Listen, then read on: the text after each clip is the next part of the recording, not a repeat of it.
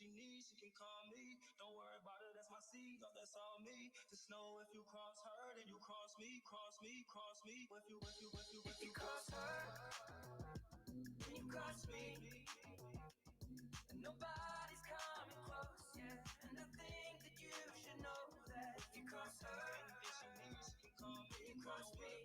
That's my seed, that's all me. So come on, let it go. Oh, I think that you should know. If she ain't messing with no other man, now what you not gonna do is stand there across from me like you got kung fu. That's their cross arm running your mouth like a faucet. But you don't know that my girl been doing CrossFit. Kung pop and Joe with a cross kick, pulling air out, way out, you exhausted. No, she gonna slide anytime you keep a little blade up. Them claws kid, no one say hi to me without her. Better pay your respect to the queen. Better do that without a flirt. Gotta respect the HBIC. Couple of things that you need to know if you still wanna be friends with me. So if you cross her, then you cross me, cross me, cross me. If you cross her, anything she needs, she can call me, you cross me. That's my seed, that's all me. Nobody's coming close, yeah. And I think that you should know that if you cross her, anything she needs, she can call me, you cross me. That's my seed, that's all me. So come on, let it go. Oh, I think that you should know. She stay tripping and she crazy, oh no. Quit messing with my baby, for sure. Together or solo, doesn't matter where we are, oh no. So if you hear about my lady, just know that she ain't the one to play with, oh no. I'll be standing so close, so you know that if you cross her, anything she needs, she can call me, you cross me. That's my seed, that's all me. Nobody's coming close, yeah. And I think that you should know that if you cross her, anything she needs, she can call me, you cross me. That's my seed, that's all me. So come on, let it go. Oh, I think that you should know. If you cross her, anything she needs, she can call me. Don't worry about it, that's my seed, that's all me. Just know if you cross her, then you cross me, cross me, cross me. If you,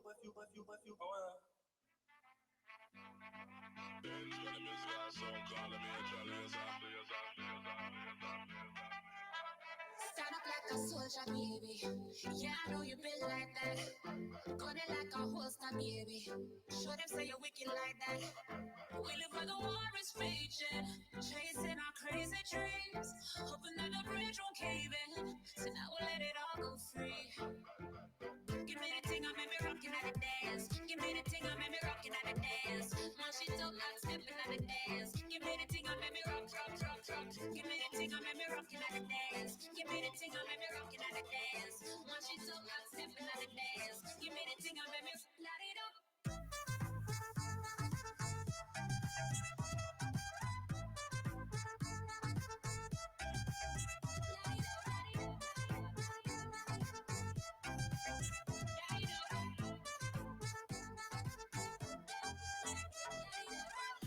Shut on your flame to the fire. It's spraying like your name on a flyer.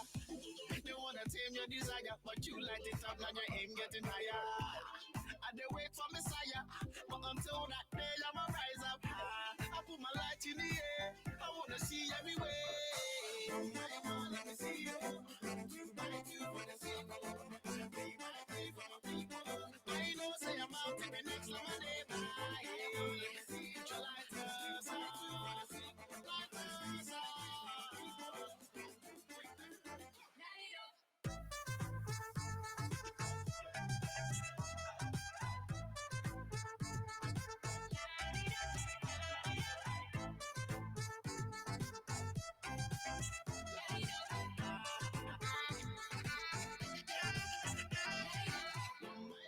me see you.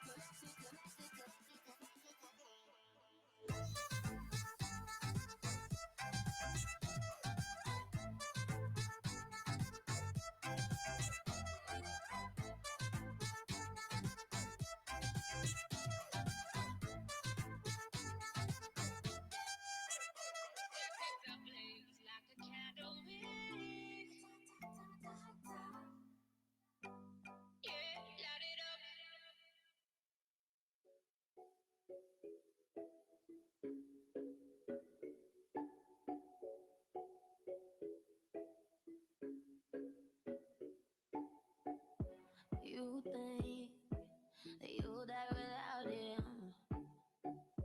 You know that's a lie that you tell yourself. You fear that you lay alone forever now. It ain't true, ain't true, ain't true. Nah. So put your arms around me tonight. Let the music lift you up like you've never been so high. Open up your heart to me. Let the music lift you up like you've never been this free. Till you feel the sunrise. Let the music warm your body like the heat of 1,000 fires. The heat of 1,000 fires. Ain't no crying in the club. Hey, hey, let the beat carry your tears as they fall, baby. Ain't no crying in the club. Hey, hey, with a little fact, hey, your tears turn to ecstasy. Ain't no crying in the club. Ain't no crying in the club. Ain't no crying in the club. You may think that you'll die without her, but you know that's a lie that you told yourself. You fear that you'll never meet another so pure. It ain't true, ain't true, ain't true. So put your arms around me tonight. Let the music lift you up like you've never been so high. Open up your heart to me. Let the music lift you up like you've never been this free. Till you feel the sunrise. Let the music warm your body like the heat of 1,000 fires. The heat of 1,000 fires. Ain't no crying in the club. Hey, hey, let the beat carry your tears as they fall, baby. Ain't no crying in the club. Hey, hey, with a little fact, hey, your tears turn to ecstasy. Ain't no crying in the club. Ain't no crying in the club. Ain't no crying in the club. You think that you'll die without him. You know that's a lie that you tell yourself. You fear that you lay alone forever now. It ain't true, ain't true, ain't true. I said ain't no crying, ain't no crying in the club, no crying. I said ain't no crying, ain't no crying in the club, ain't no crying in the club. Hey, hey, let the beat carry the tears as they fall, baby. Ain't no crying in the club. Hey, hey, with a little fact, hey, your tears turn to ecstasy. Ain't no crying in the club. Ain't no crying in the club. Ain't no crying in the club. Ain't no crying in the club. Ain't no crying in the club.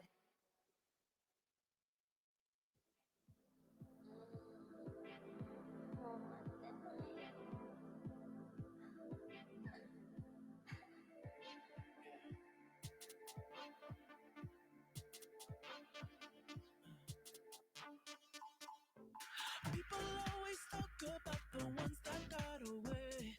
I just seem to get the ones that always want to stay. I'm just too distracted with the life I'm trying to play.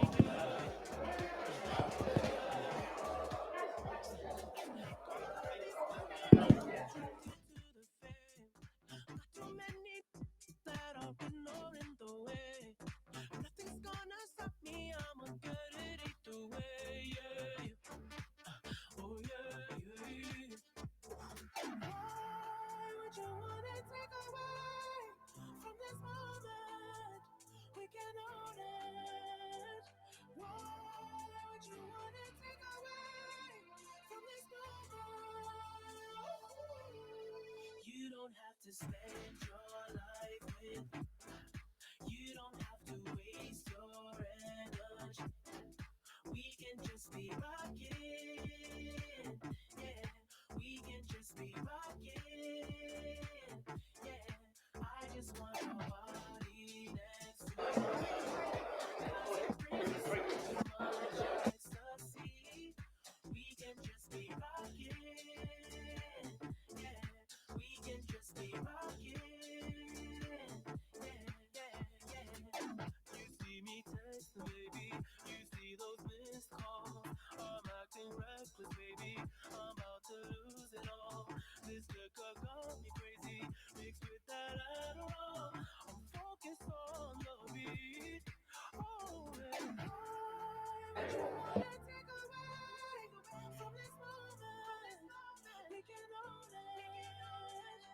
Oh, yeah.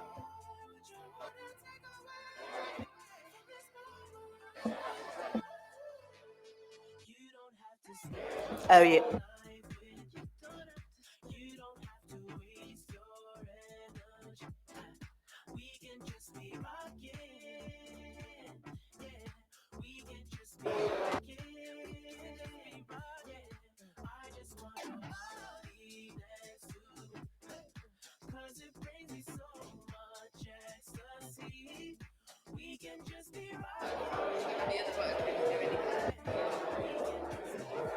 All right, okay.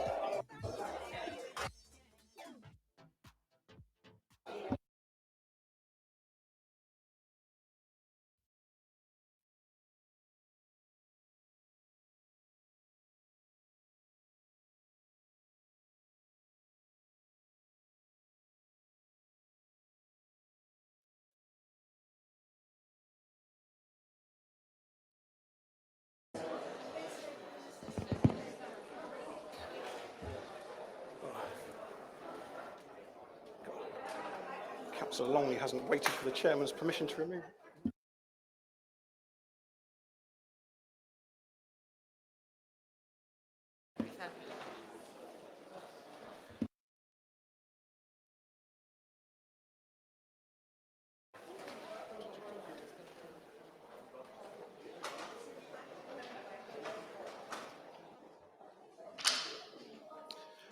Will councillors please stand for the chairman of the West Northamptonshire Council?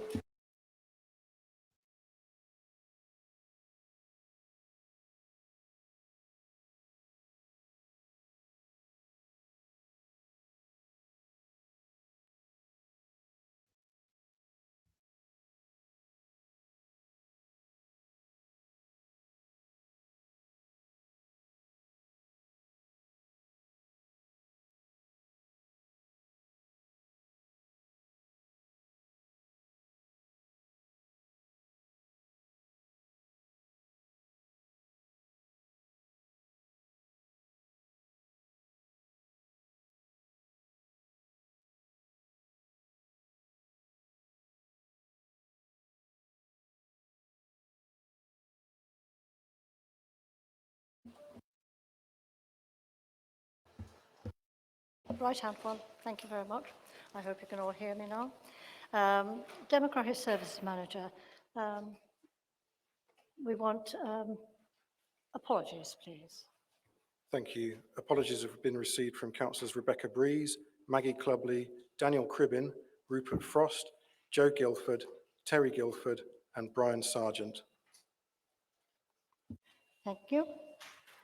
Declarations of interest. Thank you very much. Are there any more? Thank you. Is that all? Thank you very much.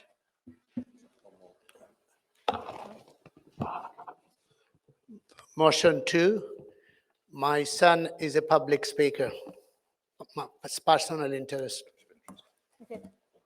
Thank you. Right. Thank you very much. Item 3, minutes of the meeting of the council held on the 20th of May 2021. Is it the council's wish that I sign the minutes of the previous meeting as a true and accurate record? Great. Thank you very much.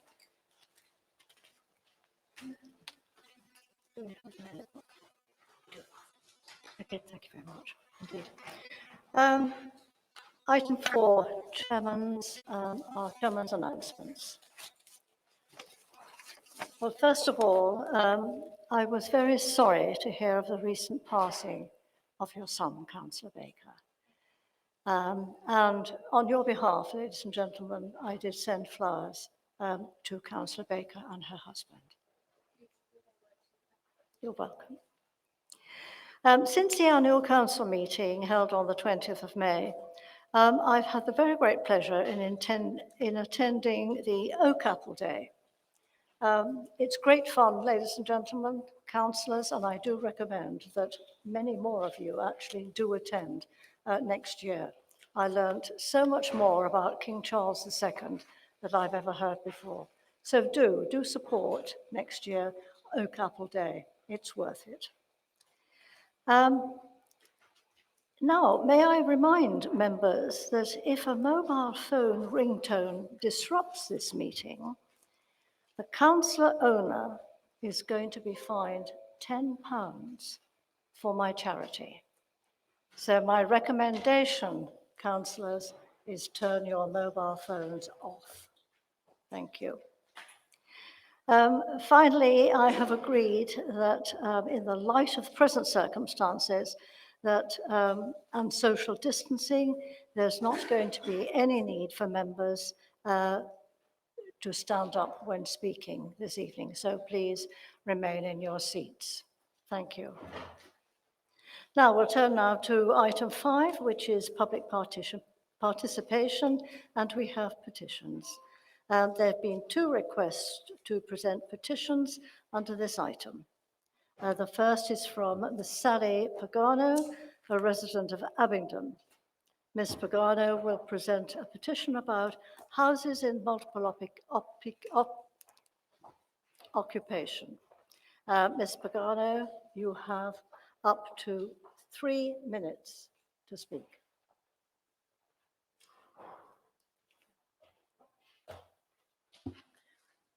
I'm not just speaking for me, I'm speaking for several people who wish to remain anonymous for fear of retaliation in their neighbourhoods. I have a family and have lived in my street for 20 years. Where I live, there is access to 7 schools, several nurseries, the park, childminders, and a whole array of amenities to support families, set up and supported by our local community. Our children have a right to a standard of living that supports their well-being and development according to Section 27 of the UN Convention Rights of a Child. Imagine yourself in the shoes of this resident. I quote, having to endure the nightmare of the parties, the loud music, the shouting, throwing bottles over my garden, the rubbish, the abuse, the smell of weed in my house, my children being verbally abused, her children having nightmares and unable to sleep. They had to move whilst an eviction notice was taking place for the safety of her children. It's all logged with Northamptonshire Police.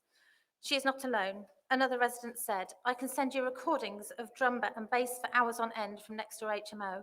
I was threatened with a blade by one of their visitors when I knocked to tell them to turn their music down. Another said, we are just ordinary caring people who want to live in peace. Then we have to put up with all these people that are making our lives a misery. Here are 49 objections, 2 from councillors, to an HMO in our road. Every single one of them was ignored. Our voices don't seem to matter. This is the will of the people, disregarded. It is outrageous and not democratic. Landlords have a right to appeal, we don't. That's not fair. Since this HMO has been licensed, 4 houses have gone up for sale in our street. No one wants to live near an HMO. Our community has been destroyed. It'll go forever once a community has been destroyed. Where can families go? There is nowhere for us to go. People in HMOs are not interested in local amenities for families. They require facilities which are more in line with their own way of life and may need other support. A resident in Kings Heath said to me, if you want to see what a broken community looks like, take a drive down 2 roads in Kings Heath.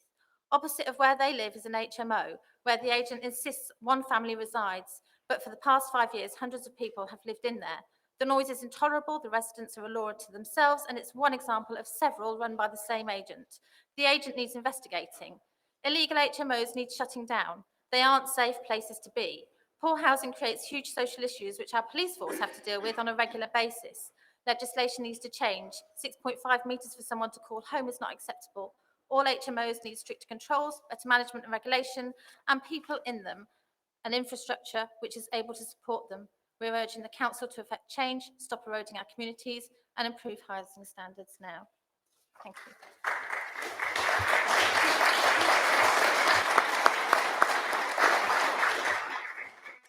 Thank you very much for your contribution. The second is from Katie Moore, a resident of Northampton. Ms. Moore will present a petition about the junction of Billing Road and Rushmere Road in Northampton. Ms. Moore, you have 3 minutes.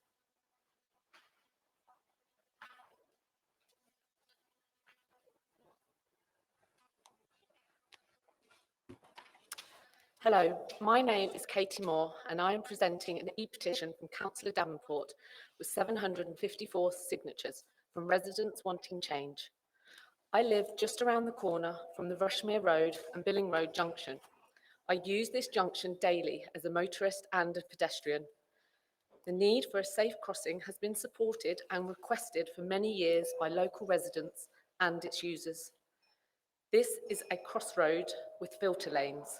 This means parts of the crossing, pedestrians have to judge the flow of traffic coming at them from up to 4 different directions, not just 2 as you may think. At peak times, there can be no pause in the flow of traffic at which pedestrians can cross, or any indication of when it is safe to do so. This means you have to judge the traffic and take your chance. This can be the same time as a motorist from the filter lane also sees the chance to nip through the traffic, causing hesitation and confusion, and often angry motorists beeping at pedestrians. As an adult, this can be daunting and difficult enough to judge, not to mention when you have a pram or a toddler in each hand, which is often my experience. Some directions involve a blind corner, and not all corners are controlled by traffic lights. This junction is a busy route for motorists to and from the town centre, and also increasingly traffic to and from Brackmills, a large and growing industrial estate at the foot of Rushmere Road. This means not only is it heavily used by cars, buses and bikes, there is also an increasing amount of lorries.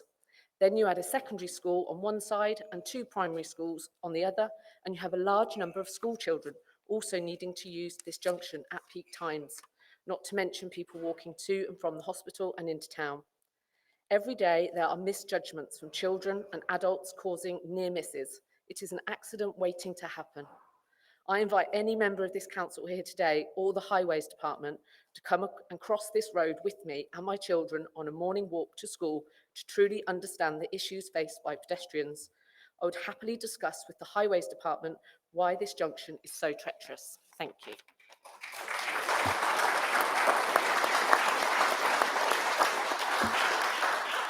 Many thanks for your contribution.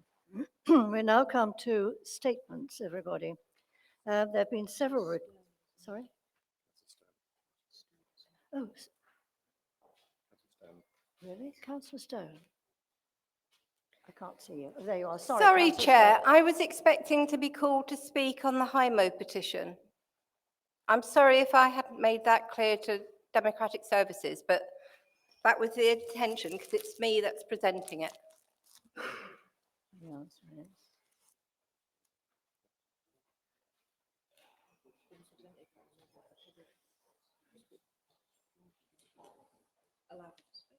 Shall we allow her to speak, Councillor Stone? Councillor Stone, if you have something to say, please say. Thank you so much. I've got here hard copies of a petition of which we've got 596 signatures online, and I've sent through to Democratic Services and to the Head of Housing the link so they can look at those themselves and see where people are from and see the reason why they've signed the petition. I just wanted to make a couple of points. A few years ago now, the Labour group at Northampton Borough Council, together with residents, campaigned to have HIMOs regulated in a different way. And we were successful. And so Loughborough University came in and did a report, and the Borough Council received that report and implemented all its recommendations. We're very pleased about that. But over time, what has been shown to be true is that those regulations didn't go far enough. So if you look at a recent report by Loughborough University for Charnwood Local Authority, they have gone into a lot more depth and a lot more detail about what needs to happen to regulate HIMOs. And it is looking at that report that has given great comfort to me, because I live in an area saturated with HIMOs, as do most Labour members, I have to say. So what we're asking for, Chair, in the report, in the petition, is a change of the ratio of HIMOs from 10% in a 50-metre radius to 10% in a 100-metre radius. We acknowledge that HIMOs are always going to be required by different people at different stages of their lives, but what we're saying is they need to be of better quality. And in these COVID times, and hopefully post-COVID times, we need to make sure that people can be safe, even though living in a HIMO, which for me And for the petitioners means they need to be en suite, and we need to have adequate kitchen space so people are not sharing cupboards and kitchen equipment. So that is what this petition is asking for. And the last point is about unregulated HIMOs. So in a recent multi-agency campaign in my ward, they discovered 17 unlicensed HIMOs that require investigation in 350 households. That is a huge number. And it is the operation of those rogue landlords and those unlicensed HIMOs that is giving us all huge amounts of problem. And it really has got to stop. It's destabilising vast areas of my ward, and you know, I want my residents to have a sense of well-being. I want our families and children to thrive. We really have got to take this question a lot more seriously. Thank you. Thank you, Councillor Stone. Thank you very much. Right. We'll now continue on to statements. There have been several requests to address the meeting under the item. Councillor Daniel Stone of Northampton Town Council has asked to address the Council in relation to item 16, motion 3, and this is the junction of Billing Road and Rushmere Road in Northampton. Councillor Stone, if you're with us, you have up to 3 minutes. Thank you. Thank you very much. Thank you very much, Chair. This evening, I'm speaking on motion number 3, which has been proposed by Councillor Davenport. As Northampton Town Councillor for Rushmere Ward, I am all too aware of the dangers posed to pedestrians at the junction of Billing Road and Rushmere Road. Residents have told me that they are terrified for the pedestrians who use the crossing and fear that sooner or later there will be a fatality. That's why action is needed now. Real action that consigns their fears to the past and protects the safety of crossing users in the future. So I'm pleased that this motion has provided an opportunity for this very important issue to be discussed at full council. The more residents' concerns on this matter are heard, the better. I'm afraid, however, that this motion does not compel the council to commit to any meaningful action. While I understand that the motion may have been put forward in good faith, the wording leaves much to be desired. It merely calls on WNC to assure residents that the council will explore ways to make the crossing safer. Councillor Davenport had a real opportunity here to lock commitments on action, but this motion doesn't do that. Despite being elected as the county councillor for the area in 2017, Councillor Davenport is only bringing this motion tonight. Why is that? What changed between now and then? On Monday this week, I met the headmaster of Northampton School for Boys, and unsurprisingly, the safety issues of the crossing were a key discussion point in that meeting. He was keen for me to relay to this council tonight that he and the school back improvements to that junction.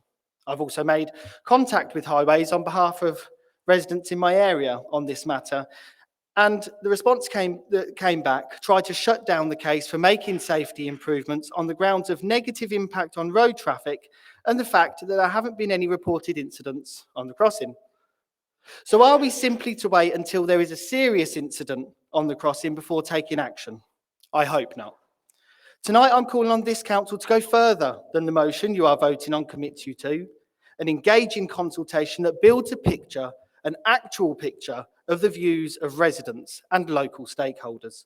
More than just a listening exercise, an open, frank and honest conversation between the Highways Authority and local residents, which ultimately will break the cycle that residents have been stuck in for years and deliver a clear plan forward. This is about protecting individuals from harm. Doing nothing is not an option.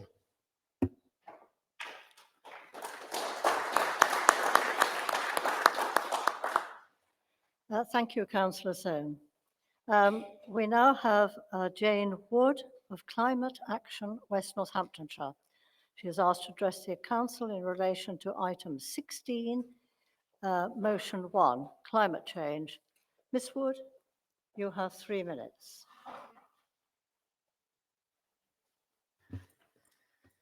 Good evening.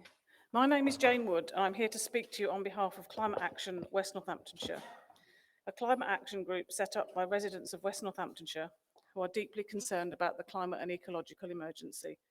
I'm also a parish councillor in my home village of Bugbrook. One of the objectives of Climate Action West Northamptonshire is to encourage and promote a collaborative approach to combating climate change across all sectors and political viewpoints. Communities and the natural environment globally and across the UK are already seeing the effects of climate change and biodiversity loss. Increased frequency and severity of extreme weather events, noticeably fewer insects, falling wild bird and mammal populations. I'm not a scientist or climate change expert, so I'm not going to go into the detailed data and evidence. I hope that isn't necessary to convince you all that climate change caused by human activity is happening now and having devastating effects. In any case, the Northamptonshire Climate Change Strategy has got much better information in it on this than I could possibly convey in the 3 minutes that I've got today. In the UK, we are possibly insulated from some of the worst impacts of climate change by our geography and relative wealth. But that's right now. It would be foolish not to take action just because at the moment it is our neighbour's house burning down and not yet our own. We know that human actions in the past have brought us to a position of climate emergency, and we know that many of the things we do every day are continuing to add fuel to the flames, which is a slightly unfortunate analogy. Dealing with the impacts and addressing the causes of climate change needs action by all sectors of the community and economy. Individuals, businesses, public services such as schools and hospitals, and of course, local government. It's everybody's problem, and we all need to work together to deliver the solutions. The good news is that in large part, the solutions already exist and are readily available to us. There are alternatives to fossil fuel for powering our vehicles and heating our homes. We can build houses designed for a carbon neutral future.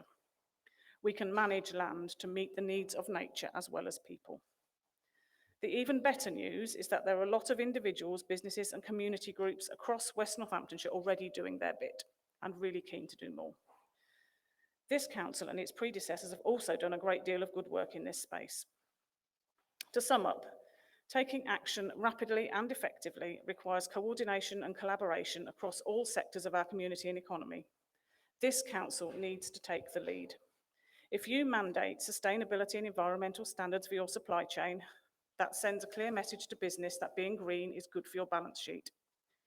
If you manage your buildings and open spaces to minimise carbon emissions and provide a home for nature, that sets an example for others to follow. I do appreciate that some of the actions we need to take to address climate change are expensive and difficult, but taking action today will be both cheaper and easier than taking action tomorrow. Ms Wood, could I ask you to wind up, please? You've Yes, had your 3 I've got one more minutes. sentence, thank you. I was finally just going to say that I'm aware that there is a motion on today's agenda on the topic of the climate emergency, and it's great that the council will be discussing this important issue. But it is what we do after this meeting that's really important, because it is actions, not words, that will actually make a difference. Thank you for listening.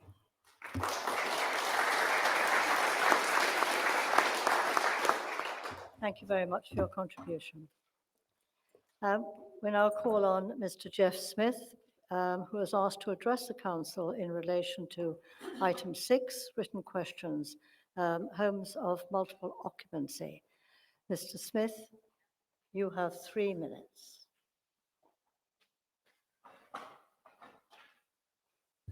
Thank you for allowing me to speak. On the 6th of May, I wrote to the Planning Department outlining several criticisms of the way an application had been dealt with in regard to a 3-bedroom property to be converted to a 6-bedroom student accommodation at number 13 Sandringham Road. The developer already owned this house and had been running an HMO under the radar of licensing for 3 years. I live at number 17. I did not receive a reply, nor did I get a reply 2 weeks later when I sent an email copy. It seemed to me at the time that planning did not want to engage with anybody who criticises them. Said developer smirked when he told us that we were wasting our time as his application always passed, and he was right, of course, he did get permission. My neighbours, either side of this HMO, number 11 and number 13, did make an impact statement explaining their concerns and grievances, but these residents' feelings didn't seem to be taken into account in the decision-making process. It appeared to be a done deal to us. I and other concerned parties came to realise as we researched the history of HMOs in Northampton that there were hundreds of aggrieved residents throughout the terraced areas of the town whose lives are being turned upside down. Opposition seems to be ignored by planning.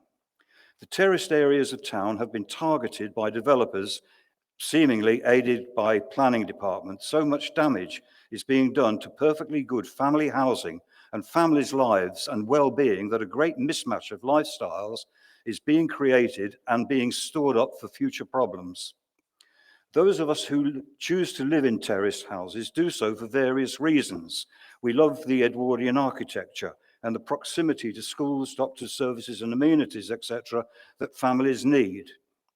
Terraced house living is by its very nature cheek by jowl living, and it takes a good deal of neighbourliness for it to work, which we all endeavour to do. By saturating these areas with HMOs, with people who want to party all the time, get drunk and stoned, play loud music at inappropriate times of the day and night, when parents are putting their children to bed and preparing themselves for work in the morning, you will have that mismatch. It is a recipe for disaster as far as residents' well-being is concerned. Butchering these homes and thus taking them out of the family housing stock is short-termism. Returning to the particular HMO at number 13 in our street, we in the street have suffered all these problems mentioned and more. The negative effect upon our group of residents in just the first 6 houses of our street have been profound. 3 families have recently sold up. They can't take any more. Young people who have only lived here for 2 years, my next door neighbours, and hope to raise a family here are having second thoughts. That leaves myself fed up to the back teeth with the antisocial behaviour of some HMO dwellers. Mr. Smith, you've had your 3 minutes. Could I ask you? Is that 3 minutes? Could I ask you to Oh, conclude, please? Okay. Not one more paragraph. One more paragraph, yes. May I? You may. Thank you. The 3 families who have sold up represent 70 years living here. I myself have lived here for 30 years. I challenge West Northamptonshire Council to initiate an open and frank debate with townsfolk on the whole issue of HMOs. A footnote, the developer has sold the house because of the opposition he received from us, and he sold it with planning permission, making £60,000 profit plus 3 years rent at over £1,000 per month rent. Sold it with planning permission. Thank you. Thank you, Mr. Smith, for your contribution.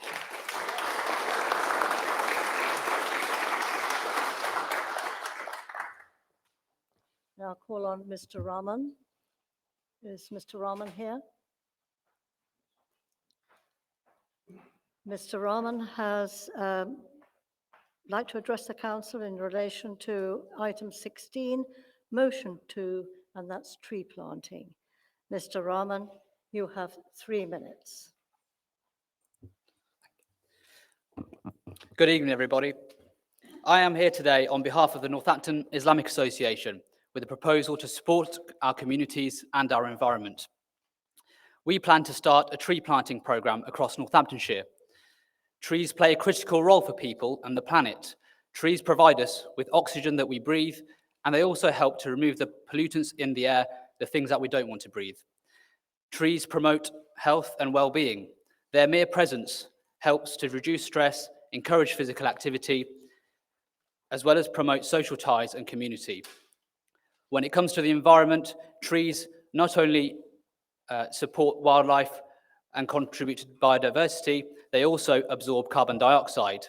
That gives trees a critical role to play in combating the ongoing issues of climate change. According to the Woodland Trust, native woods and trees are one of the best ways of tackling the climate crisis. While towns are getting hotter, trees can reduce the rise in urban temperatures and provide shaded areas. And in adverse weather, they can act as green infrastructures to manage storm water by becoming as effective flood defences. Despite the endless benefits that trees provide for us for free, just 10% of England's total land area has tree cover. Compare this to Europe, where trees account for 35% of land area. To get us moving in the right direction, we simply need to plant more trees, especially in towns and cities where the majority of people live. That's why at the Northampton Islamic Association, we believe that the best thing we can do now is to get together and start planting as many trees as possible.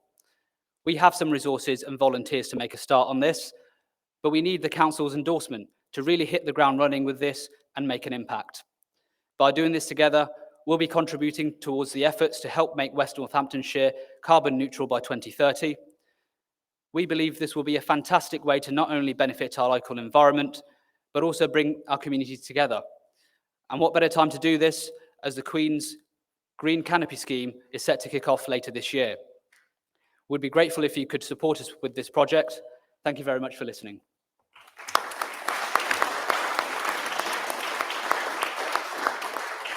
Many thanks for your contribution. We now have Mr. Islam. Do we have Mr. Islam here? He's not present. Thank you very much. Right, we have now received 4 written questions from members of the public. Questions and responses are set out in the document that has been circulated. I presume you've all got a copy. Thank you. I'd like to know if Mr. Norman Adams, Mr. Alan Nape, or Ms. Jane Wood would like to ask a supplementary question. Sorry, they're not in attendance. I've just been told they're not in attendance, so the answer is no. Item 6, members, written questions. The list of written questions received has been circulated prior to the meeting. Questions will therefore be taken as having been asked and answered, and there will be no need for the questioner nor the responder to read out the question nor the answer in the meeting. However, in each case, the questioner may, with my permission, ask supplementary questions which relate to the initial answer. I'm going to go down the list and I'm going to ask everybody in turn if they have anything they'd like to say. We'll start with Councillor Sally Beardsworth. Where are you? Thank you. Thank you. Thank you, Madam Chairman. I'll make a supplementary on the first question. Excuse me, sorry, I forgot to say, Councillor Beardsworth, that this whole item is limited to 15 minutes. So if you could make your, yes, please. Thank you. I will be brief, Chairman. To say I'm disappointed is the least with the answer that we've got. Does the portfolio believe in this week where the government is pursuing children to go to libraries and read or get a book? This is the right sort of response he should be giving to people who are trying to run a library for the community. Councillor Nunn. Happy to have any discussion at any time. I've been talking for some months with local residents and indeed now more actively with the parish council. I'm pleased now to have Councillor Beardsworth interest in this issue. Happy to meet and discuss. My discussions with parishes and others go on.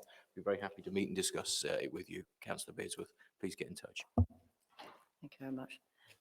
Councillor Beardsworth, you have a second question. Do you wish a supplementary? No, Chair. Thank you very much. Councillor Danielle Stone. Do you have anything else to say? No supplementary, thank you. Thank you very much. Councillor Emma Roberts. No supplementary, thank you, Chair. Thank you. Councillor Harry Barrett. Yes, I do, and I will be brief. Does the portfolio holder share my amazement and disgust at the £909,000 shortfall in PP funding for our most disadvantaged students in this county? With the national picture making endless promises to bridge the gap in educational attainment with a prescribed recovery curriculum, our schools will now find themselves facing a shortfall in funding, which will mean a loss of provision. And in very simple terms, a loss of opportunity for the very group of people who need it the most. Long-range budgetary forecasting has already been done by schools, money spent and earmarked, which concerns me immensely. How will the authority ensure that schools are supported in the next academic year to help limit the impact of this cut? And finally, will the portfolio holder join me in campaigning at a local and national level to right the wrong of this cut, which will pose an immediate threat to the social, emotional and academic progress of the most needy students in this county? Thank you. Councillor Baker. Thank you very much, Madam Chairman. I do agree that it is very disheartening that there is a gap in funding, but I have had various meetings today, as today has been my first day back at work, to ascertain what the situation is with this PP funding, and the schools will get the money eventually. There will just be a gap in the payment. So the funding will come through, but it just won't be on the date that they were expecting it. But we are looking to see if there's any ways that we can support schools in the meantime with any areas that we can help them with. Thank you very much. Councillor Daniel Stone. No supplementary, thank you. Thank you very much. Councillor Al-Ahadi. Thank you very much. Councillor Huck. Yeah, happy with the answer. Thank you. Yeah. Nothing. Councillor Emma Roberts.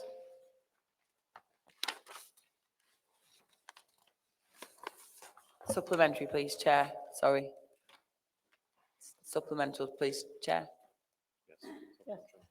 Yes, please. Yes, okay. Thank you. I was surprised at the decision, never mind the answer, Councillor Larratt, as you already know. And I'm concerned with the figures that have been quoted as far as the opening times, etc., are concerned. We haven't seemed to have done any detailed merits assessment over indicators of times of fly tipping, amounts of fly tipping versus the difference between the opening times. We've seen a reduction, is what the notes say, and we've seen a reduction in queues, but they don't say or give any details of any merits assessment around the impact that it's had. It just says there isn't one. Can we have some more detail around that? Happy to meet later if you're unable to provide the information now. Thank you, Madam Chairman. We are keeping a very close eye on the impact of reducing the hours back to what they were. We were lucky that we were able to fund the additional hours through the COVID funding provided by the government, but unfortunately that's running out and we've got to cut our cloth accordingly. It is a shame. I mean, it would be lovely to have them open 6 days a week, but we just can't manage that at this particular moment. But as I say, we are keeping a very close eye on the impact of fly tipping and the number of reports of fly tipping that may be coming in as a result of these being closed. And I'm happy to discuss this further at any time with Councillor Roberts, as I'm sure she knows. But as I say, it's a decision we've had to make because we simply haven't got the money to maintain them open for any longer. But as I say, let's keep it under review and happy to talk to Councillor at any time. Thank you. Councillor Catherine Russell. Thank you very much. I'm happy with the answer, but I would like to speak to Councillor Larratt at a later stage to see how we can integrate these collections in a better way. Thank you. Happy to do so outside the meeting, Chair. You had two questions. Same reply to both. Thank you very much. Thank you. Councillor Moona Kali. Happy with the response. Thank you. Thank you. Councillor Zoe Smith. No supplementary, thank you, Chair. Thank you. Councillor Wendy Randall. Yes, please, Chair. It was about the evening right home that was provided to assist elderly care in the community. A paper came before Northamptonshire County Council in 2013 when we had another council care home due to be closed. And in the report, it said to look for the site to be used for assisted living or alternative care home. We now have a housing estate on that land, and what is feared is yet again we will lose more care facility on a site that was designated for care. Obviously, I have read the response, but residents are still concerned that we are not going to get the care that should be provided for. Thank you. Probably only say that's noted, but happy to have a further discussion with Councillor Randall, of course. Thank you very much. Councillor Rosie Humphreys. Yes, please, Chair. Just briefly. Does the number of officers across a number of areas working on tackling climate change include any of the 50 members of staff employed at present in the transformation team? Thank you. Sorry, I couldn't hear the question very well. Could somebody just shout it a bit more? Sorry, I'll say it again more loudly. Does the number of officers across a number of areas working on tackling climate change, as mentioned in Councillor Larratt's response, include any of the 50 members of staff currently employed in the transformation team?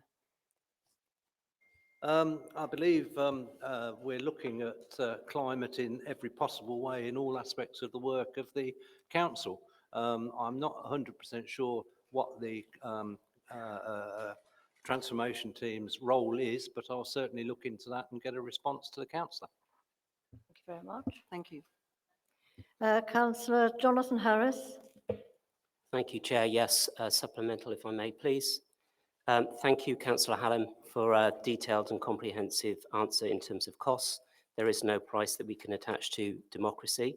However, I think we should all recognise that turnout was less than 30% overall for West Northamptonshire. Some wards were exceptions. I'm delighted to say that mine was one of those with 46%. But we really do have a serious problem engaging with the electorate and getting them engaged. What plans do Councillor Hallam and the administration have to drive this figure higher so that we can say in confidence that we have a council that is truly reflective of our whole area, rather than the silent majority, which in my view is not acceptable? Councillor Hallam. Yeah, thank you very much for the supplementary. We'll be doing everything we can to drive that forward. And just one example that came across my desk recently was an inquiry regarding a town council by-election in the Talavera ward. And the query was, could the town council save money by not having polling cards? And I was adamant that I thought the polling cards are an absolute necessity when it comes to elections. And I would say that across all elections. I think it's really important that we do whatever we can and not try to save money by saying, oh, we'll not have the polling cards this time. So I'll be doing whatever I can to drive that forward, including that example which came across my desk just a couple of weeks ago. Thank you. Councillor Harris, you have another question? Yes, thank you. Thanks to Councillor Larratt for answering this question. I have to say I still don't think that I've got an answer to a straightforward question on this one.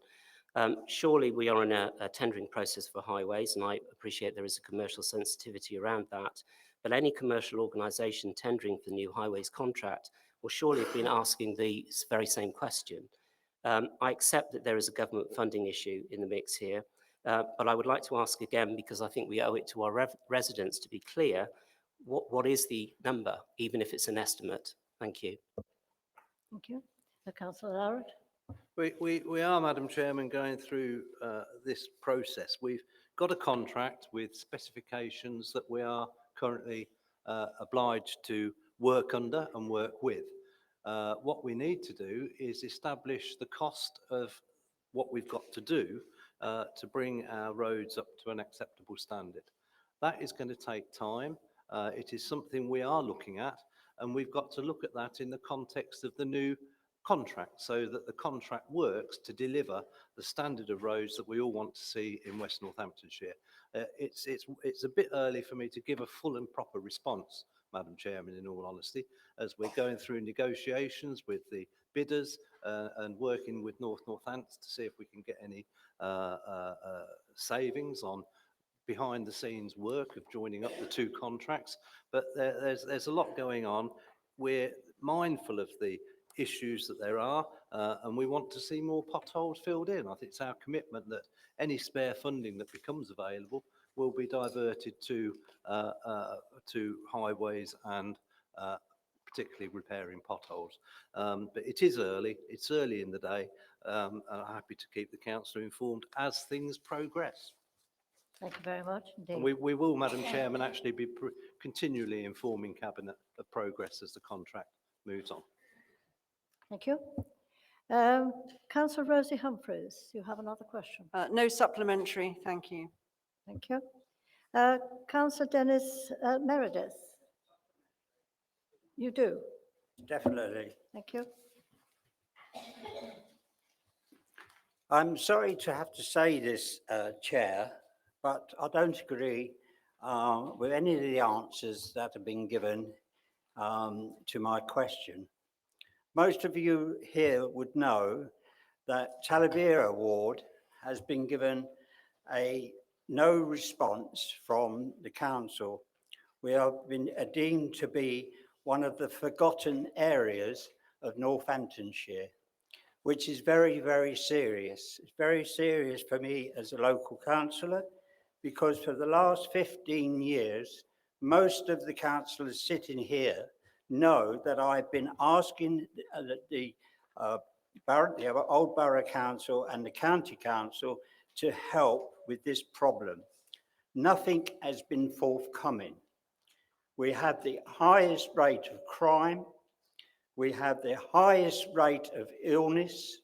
We have the highest rate of suicide. We have elderly people not able to mix with people. We have the highest amount of fly tipping. We have the highest amount of deprivation, and it is a forgotten area.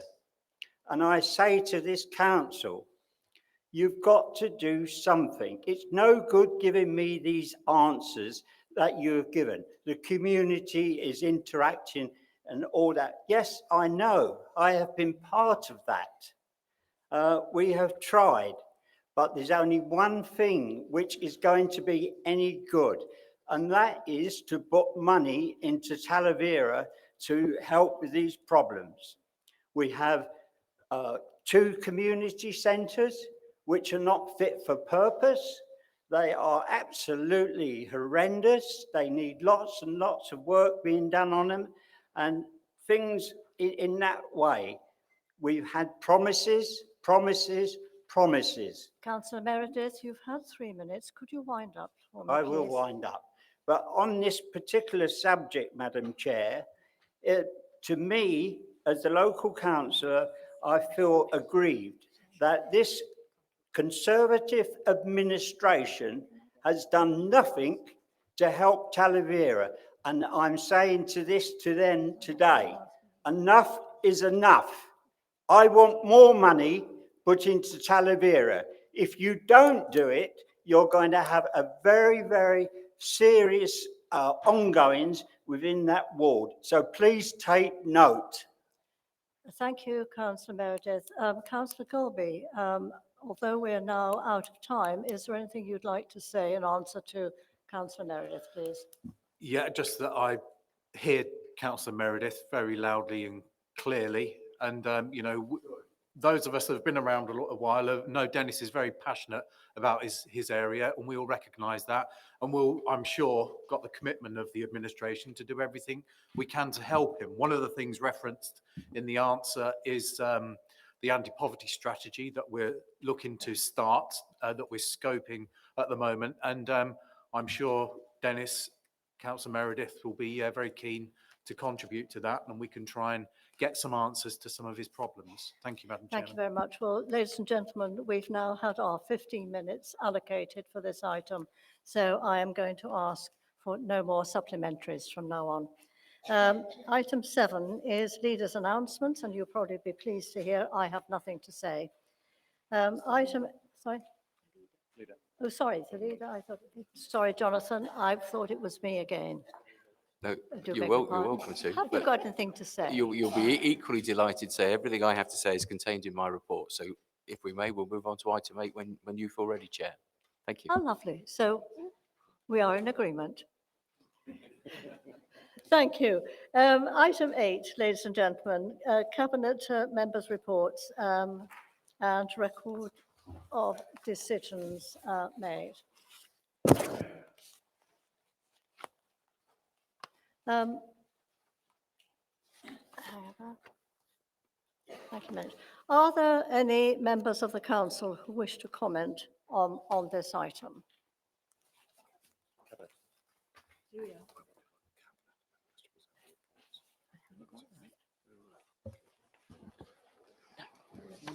Thank you, I haven't got that. Thank you very much. Sheet missing, do bear with us, thank you. This item is limited to 45 minutes, by the way, in total. In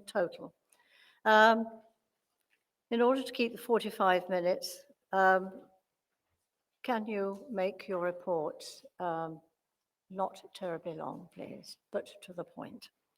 So I'm going to invite Cabinet members to present their reports, and up to 3 minutes, please. I think that would be fair. Councillor. Could I just add, could the portfolio holders just take it as read? Because most of the councillors here really should have read the report, and that will save a lot of time, and it will give all new councillors time to answer questions. Councillor Nunn, do you have anything to say?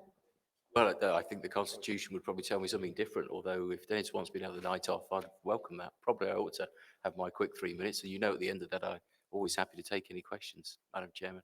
If I, Perhaps we could review that as part of our Constitution review, but... I think he's right, isn't he? Yes.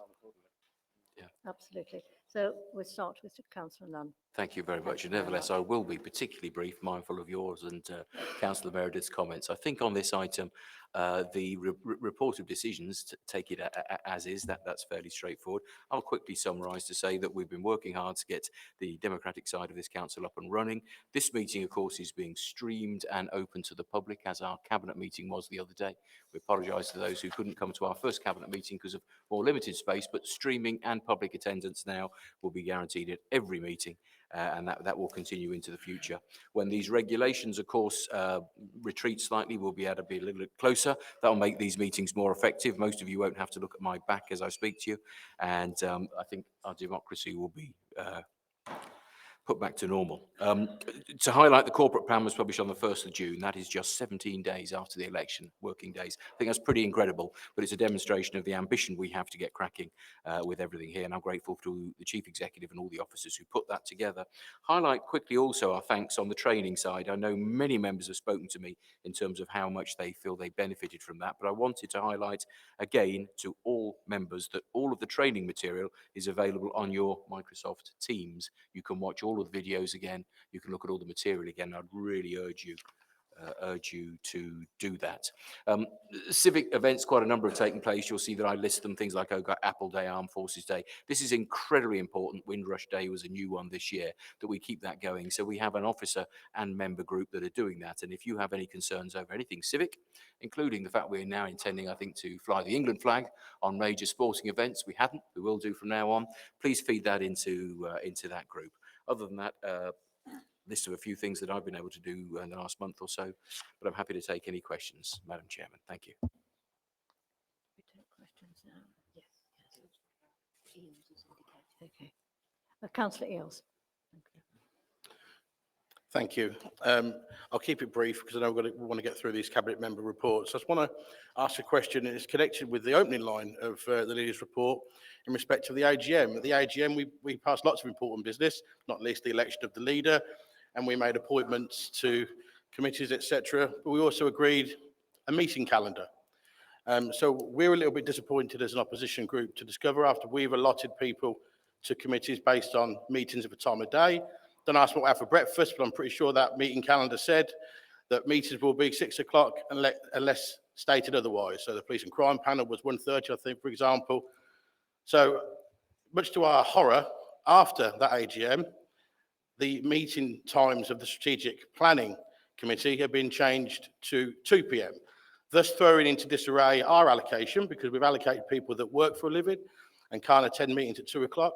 But I'd also raise a disappointment that I think having meetings of all of our committees are important, but strategic planning is particularly important. Having that at 2 o'clock in the afternoon is not only disruptive for us, it's also breaking a decision that we took at the AGM, but also denies accessibility for members of the public to attend. If this is about a fresh start, then we should ensure that our democracy is truly accessible to the public. So my question, I'll get to it, is will the leader give us an assurance that that situation will be remedied, that strategic planning will be 6 o'clock, and will we, if there is indeed a loophole presently in the current draft of the Constitution, will that be tightened? I mean, happy to respond. It's not within my gift to correct that in the way that you want. I would also say that I think my expectation, and through the preparation period of the Unitary Council, there was a concept that for accessibility, most meetings would be evening. So I was quite surprised, but I didn't write the Constitution. We have the Constitution we have. I made representation personally to the 2 committees that you mentioned, attended one remotely and spoke with the chairman on the other, but ultimately it was a committee decision. We had also on the Conservative team allocated those that worked during the day and have subsequently changed. There is a review of the Constitution. I guess that's a Constitution thing. There may be strong representation that can be made, but actually, whilst we don't like it, it is within the gift as it stands at the moment of each committee to make that decision. Thank you. I have Councillor Davenport. I hear you want to say something, and that's followed by Councillor Bearsworth, please. Councillor. Yes, I've got to mention it because I always do. Park and Ride Uni. I still want that on the agenda. And the other thing is to say thank you for a speedy remedy to a problem that you're aware of that a few of us had to deal with when we came back to the council. Park and Wide, certainly something we're determined to push ahead, and I'm very grateful for the kind words and compliments. Thank you, Councillor Davenport. Thank you. Councillor Bearsworth. Thank you, Madam Chairman. Yes, I have to echo Councillor Ear's thoughts. I was on the Governance Working Party, and we discussed a lot of this at those meetings, which took a long time to put together. And it was decided that we'd have meetings at 6 o'clock so that people could attend, the general public. People we're trying to engage so they vote in future. People that can come along and actually say something at these meetings, especially planning. Planning is so important to people, as you can hear from earlier this evening, from these people who are so upset about how many HMOs are coming into the town. So I think it's really important that you can't just abdicate responsibility and say, oh, just let them have it when they want it. Because a lot of people will say, oh, we'll have it 2 o'clock in the afternoon, then we won't have any problems. You have it at 6 because that is the time people finish work and can get here. And people that are councillors that work means they don't have to take a day off to attend the meeting. It's common sense. Please leave it as it was arranged and make sure that the leader will make sure that they'll stand by what was decided at the governance meeting. Thank you. Not much to add but the previous comments, and only to say that this is a constitution matter. Councillor Beards was on that group, I wasn't, and we're left with the constitution we have. It currently is open for committee chairs along with their committees to decide when they meet. Thank you. Thank you. Right. Councillor Brown. Thank you very much, Madam Chairman. Not an awful lot to add to the report that's in front of members, only to highlight the fact that the new Northampton Museum and Art Gallery, or the newly refurbished Northampton Museum and Art Gallery, is now open to the general public. So leave this building, walk up the hill towards the Guildhall, and the entrance is on your left. We still have 2 fairly major promotional events to come next week, which I think many councillors here will have been invited to. Further to the contents of my report, I draw members' attention to the recently circulated press release regarding our ongoing work with the Northamptonshire Football Association and the Football Foundation, and credit to Councillor Eales for his attempts to jump the queue immediately and procure a new 3G football pitch for his area.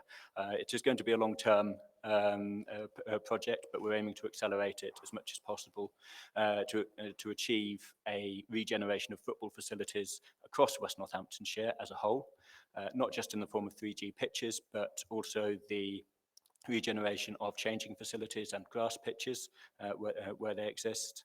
Off the back of the fantastic exploits of the England team at the European Championships, I think there's no better time than to use this opportunity to promote healthy living through organised sport, and I'll aim to do as much as possible in that regard.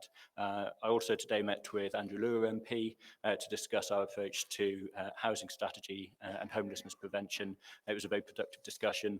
Andrew Lure is going to leverage his resources in Parliament through the all-party parliamentary groups that he's involved with to provide us with further logistical support and to promote our needs in Westminster. Thank you very much. Councillor Roberts. Thank you, Chair. Thank you, Councillor Brown, for the report and the detail. Just picking up, it was a comment that the leader made, but you were very keen on participation last time, so I'm going to ask it of yourself.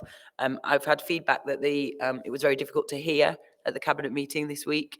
My voice is croaking, still is, but it was very difficult for people to hear, and they couldn't see the camera angle at all. They couldn't view who was speaking, so I think we need to look at that pretty quickly for next time. There was a number of people logged on to watch.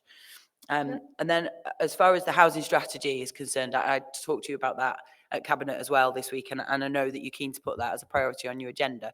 Hearing people talking this evening in respect of HMOs and having had hundreds of conversations about the impact of those on our areas, can we make sure that HMOs are a huge feature of our housing strategy, as well as our social housing and purchasing of new affordable housing? Because if we don't, we are going to lose this proper makeup of a town, and we're not going to have the opportunity to ask, what does Northampton really want to have as our housing base? So I'm going to ask you to not only commit to that, but also to commit to meeting with me and some other residents who have been dealing with this issue for quite some time. And let's talk through what options the officers could perhaps give us, not things that we will do. You're not committing to taking certain actions, but things that we might be able to do. What options are on the table and which ones best work for us? Thank you. Thank you to Councillor Roberts for her comments, and very little, if anything, that I can disagree with. Of course, I'll commit to meeting with her. I'm happy to meet with any councillor of any party about any issue that I have involvement with. On the specific issue of housing strategy, it is a massive priority. It's one that I discussed with the relevant executive director today, following the meeting with Andrew Lure. He's currently undertaking a piece of work to assess the market position and the economic needs of West Northamptonshire, not just the town of Northampton, but the entire region, and ensure that that is built into an interim housing strategy at the earliest possible opportunity, which will then go on to evolve into a fully fledged housing strategy for West Northamptonshire. We have existing housing strategy documents for the old South Northamptonshire and Daventry district areas. At the moment, there is an issue with an outdated housing strategy for the old Northampton Borough area, but it's an issue we're very much aware of. It's one that we're working on. On the subject of HMOs, again, I agree entirely with Councillor Roberts. It's not just my purview. It's being tackled from a planning perspective by Councillor Breeze and Councillor Hill, and we are absolutely adamant that we have to get this policy area right. So yes, I'll meet with her, and I'll ensure that all relevant members are invited along to that meeting. On the subject of the Cabinet meeting the other day, when there was some issues with the technology, again, we need to get it right. We need to make these meetings accessible. We need to make sure that people observing remotely are able to see the democratic process in action. So, yep, spot on. And I know that the leader, and in conjunction with Councillor Hallam, have already taken up that issue with the relevant teams. Thank you. Councillor Davenport.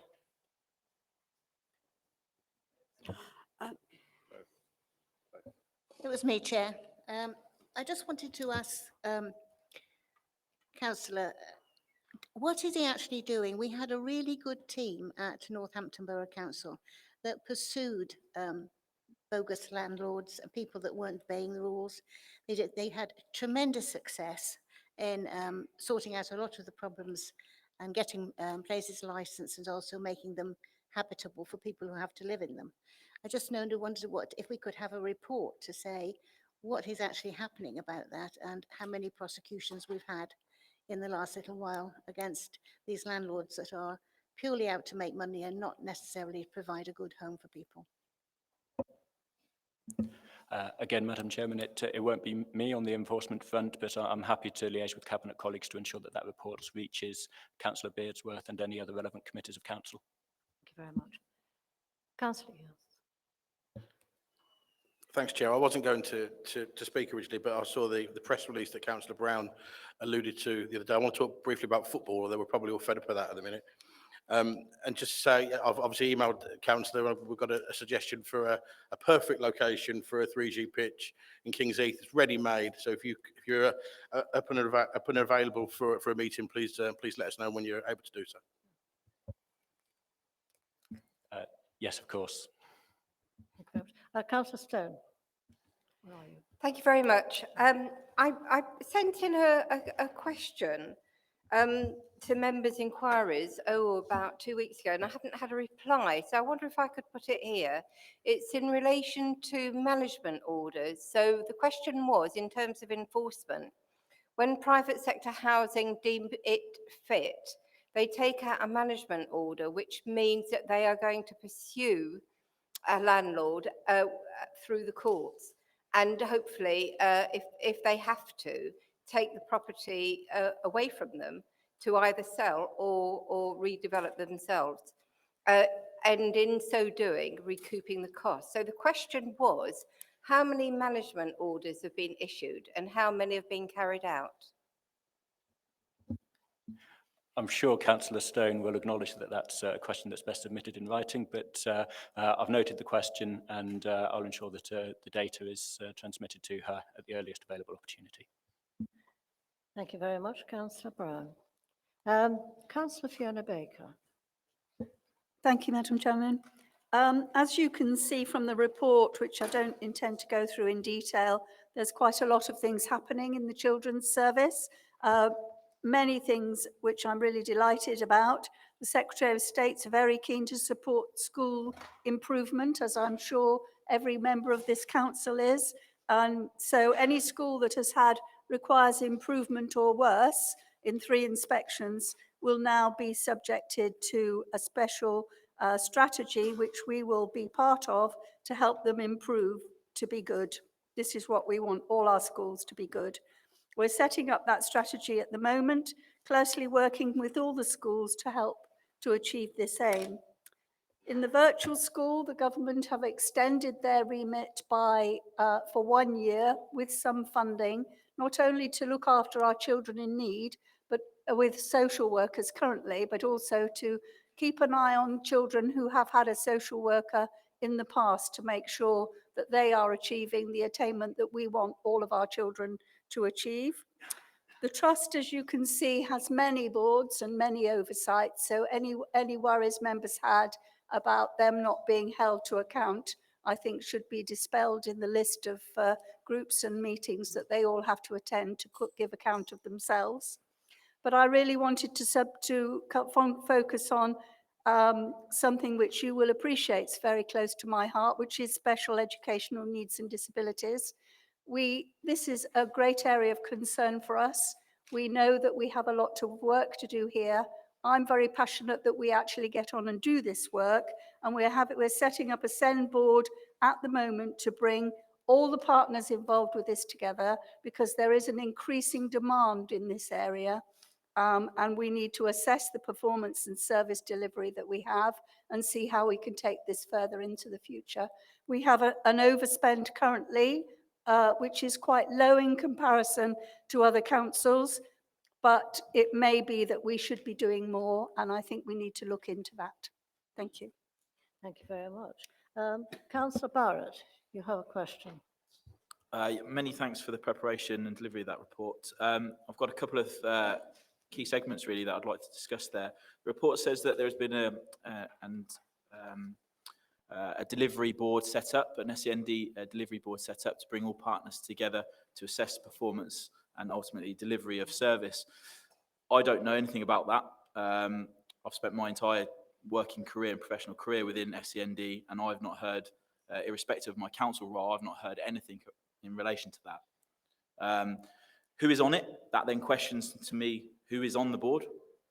Who is it accountable to? How is performance monitored in readiness for an inspection? As we know, we need the right people in the right roles, and then we need the right people holding those roles to account. And then finally, how are we proposing to deal with the 2.3 million forecast overspend? I appreciate the comment in regards to other authorities, it being relatively low. However, an overspend of that nature surely suggests we were wholly under budgeted in the first place, which is a chronic problem in this county and has been for over a decade with SEND. Chronic underfunding means poor outcomes for our students, and we're going into a second decade of that. Councillor Baker. Thank you. I'm happy to give the details. I don't have them in my head at the moment of all the people who are involved in the board and the scope that they're going through. So I'm happy to send that out in one of my next newsletters for all members. As to the overspend, this comes out of the Direct Schools grant. So it's not actually attributed directly by the council, and the schools forum do agree the amount of money put into the SEND allocation, but we are looking at ways that we can do better for less. So we are working on it. Thank you. Thank you. Councillor Roberts. Thank you, Chair. And my condolences, Councillor Baker, sincerely. The report on the Children's Trust, I understand what you're saying with regards to not being worried, or our fears can be allayed because there's lots of levels of checks and balances. But so far, everything that's coming out to all members is anecdotal. There's no hard evidence of the positive trend that's demonstrated within the report. We asked at the welcome day of the CEO of the Children's Trust that evidence can't be anecdotal. We've got to have signs of that line, that positive trend rising. So I am meeting with the CEO of the Trust shortly, so I will ask the same question, but can I ask that your report next time, perhaps, you may have only been given anecdotal information, but can we have some more information on how that trend goes? And the Trust is reporting a forecast overspend. We've got a forecast overspend kind of been a common theme here, and obviously a historical worry. It says mitigations are in place to achieve that a balanced year-end position. What mitigations? So can I ask that the next report provides us with details of those mitigations so that all members get the opportunity to consider those? And then very finally, the loss of funding for schools from the pupil premium. It was suggested that the schools will receive that funding at some point, so they just won't get it yet.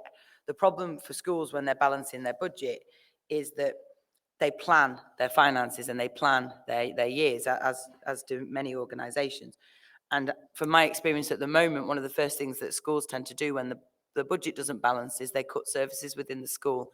And the services that they cut are often the essential teaching support or teaching assistant support provision that's available for many of the children we've just said that we're not supporting. So I would really urge you to take up Councillor Barrett's offer of getting together and seeing what we can do from a local perspective to encourage national government to alter this position. Thank you. Thank you very much. I take on board all the comments that have been made, and I just neglected to mention to you something which I think will give us an opportunity to see the progress and how we're going, is that we have Ofsted in the building next week. They will be overseeing children in need and children on child protection plans. So that will give us a good indication of how the Trust is moving. They will be with us, as I said, for 2 weeks. And at the end of that time, we will get a report from them. It's a monitoring visit, so it won't change our status yet, but it will give us an indication of how the Trust is performing. Councillor Davenport. Thank you, Chair. I'd like to say it's great news that we're getting better, sorry, I've lost it, I lost it a long time ago, staff survey, and to read about the improvements in social work activity, engagement and communication with all staff. How many vacancies are there now for social workers? And also the overspend in SEND. Now, I know government's going to review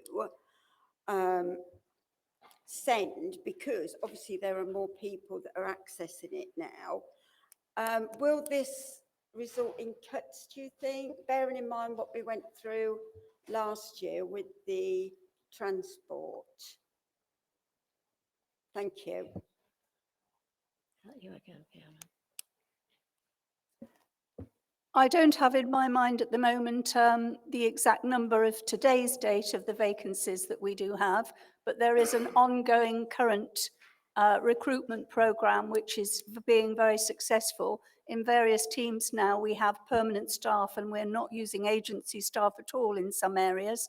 Our agency staff numbers are coming down and permanent people are coming into place.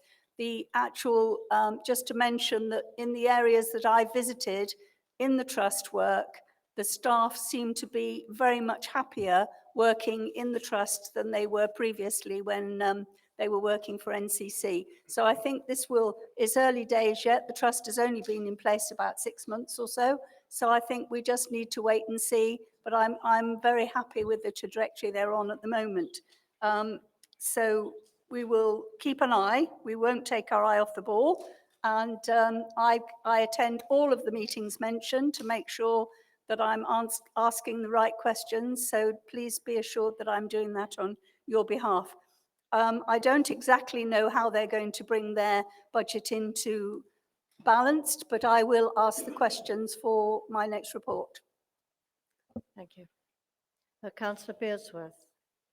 Thank you, Chair. The questions that Emma Roberts asked, Councillor Emma Roberts asked, was what I was going to ask, but maybe the information could be sent to all councillors. Thank you very much. Councillor Becca Breeze isn't with us at all, but there are people who wanted to ask questions. Am I correct? Yes. And we're going to ask Councillor Nunn if he can reply to any questions. Thank you very much. Councillor Smith, you had a question. Apologies, I was this believe. regarding planning?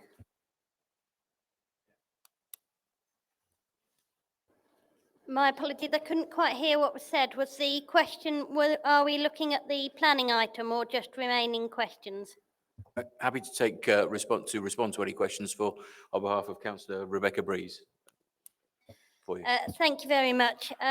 With regard to the member call-in review that's mentioned in the papers, member calling, as we heard earlier, is one of the only opportunities that residents in this area have to have a voice and a say in planning applications that are going to affect them.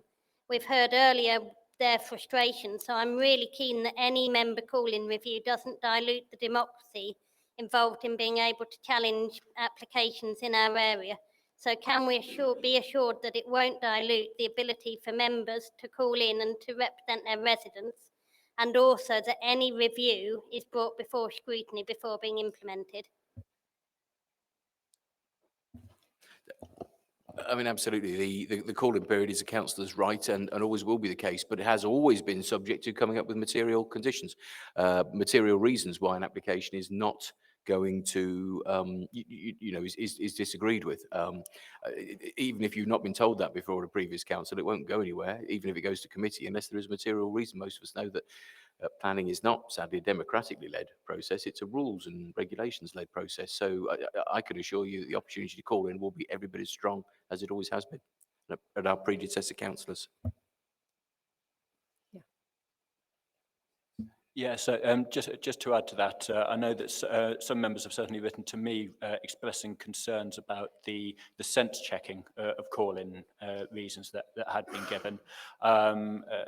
The executive director, the assistant director for planning has now reverted to accepting member call-ins where any planning reason is cited without a sense check taking place. So we will revert to members having automatic right of call-in so long as they cite a planning reason. That will be reviewed in due course by Democracy and Standards, but for the time being, members do have the right of call-in that Councillor Smith has asked for. Thank you. Councillor Davenport. Thank you, Chair. I'm just wondering why it is that parking since 2019 is no longer accepted as a planning consideration in sustainable areas, especially with HMOs. Could this be revisited for densely populated areas? Because we cannot stop people having cars just because they have a bus stop nearby. It just doesn't make any sense to say, if people live near a bus stop, they can use the bus, because they don't.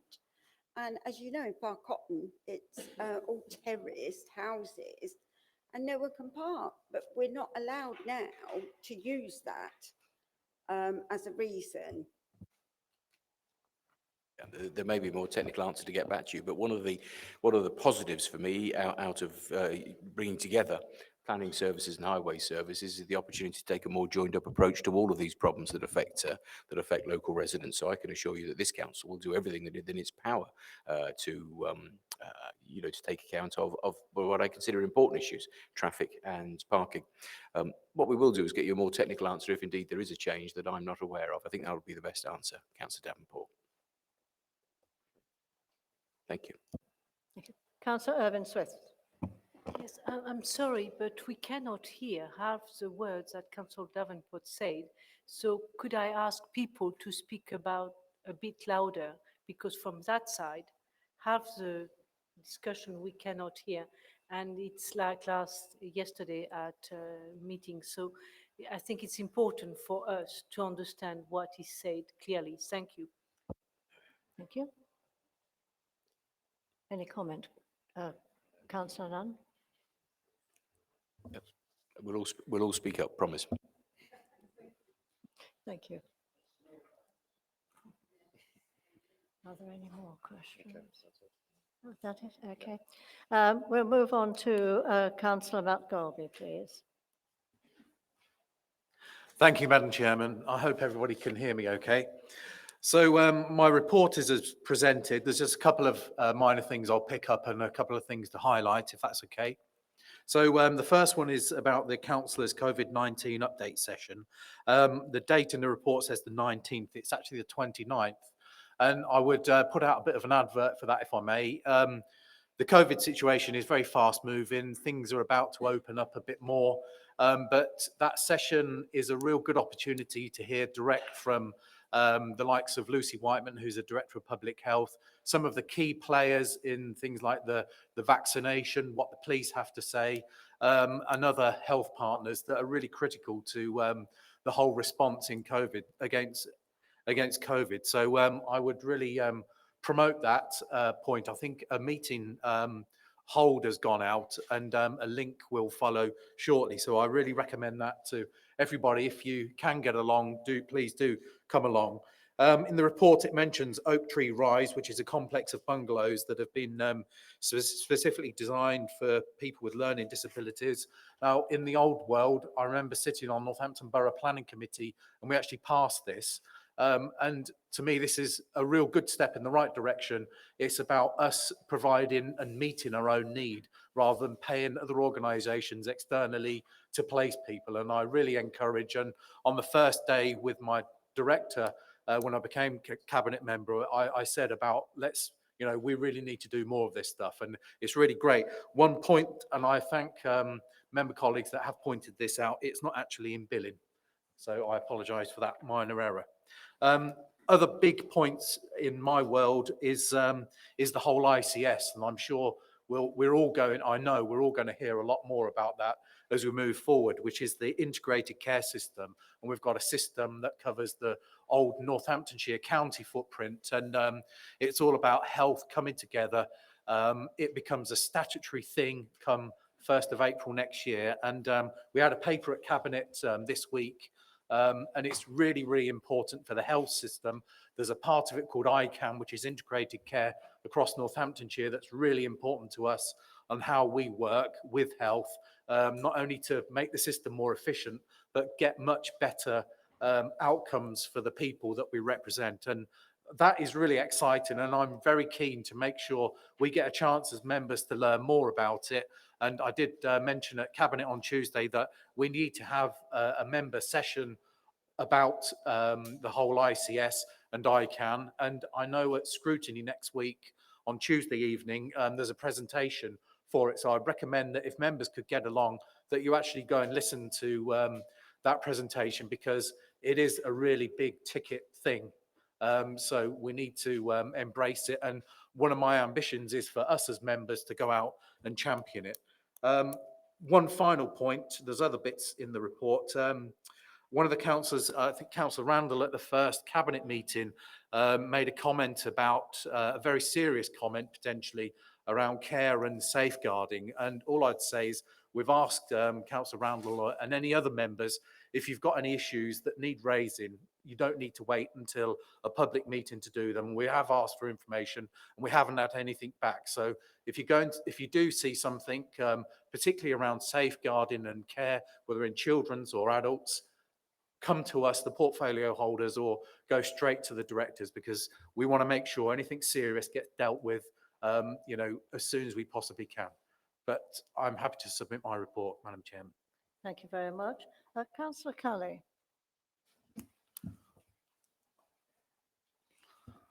Yeah, thank you, Chair. Thank you, Councillor, for your lengthy COVID statement. I just wanted to ask a question. Lucy Whiteman, the Director of Public Health, was on the radio regarding vaccine hesitancy in communities. She basically outlined that she's contacted community leaders in regards to this. So may I please know which communities are vaccine hesitant, please?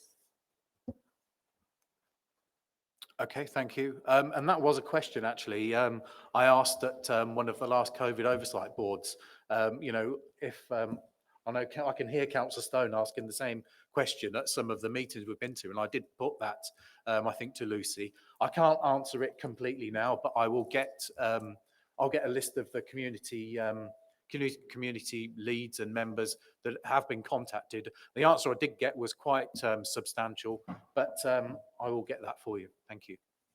Thank you. Councillor Roberts.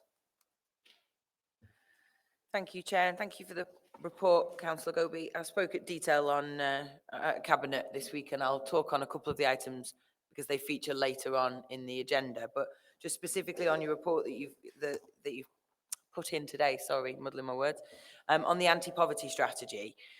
I keep hearing this, we've agreed an anti-poverty strategy now, we're going to do some work around it, but I've had no single contact whatsoever, and I have specifically asked for that contact, and I have no detail of any timescale. So I'm sure you are doing some work around it, but we just keep referencing back to it now rather than moving forward with it. So I'd really love to have that contact and really, again, request to be part of that all-member working group. Yeah, absolutely. Absolutely, Madam Chairman. I will get a roadmap with some dates on it. And we've talked about a task force coming together, cross-party, yourself or members from the Labour group, obviously all persuasions in the council. So I'll get that. Thank you. Thank you. Councillor Meredith. Thank you, Chair.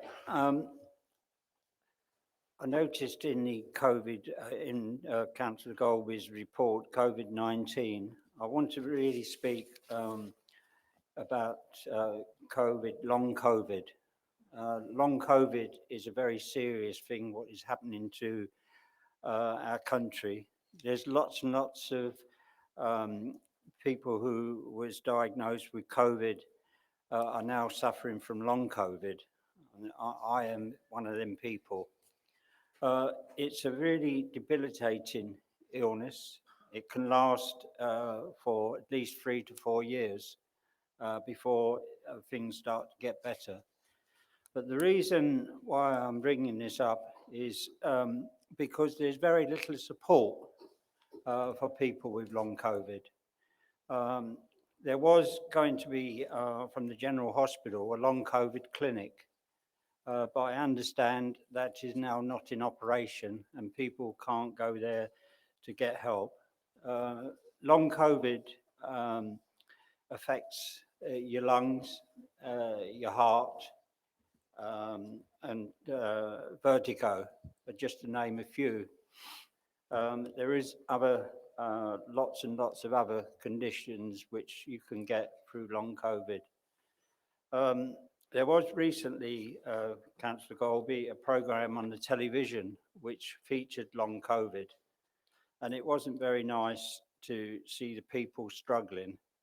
What I'm asking for is that Councillor Golby will look into the areas of long COVID and try to set up some sort of organisation to help people that are suffering, because it's very, very serious, debilitating illness. Thank you, Chair. Councillor Golby. Yeah, thank you, Councillor Meredith, for those comments, and I will take away your points and request, you know, a list of what exactly there is there to support people, and see what we can do on top of. I'm sure there must be some services there, but I'll take those points away and come back to you. Thank you. Thank you. Councillor Irving Swift. Yes, I would like to thank Councillor Golby for the COVID session. They are very interested, but even more, we have not, when we do things very well in Northamptonshire, we don't say it clearly. You cannot hear me, so sorry, I will speak up. Speaking. So I would like to thank Councillor Golby, and as we are in Northamptonshire, when we do things well, we are afraid to say it. But I would like to congratulate the team who did the vaccination program, because that was absolutely extraordinary. Everybody who went to Malton cannot speak highly enough of the organization. Furthermore, when we have the numbers that you provide on update, that help us to say the real numbers, because when you have the press, you don't know. But on a regular basis, you gave us the number of vaccination, the number of deaths, and because unfortunately you have to report. And so far, last week, there was no deaths of COVID. There was just, unfortunately, a death with COVID in April. So I think when we do things well in Northamptonshire, we should start to be proud of doing those things well. Thank you. Thank you. Just to come back on that, thank you, Councillor Irving Swift. Frankly, I think the response of the Northamptonshire system, including the past districts and boroughs, the county council, health partners, the police, everybody involved in responding to COVID has been first class all the way through. And I recall back in the early days, the number 10 task force came to see what was happening in Northamptonshire, and they in fact took away some what they identified as best practice back to use, especially around communications nationally. So I'm really pleased, and thank you for those comments. Thank you. Councillor Randall. Yes, thank you. Excuse me. Just coming back on Councillor Golby's comment, I did raise concerns at the first Cabinet meeting that staff had raised with me, but they do have concern whether whistleblowing, you know, and fearing for their jobs. So I just wondered if there's a confidential number, you know, that they can contact, and whether that could be put on the website or something so they could contact you direct. Thank you. Councillor Golby. I will find that out and make sure it's circulated to all members. Thank you. Thank you very much. Councillor Hill. Thank you, Chair. It was just regarding Councillor Callie's questions, Councillor Golby, regarding vaccine take-up in the BAME community. Just to let her know, this is something that we've covered extensively at the Northampton Diverse Community Forum. We actually had a whole session on it earlier this year, and I encourage her to come along, because it's something that we are looking at quite extensively there to encourage take-up. Thank you. Thank you, Councillor Hill. Councillor Golby. Yeah, just thank you. Thanks, Councillor Hill. We have 2.5 minutes left with this session. The next councillor is Councillor Hallam. Thank you, Madam Chairman. I will try and endeavour to speak into the microphone. There are two pertinent points to pull out of my report, which I'd like to highlight to members. in September, when we sort of get back from our summer holidays, and we'll be running some cyber security sessions for members. Now, I see this as incredibly important for all of us to know exactly what the threat is around cybersecurity at the moment. This morning, I put on social media one of the stats that by around 7 o'clock this morning, there'd already been 3 million attempted hacks worldwide.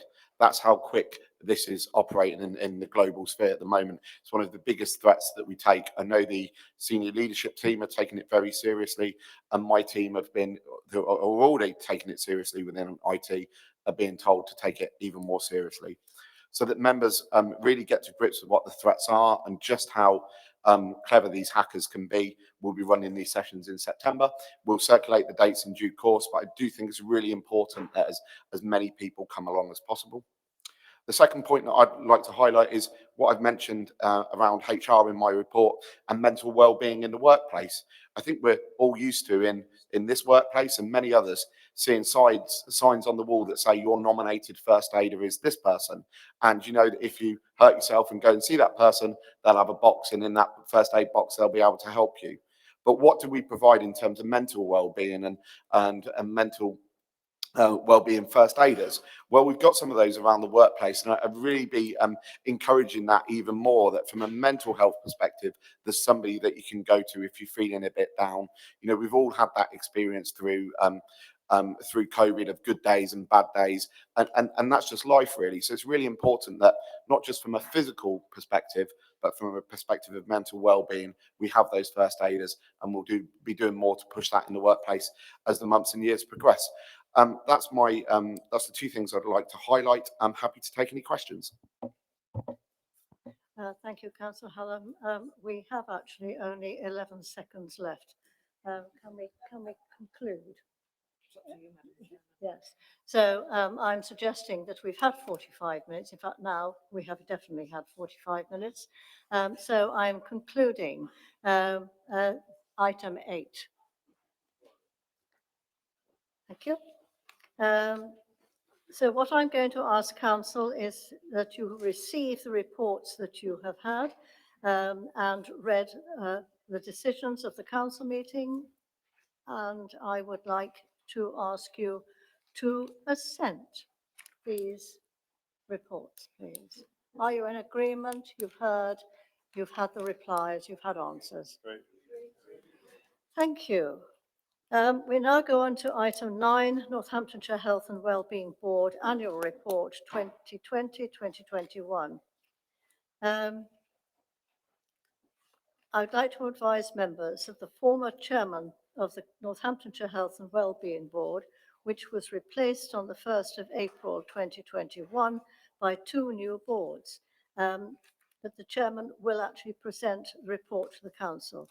And so I invite Professor Nick Pedford to introduce the report. Is he with us? Thank you.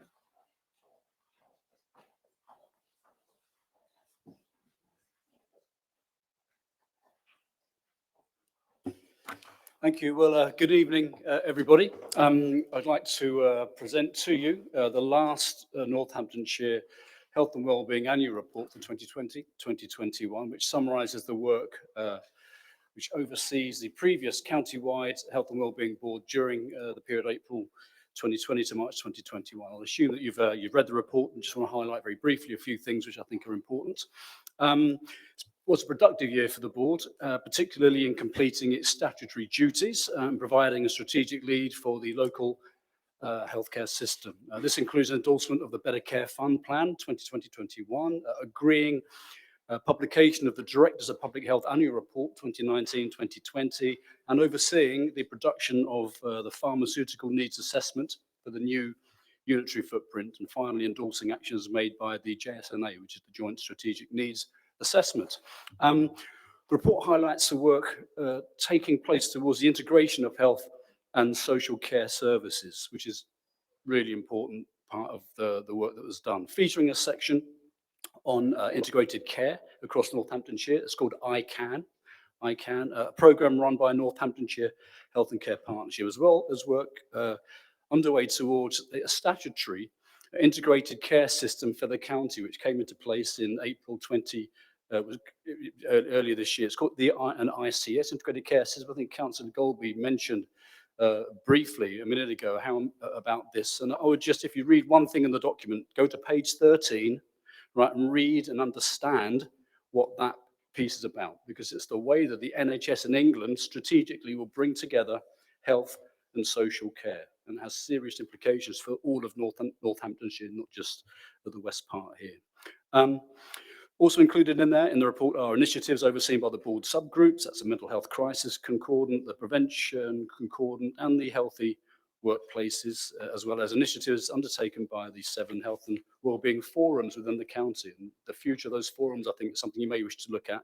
I found them very helpful as a local voice on the Health and Wellbeing Board, and I'm not sure what their future is under the new arrangements. So I would just leave that one with you. But I would recommend, if I can, that you have some way of integrating the local voice into the 2 Health and Wellbeing Boards that follow the unitary structure in the way that we had in the previous system.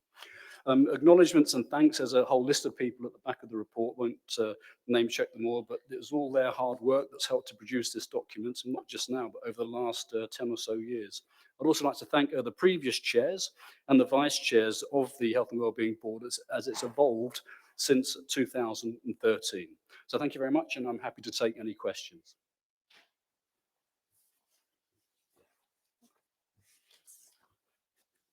Thank you very much indeed. Councillor Golby.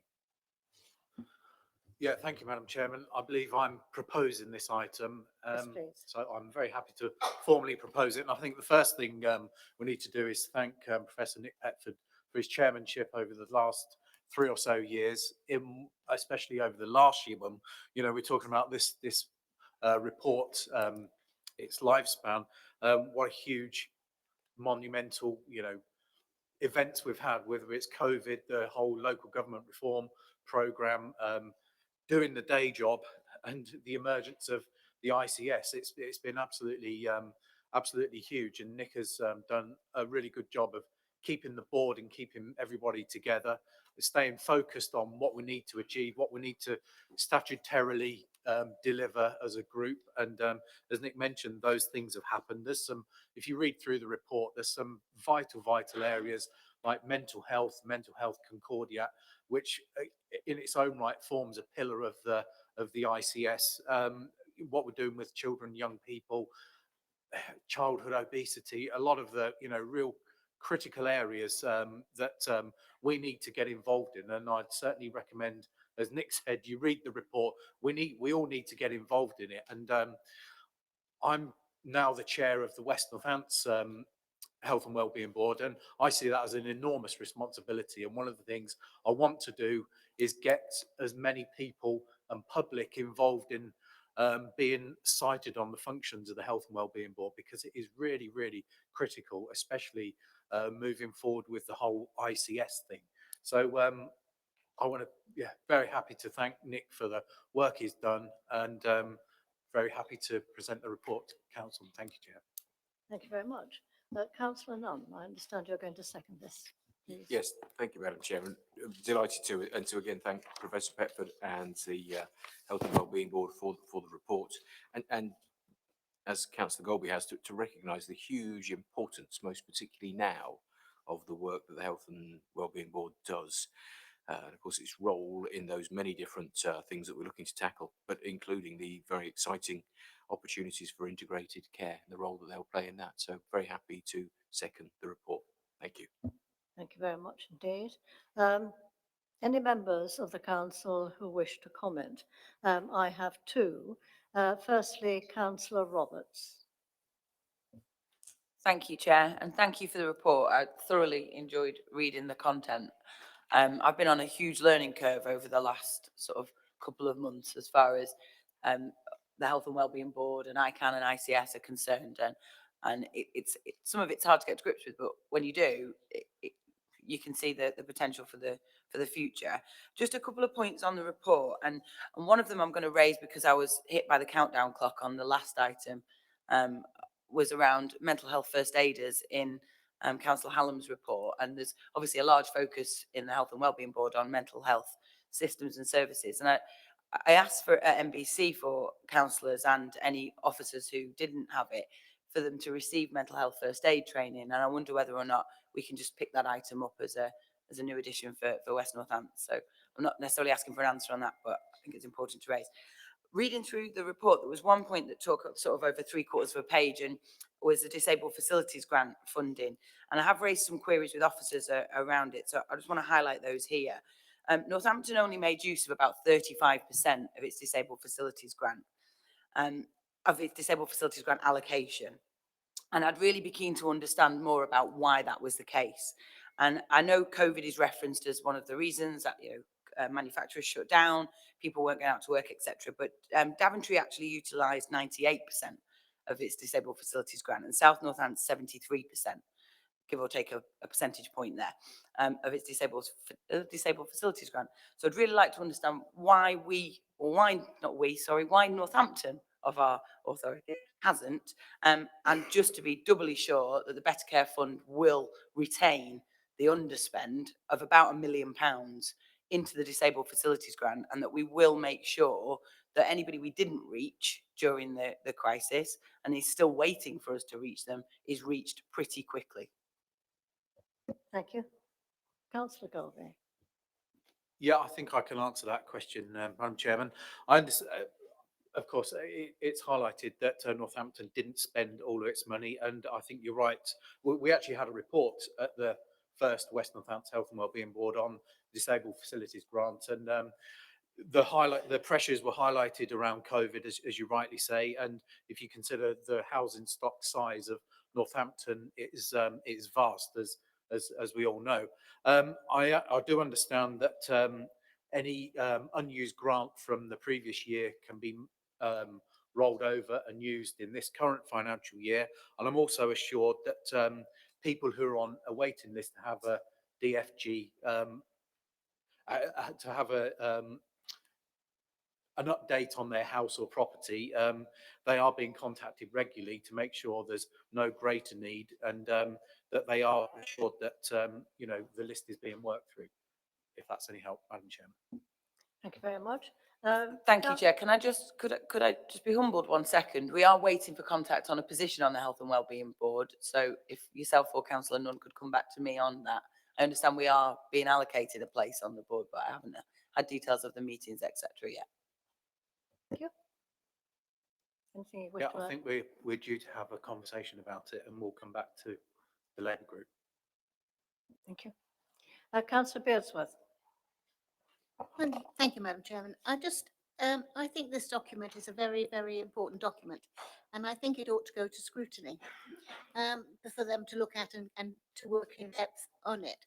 My only problem I have with is on page 47, which is 7.2 mental health crisis, and also 7.2.1 child and adolescent mental health services.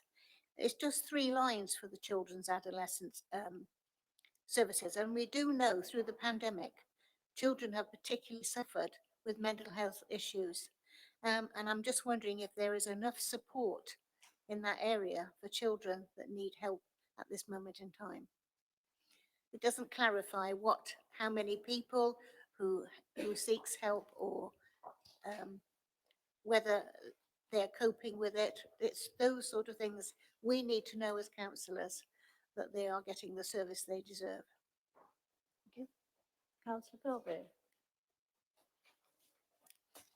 Thank you, Madam Chairman. I will have to find the detail out for Councillor Beardsworth, whether Nick Petford would like to comment, because it's his report. But yeah, it's a crucially important area, isn't it? And just on that scrutiny point, I think next year, when I present this, I think it would be good to make sure scrutiny are cited on it, and to have a good look through and highlight some of the issues that do need to be picked up. But I'll defer to Mr. Petford, if that's okay. Yeah, it's a good question. I mean, don't the fact there's just a paragraph to this doesn't belittle it or take away the importance of what it's all about. And when you put these reports together, you need to distill down information, etc. There is a whole raft of data, I should say, behind all of these subheadings. And I guess it's right that you should see that data. It will be available, it should be available to you. So I would just recommend that you pursue your quest to find the data because it's encouraging and it's positive. But in terms of how we put the report together, it would have been 500 pages if we'd have put every single chart and table and piece of data in. And the whole point was to keep it succinct. Right? But that's not to say the data doesn't exist. And I think if you wanted to contact me separately, we'd be able to find that data for you and let you have it. Thank you. Councillor Davenport. Thank you. It's just a quick one because Councillor Roberts raised the disabled facilities grant. Now, I found them to be excellent, really, really helping people. But the one thing that I found is the majority of people that I suggest have one, they don't know anything about it in my ward. And they're like, oh, wow, there's a grant. So maybe we need to get the information out there and that might make it different, to Daventry, etc. But the other thing about, sorry, whilst I'm on it, disabled facilities grant is the fact that I noticed and raised in the medium-term budget that next year there's a huge drop. I think it goes down by about 50%. So we need to look at that unless that's changed in the meantime. Thank you. Thank you. Any comment, Councillor Galway? Oh, no, I'll note that down and pick it up with the Director for Housing. Thank you very much. Via the Chief portfolio. Executive. Thank you, Chair. I was just going to say to Councillor Beardsworth, it might be worth, because obviously Nick has talked about the report and it's looking back over the last year. You're absolutely right. The mental health concordat that NHFT lead has seen a 130% increase in child, referrals and stuff. But they're doing some fantastic work. They've got extra funding. And it might be worth actually looking forward rather than back and getting them along to present to you about the mental health concordant and some of the fantastic work that they're now doing with social care and children's social care as well on mental health issues, because there's some really fantastic things and it's great to see more money going into it as well. Could you send me contact details of that and then I can get in touch? Absolutely, yes, but it might well be worth getting them to scrutiny too, because I'm sure they'd be delighted to come and talk to you about some of the things they're doing. Thank you. If there are no further questions, Councillor Galby. Thank you, Madam Chairman. Well, the Health and Wellbeing Board covers some really, really important areas as we've discussed this evening. And as the new chair, the incoming chair, I know this is the report looking back, but I want to make sure it delivers as much impact as possible, holds the system to account as well, takes a real solid role in the rollout of the ICS. So I'm really keen to do that. And funnily enough, I've spent the last 2 days on an LGA training course talking about Health and Wellbeing Board. So I've had it coming out my ears for the last couple of days. So it's really interesting to listen to colleagues up and down the country, their challenges, their geographies and footprints on how their ICSs work, because luckily we've just got a county-wide one with 2 local authorities, and some of them have got go over multiple authorities. So the complexity around delivering that is huge. But I'm really hopeful for the future. I think there's lots of opportunity, but this report is looking back, and I just want to thank Professor Petford for taking up his time to lead the board through what has been a really, really challenging time. So thank you, Madam Chairman. Thank you very much. Well, I'm now going to ask for a vote. You vote for, against, or you abstain.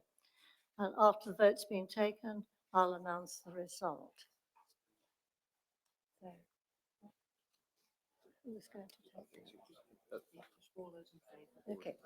Right. All those in favour, please show. It's carried. Do I have to ask for it? No, you just say that. It's carried. Okay, fine. Well, it seemed to be overwhelmingly carried. So thank you very much indeed. So we'll now go on to item 10, appointments to outside bodies. and going to invite Councillor Mike Hallam to introduce this. Thank you, Madam Chairman. This is a quite a simple report, really, that comes round after every election, and this one brings together all those previous appointments from all of the former authorities. We've also reviewed the list, so a number of names that you'll have seen have gone, and we'll keep it under constant review as well. One last thing to say, this is outside bodies, so bodies like the Corporate Parenting Board and bodies like that aren't included on this list because clearly it's not an outside body. With that, Madam Chairman, I'm happy to propose the report. Thank you very much. Councillor Hinge, you're going to second it. Thank you, Madam Chair. As this has been my first opportunity to speak, I am pleased to be able to support this report and reserve my right to reply. Thank you very much. Are there any members of the council who wish to comment? Well, I have one at the moment, Councillor Randall.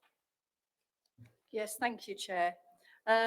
Many of the Daventry councillors will know that I put forward the same question every year to say, can we have a year-end report of anybody who's on an outside body to give the council more understanding of that outside body.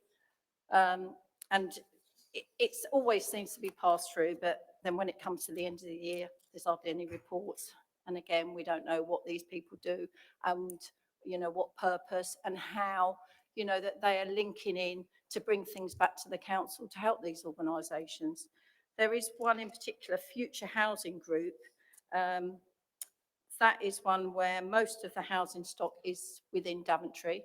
I've got quite a few issues within these housing groups, especially in sheltered accommodation.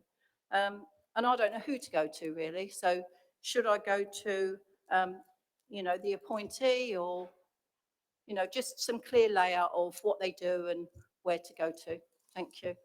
Thank you. Councillor Hallam.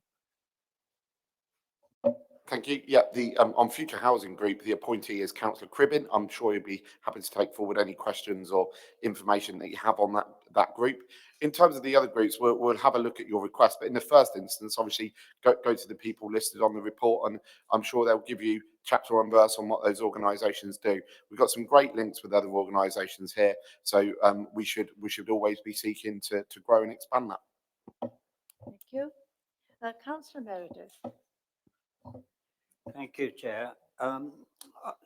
You mentioned the Corporate Parenting Board. I haven't heard whether that has been in place or if anybody's going to go on it. It's been quite quiet, isn't it? So could you report on that, please? Thank you. Happy to answer. What I was trying to express was that the Corporate Parenting Board is not an outside committee, and it also doesn't fall under my remit. But if you raise up with the relevant cabinet member, I'm sure she'll be happy to reply. Thank you. Councillor Brown. Thank you, Madam Chairman. Just to offer my assistance to Councillor Randall, if she has any concerns about the operations of Futures Housing, their role to play in our housing strategy, then of course you can contact Councillor Cribbin in terms of his role as the appointed representative. But in my cabinet role as the portfolio holder for housing, I'd be more than happy to answer any questions that she has. Thank you. Councillor Baker. Thank you very much, Madam Chairman. Just to answer Councillor Meredith's question about the Corporate Parenting Board, we have now got the membership of the Corporate Parenting Board, which is a joint board for both councils. So we have 5 members from the West and 5 members from the North. There is a political mix. Those members had their first training session this week to understand the actual role of being on the Corporate Parenting Board, and we will be making many changes to that board in the future. So I'm looking forward to bringing back that report to you as we get in action. Thank you. Thank you very much. Councillor Meredith. I can't believe that there's nobody from the Lib Dem has been invited to go on that board. During the last 4 years, we have taken a very active role in that, and we're very interested in the children's services. I can't believe that you've left us out of this. I did speak to Councillor Jonathan Nunn about this, and he did say he would look into it for me. Why on earth have we been left out on this?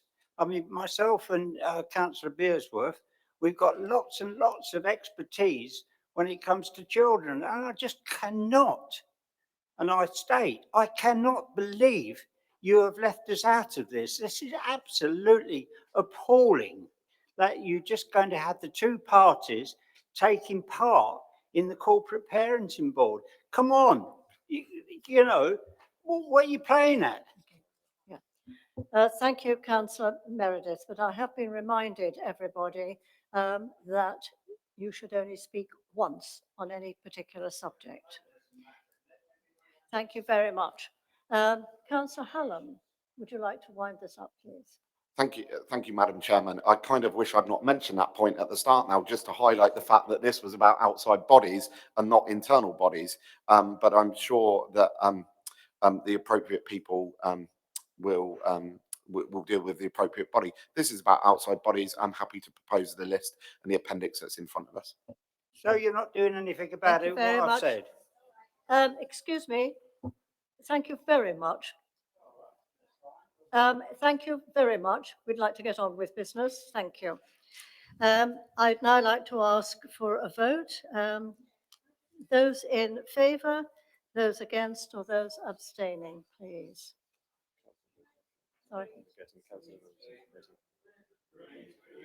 Are we agreed? Thank you very much indeed. Madam Chair, I'm appointed to a body, the Thomas White Charity. It isn't down here on the list. Madam Chair. Councillor Hallam. Yeah. I'm happy to respond with your indulgence, Madam Chairwoman.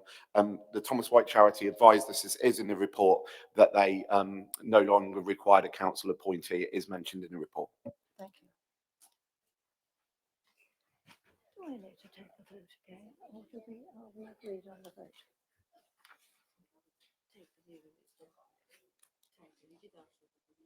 I did. So let's move on. Thank you very much. We're now going to move on to item 11, appointment of political assistants. And I'm going to invite Councillor Jonathan Nunn to introduce the report. Councillor Nunn. Thank you, Madam Chairman. This report seeks the appointment of political assistants for those parties that qualify by virtue of the size of their membership based on their election results. Political assistants play an important part, particularly in a large professional organisation such as ours. Their role is in research and other similar types of support, drafting motions, questions, and so on. The impact on an evening like this evening is that motions are drafted based on things that have reality and substance, if you like, and questions based on information that's not readily available. So it'll have a tremendous impact on the professionalism, political professionalism of the running of this council. So I'm delighted to propose the report. Thank you very much. Thank you very much. I think we've got Councillor Eales. Yeah, happy to second the report and reserve my right to speak, please. Thank you very much, Councillor Eales. Right, any members of the council who wish to comment? I have here Councillor Harris. Thank you, Chair. Okay. I can't support the appointment of political assistants at further taxpayers' expense. Where the council is at today and where the council has come from, it seems to me entirely illogical. There's absolutely nothing wrong with political assistance per se. However, we've been told tonight that or in the report, that it wasn't budgeted for and it was taken from reserves. And then we're told tonight in a response to a question that it was budgeted for. So I don't really understand why this item is still on the agenda. Surely we should clarify whether it is or isn't in the budget. And if it is, then surely the report should have been reissued and the information provided to councillors in an accurate manner. Councillor Meredith has already highlighted his ward of Talavera as one of the left behind areas in West Northamptonshire. Think what that community could do with £80,000. Furthermore, at Cabinet on Tuesday, the Northampton Town Funds was discussed. My understanding is that £110,000 of new West Northampton Council funding is required to develop the stage 2 business cases for the town's fund. Well, there's £80,000 here already towards that straight away. In my ward of Brixworth, we've been waiting to develop a toucan crossing over the extremely busy A508 to the country park for a number of years. £80,000 would top up the fund of Section 106 monies to fulfil this project, or 30 or 40 electric car charging points perhaps, or an investment to ensure that our council meetings can be seen and heard effectively, or even taking a blended approach to allow public to take part remotely. My point is that this money could be far more wisely spent and benefit a great deal more people. I'm sure that each ward could make a great deal out of £80,000 of funds. Finally, the Conservative Group's council's allowances and special allowances alone for their 65 councillors is not far shy of £1 million annually. Surely, if there's such a strong need for a political assistant, it should come from these funds as a collective contribution. Why sting the taxpayer further? Thank you. Thank you. Councillor Nunn. Yeah, thank you. A few things occurred to me. I think I've just heard Councillor Harris try and make virtue over the fact that they didn't get many councillors elected. Besides of the allowances are what they are, we just happen to have more councillors. I would have been very happy for Councillor Meredith to be part of the Corporate Parenting Board. He asked me before, but we have discussed this, Dennis. We discussed it on the Windrush Flag Day, and I wasn't able to do that, again, because you don't have enough councillors. That's proportionality. The political assistance, I noticed that you had Councillor Harris speak for you on that behalf, and I wonder if that's because on the 2nd of July, an article by the NN Journal had you down saying, bring back political assistance. I note that you don't have enough members to qualify for one, and I'm sorry about that. You have to have a minimum of 10%. That is the regulations. This support is necessary. It's a shame that it doesn't benefit all parties. Yes, of course. Nevertheless, I'd urge councillors to support the report. Thank you very much. Thank you very much. Councillor Harris. Yes, I'd just like to respond briefly. I appreciate I probably don't or shouldn't. I don't think the article referred to Councillor Harris by name. And I think what you'll find is that as a Lib Dem group, as I said earlier on, we're not against the concept of political assistance per se. It's simply the timing and the fact that it appears to be either budgeted or not budgeted. And I'm still not clear which it is. Thank you. Fair enough. Councillor Meredith. Yeah. You might have seen in the press the report that I said I was in favour of political assistance. Yes, I am. But I'm not in favour of having full-time political assistance. I don't think you need it. I don't think you need to, the Conservatives, with the amount of majority they got, should employ a political assistant to help them. They've got enough expertise within their group to do their own, I was going to say dirty work, but I'm not about to do that, to do their own thing. And yes, Jonathan, you are right by quoting about my press release. But the thing is, it comes back to you. You shouldn't be employing a political assistant full time, and nor should the Labour Party. The Labour Party shouldn't be allowed to employ 3 days for the Conservative, 2 days for the Labour Party, and the rest of the money, which you say then you could give to me to give in Talavera.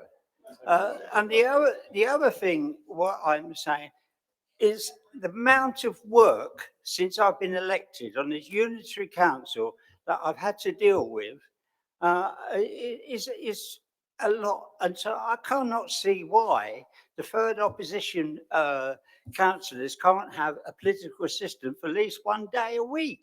Whoever it was who put it in the constitution that it had to be 10% is crazy, absolute crazy. And I just think it's out of order that you should spend all this money on full-time political assistance. You know, I don't want to speak to you. Be quiet. Be Thank you, quiet. Councillor Meredith. Thank you. Councillor Nunn. Madam Chairman, I don't want to exploit your goodwill in the way the Lib Dems have. They've all seem to be speaking several times. So just only to say this is not local, this is not the Constitution, this is a legal requirement that 10% is required in order to have a political assistant at any council in the land. We wish them well at the next election in order to achieve that. Meantime, I'd ask members to support the report. Thank you very much. Councillor Eales, did you want to say anything? I don't really think I'm needed in this debate, if I'm honest. No, I'm happy to second the report, eager to move to the vote. I think that political assistance had real value, and I think there's a legitimate argument they should have been in earlier. This is a critical first year, and they should have been in from the very start of this new journey that we're all on. I would like to state for the record, the monitoring officer, the chief executive, the leader of the council will all be aware that in our exchanges on this matter, I was very charitable and did actually propose that the Lib Dem group did get a pro rata element of admin support. I don't know whether I should regret that proposal now. Thank you very much. Councillor Nunn, do you want to wind up at all, please? No. Clearly, both Gareth and I are keen to support the Lib Dems. And all we can, our hands are tied, and I'd suggest we move to the vote. Thank you. Thank you Madam very Chairman. much. Then we'll take a vote. For, against, and abstention. So for, please. It's carried. Thank you very much indeed.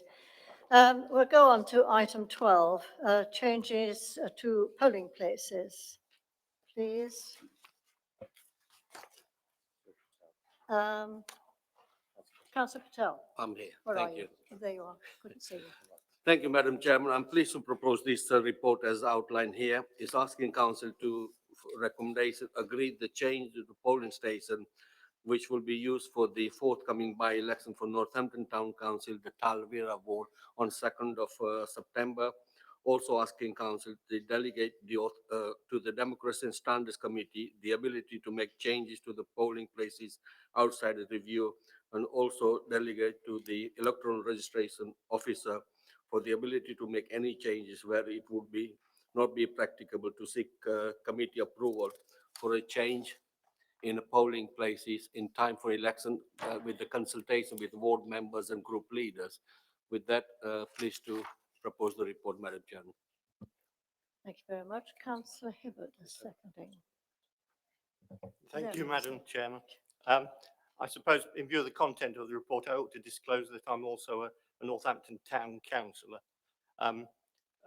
This is about changes to polling places, of course. The decision is required to enable the forthcoming Town Council by-election. There's nothing contentious in it.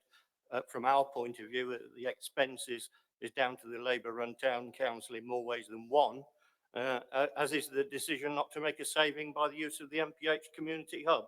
However, they are matters for the Town Council to debate, and I'm sure they will, and I'm happy to second the report. Thank you very much. Are there any councillors who wish to make a comment? Councillor Meredith.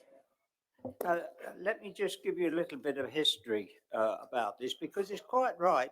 It was the idea of Sally Bearsworth, who was then parliamentary candidate, that she didn't want to use.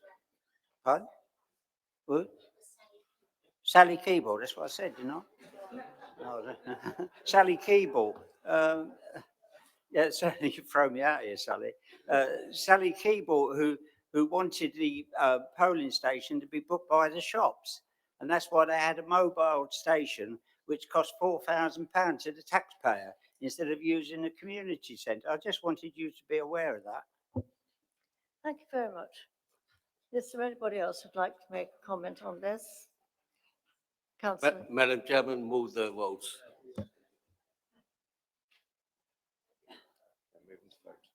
All right, I think we'll go straight to the vote then. Thank you. All those in favour, please show. Thank you very much. It's carried. Item 13, changes to political balance and committee places. Councillor Hallam. Madam Chairman, another relatively simple report, because this methodology for how this is calculated is given to us, and we simply have to work out the numbers based on a pre-agreed formula. They are in front of us, and I'm happy to propose a report. Thank you very much. Well, Councillor Bowen. Thank you very much, Councillor Bowen. Thank you, Madam Chairman. I am pleased to second the report. I have nothing more to add. Thank you very much. Would anybody like to comment on this item, please? No? Councillor Hallam, anything else you'd like to say? Nothing to add. Thank you very much. We'll go to the vote. All those in favour, please show. Agree. Thank you very much. It's carried. Thank you. Item 14, integrated care across Northamptonshire. Councillor Golby, thank you. Thank you, Madam Chairman. So the report we've got, or that we're asking council to agree the recommendation for today, is before us because the cabinet report that came before cabinet on Tuesday had one of the recommendations was that if there is a good case for us to put some money into it, up to the value of £1 million, we would like to do that. This needs to be brought before council because technically it could be seen as it's a budget adjustment. So that's why the report is with us today. I won't talk about ICANN and the ICS. We've had 2 or 3 references to that already. And again, I'd recommend that if people can get along to scrutiny on Tuesday, they can get a really good summary of what that means and what that means for our place, for West Northamptonshire and our communities, because it hopefully will mean an awful lot. And again, hopefully we will have an all-member briefing. But basically, the recommendation at 3.1 asks for us to approve a one-off revenue funding of up to £1 million to be agreed from the general fund balance to contribute to the ICANN programme, subject to satisfactory evidence of likelihood of a positive return on the investment. And then B is about the delegation to the director and the relevant cabinet members, including the finance portfolio hold. So just to reaffirm everybody, if you're not aware of it, the money that's funding ICANN comes from the Health and Care Partnership. It's not West Northants Council money. And this is asking us that if there's a good business case in terms of transformation that will improve efficiency and outcomes, that we allow that money be spent if there's a good case. So thank you, Madam Chairman. Right. We have a seconder, Councillor Cooper. Thank you, Madam Chairman. I think everything has been covered nicely here this evening, and I'd like to say that I very much welcome this to go forward, so second the proposal. Thank you. Thank you. Members of the council who wish to comment, I have Councillor Randall, please. Thank you, Chair. I did go to Cabinet and I did ask some questions there, so I've nothing else to add. Look forward to it coming before scrutiny. Thank you. Yes. You don't wish to comment at all? No? Oh, if you want me to, I think scrutiny is a good route for this. And indeed, after one of our meetings this week, I spoke to the scrutiny chair of the People's Scrutiny, and there are a number of avenues to explore with this, and I'm sure scrutiny can add value to it progressing. Thank you very much. Councillor Roberts. Thank you, Chair. I also attended Cabinet and spoke in detail, and I know that Councillor Golby agrees with me, as does the Director of Service on this. My concern is not approving this report, but is the level of scrutiny that it receives. So I know that there is a presentation to scrutiny next week, but before any spend is concerned, because this report delegates authority to the Director, we must agree a roadmap through scrutiny, and I know the Chair of Scrutiny is very keen to do that as well. So I don't think it's something we'll argue on, but I think this full council should know, and this report should know, that it's not just coming to scrutiny next week. There needs to be a roadmap through scrutiny, not just for this extra £1 million spend, if it happens, but also the £8 million spend that's detailed from the healthcare organisations. So thank you. Anything? Yeah, I don't disagree with that, Madam Chairman. Thank you. Thank you very much. Councillor Beardsworth. Thank you very much. Councillor Davenport. Yeah, I'm sorry. I was out of the room for a while, so I think I missed Councillor Golby, what he was speaking about the money. I understand about the one-off revenue funding for the £1 million. I'm just wondering, because I don't remember seeing that in the budget, the may have done and missed it. Now, there's going to be the 8 million, which I realise has risen from the 6.8. Now, will we see a breakdown of how it's going to improve treatment by it not being fragmented? And when will we start delivering savings? You know, which organisations will make the savings? And also, when it comes to the savings, one thing that confused me was that it said that it hasn't been determined yet where those savings will go, i.e. will it go back to the service provider, which the savings have been made for, or will it go into a general pot for all of the services to use? So I'm just a bit confused by that. Thank you. Councillor Goldby.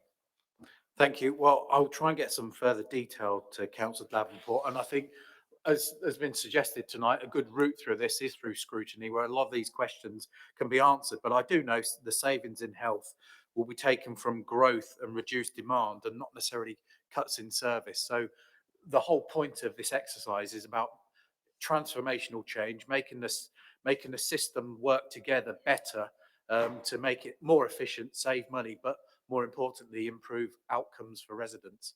And that's something I'm sure we can all agree on. Thank you. Thank you.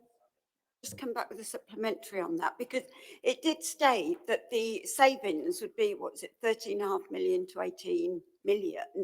And I, just wondered how that would be achieved. I'll leave it at that. Right. Anybody else wish to raise a point? Well, Councillor Goldby, would you like to conclude? I don't think there's anything further to add, Madam Chairman. Thank you very much, in which case we will go to the vote. Those in favour, please show. Agreed. It's carried. Thank you very much indeed. Item 15, rough sleeper accommodation programme funding. Councillor Brown. Thank you, Madam Chairman. This follows on from Tuesday's Cabinet meeting where Cabinet approved the proposals in line with the MHCLG's rough sleeper accommodation programme. This is the latest in a series of government initiatives that have come with funding to help us tackle rough sleeping and homelessness. And the decision taken by Cabinet was to approve the bid for funding for the purchase of 10 one-bedroom properties in the town of Northampton to assist with getting people off the streets or preventing people at risk of rough sleeping from ending up in that situation. Underscores the commitment that this council makes to assisting in whatever way possible with that particular problem. We know that people who find themselves sleeping rough are in desperate situations, and they need not just a roof over their heads, but appropriate social care and health support, and that would be provided within these properties, also with the support of a tenancy sustainment officer. And as part of the funding bid, we will also have revenue funding to pay for the costs of that extra tenancy sustainment officer, who will be in addition to the existing team at this council. So the recommendations before council this evening are that we agree the increase in the HRA capital programme of 1.32 million to purchase and refurbish those 10 one-bedroom properties through the HRA in order to accommodate and support people who have been sleeping rough or are threatened with sleeping rough. And that will be funded by MHCLG and Homes England RSAP grants, as well as HRA borrowing. The reasons for the recommendation are to provide rough sleepers with sustainable housing solutions, to reduce rough sleeping and enable people who have slept rough to thrive. Thank you. Councillor Mark Hughes to second, please.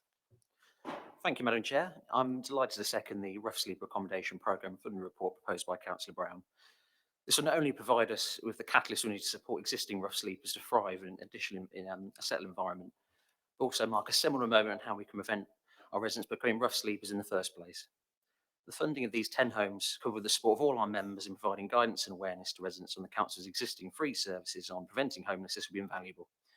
This will ensure that we're truly using the fund to mark a fresh start to approach to housing and homelessness for good.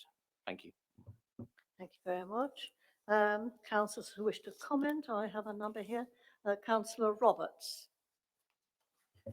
Thank you, Chair, and thank you, Councillor Brown, for the information. Again, I spoke at Cabinet the other day, but I think it's important to raise the issue specifically here around why we're seeing so many of these rough sleeper initiatives coming through, and make the comment about dealing with these in silos again. And we do need this provision, we 100% do, but what are we going to do as a wider strategy? And I know Councillor Brown is committed to that wider strategy, and I look forward to working with him on it. I asked at Cabinet, what if the Homes England funding doesn't come forward? What is the plan B? And we don't necessarily have one. So I'd just like to add an additional request to the one I made at Cabinet, is that can we have a specific update once the 4th of August, I think the deadline is, specific update through either through the next full council meeting or just a briefing out to members on whether that went ahead and what the next steps will be. And also just wondered how far we're working with partners in Daventry and South Northants on any homelessness provision required there. I appreciate the areas are different, but just making sure that we are covering all bases. Thank you. Thank you. Councillor Brown. Thank you, Madam Chairman. I acknowledge Councillor Roberts' point about dealing with these issues in silos. We do have we do have a wider strategy, and we are working on expanding that strategy. I think part of the reason why we appear to deal with these things in silos is that government funding comes along piecemeal, and we're often guided by the nose by central government in how we handle these things. But it does form part of that wider strategy. I can undertake to provide all members with the update on our bid success, as we hope it will be on the 4th of August, and we are highly optimistic that that bid for funding will be successful. In terms of how far we're working with partners outside of Northampton, our data at this currently shows that there is only one rough sleeper between the Daventry and South Northants areas. So the problem is not at the scale that it is in Northampton town. However, that's not any excuse for complacency. We continue to work with both Futures Housing in Daventry, as well as Grand Union Housing in South Northamptonshire, to ensure that there is suitable provision. We also look at temporary accommodation proposals when those needs arise, and we have dedicated housing teams in Daventry and South Northants, as well as in the borough of Northampton. Thank you very much. Councillor Beardsworth. Thank you, Madam Chairman. Yes, pleased with this. Is this part of a strategy of Homes First? Because Northampton Borough Council did an extensive piece of work on Homes First, which provides homes, but also provides support for people in those homes to make sure that they survive the first year of probation, to make sure that they are looked after and understand what it's like to be a tenant. And I was just wondering, are all these flats together or are they randomly placed? Thank you. So, in terms of the location of the flats, we haven't. They've not been purchased as yet. But once we have the funding in place, it is proposed that they'll be located as close together as possible, so that the tenancy sustainment officers can work with residents to deal with any issues that arise. Apologies to Councillor Bearsworth, I've forgotten the first part of her question. I'm just a bit worried about putting all of the people together, because this can actually cause more problems, because you've got the surrounding areas where the people in, and often they don't work, they keep on social hours, and it's a question of getting people to live in areas where they come up to other people's standards rather than all drop down to the bottom denominator. I just want to be able to make these people succeed, and sometimes having them too close together can actually be a detriment to the service. So I now remember that originally Councillor Bearsworth asked about Housing First. It builds on the principles behind Housing First, but it goes further in terms of the additional support that will be provided to the people that we're looking after. We're very conscious of the effects of over-accumulation of people with very heightened social needs. However, there are benefits in terms of provision of care, in terms of oversight of those in need, and of dealing with the very complex problems that rough sleepers present with, in having them at least within reasonable travelling distance for the tenancy sustainment officers, the social care staff, and all of the other people who are helping to turn these people's lives around. So it's something that will be examined very closely. In order to, and we hope to have good news on the funding situation on the 4th of August. Thank you very much. Any further questions at all? Well, Councillor Brown, would you like to sum up? I think I've summed up as much as I need to, so I suggest that we move to the vote, Madam Chairman. So we come to the vote. For, against, abstentions. Are we in agreement? Could you please show? For? Agreed. Thank you. I think that's carried. Thank you very much indeed. Item 16, motions. Motion 1, Councillor Nunn. Thank you, Madam Chairman. It seems appropriate that our first proper set of motions considers this very important subject and declares our declaration of the climate emergency. As the motion says, this is something that has been done elsewhere. I would like to propose, I'm sure everybody would agree that this is an important thing to do now. I would like to suggest that there are two sides to this. One is the actual doing something, reviewing, absolutely, of course, but there is a very important declaration to be made too, and we should make that at the earliest opportunity. There were some suggestions that more measurement and so on should be included in the motion. Actually, I think that's something we need to do cross-party, and we need to do that with other, if you like, partner organisations. So I would suggest that we don't add that in, but it is a commitment from us, and I think my colleague Councillor Morgan will say more on this subject, that we will be measuring enormously in terms of regularly reviewing progress being made. I would like to make a suggestion, and I think some of these ideas have come by the kind suggestions of Councillor Harris. First of all, our motion as it stands doesn't actually reflect the fact that Northamptonshire County Council had also declared the climate emergency, and in fact that South Northants had a climate action plan. So in the form of an alteration, I wonder, with your indulgence and the monitoring officers, perhaps I could include that, but also add as a final line that we should consider, that we should investigate the possibility of signing up to the UK 100 net zero pledge. I'm not sure we feel totally ready that we should, but we should certainly investigate it. And it's only lack of investigation that's holding us back. So those are two suggestions for alterations that I'd be interested to see whether it's possible for me to make from the floor tonight. Have you got a comment to make?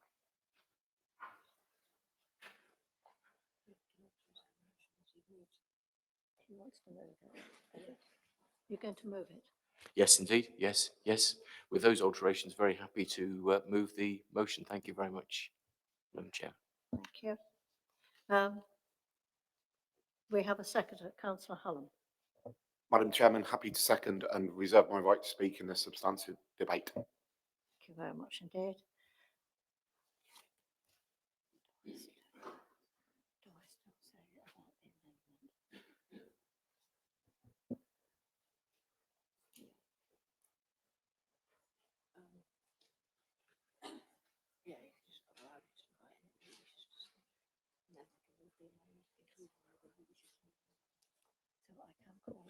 So I can call Councillor Hallam, Councillor Harris.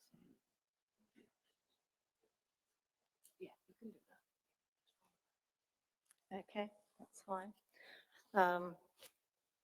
I'm going to notify the council that an amendment has been received, copies which have been circulated.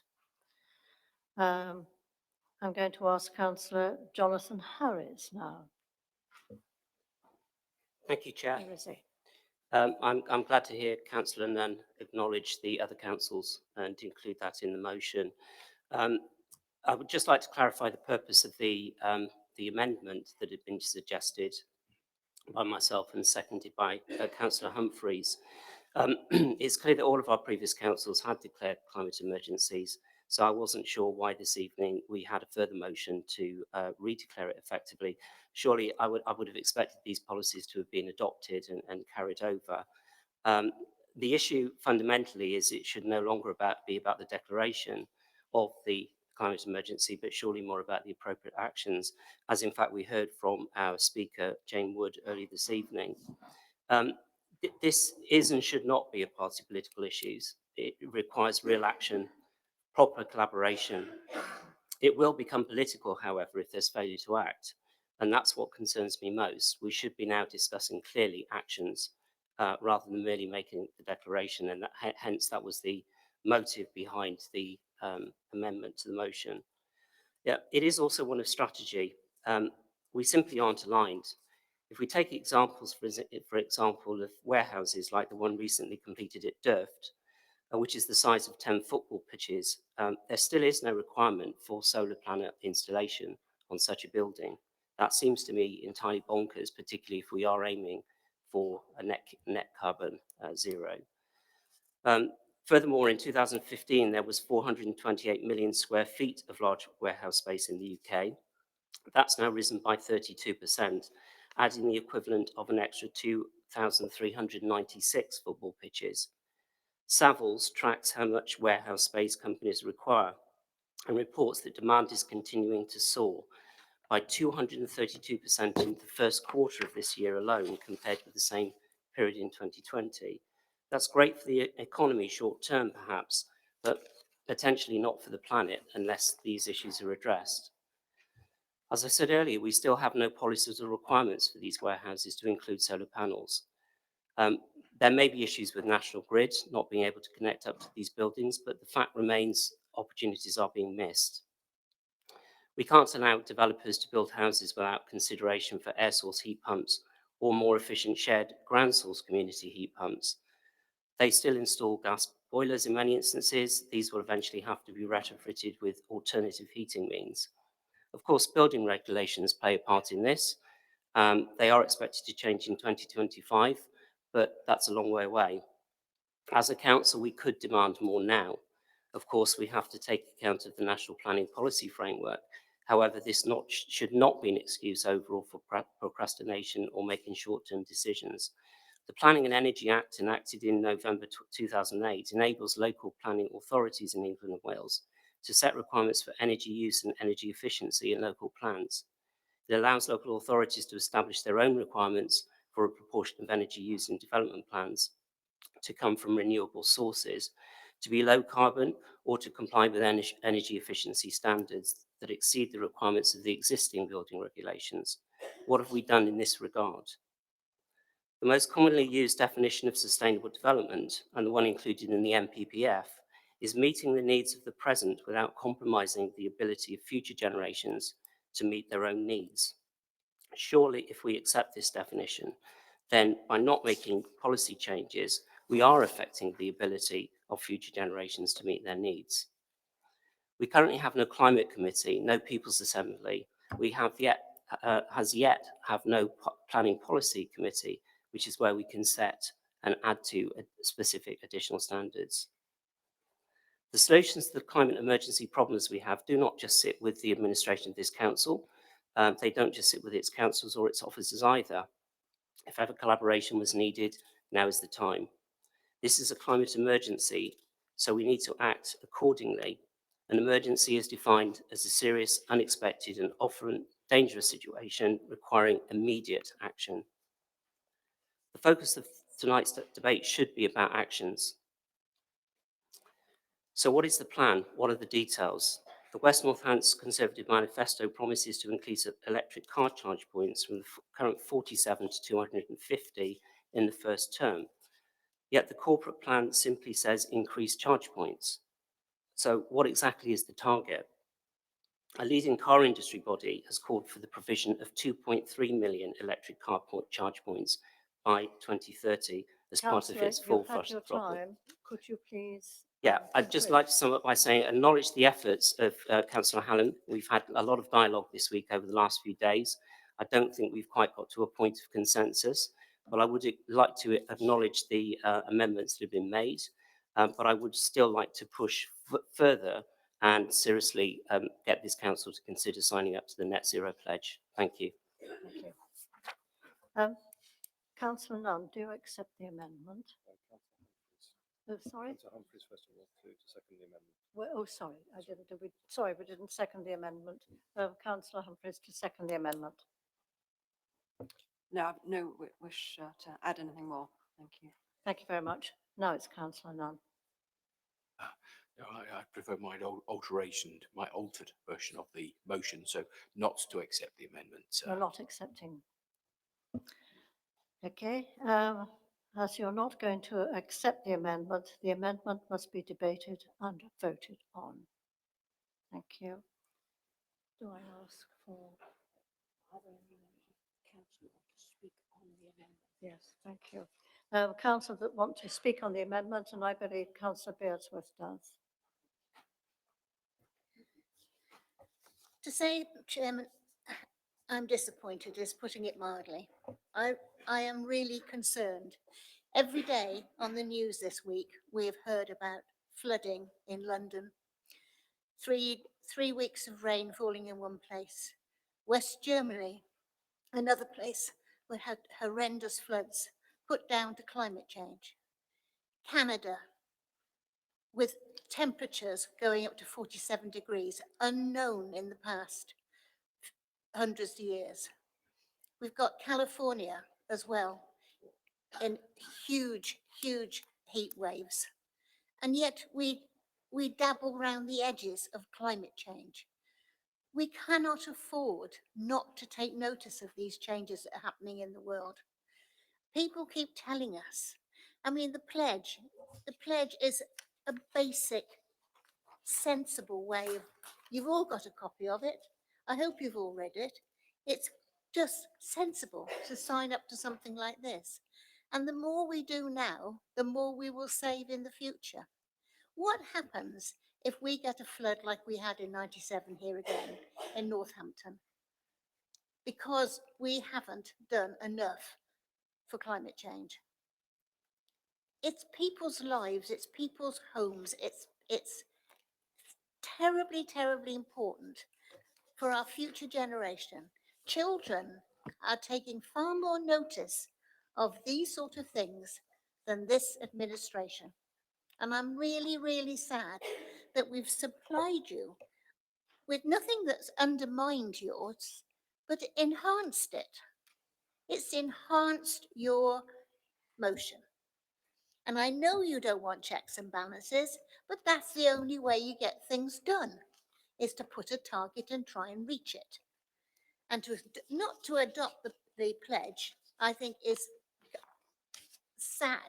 And I think anybody here who's got children, and I go home and say to them, this administration will not adopt the pledge to save this planet from climate change, is to me totally abhorrent. I really feel that you are letting everybody down. Thank you. Councillor Morgan. Thank you, Madam Chairman. I wasn't actually planning to speak at this point, actually, but as the assistant cabinet member for this, I mean, it's very clear we have a lot to do. And obviously, as a new administration, to go back to the point about being adopted, of course, the feeder councils would have had something in place. And of course, I remember discussing it at Daventry District Council. But this is obviously the place to actually position ourselves on this and actually with conversations with officers and several meetings, including again next week, actually putting together what we have, because I think we really need to understand where we are on the issue. I think it's the pledge makes perfect sense, but I think we do need to give it some more time and consideration. And I think particularly on the point about reporting and disclosure and really coming together to have a proper strategy, that is definitely something we're working on. I think we do need to avoid greenwash. And that's what we're doing here by basically putting our position out first and regrouping and coming back very shortly with our plan.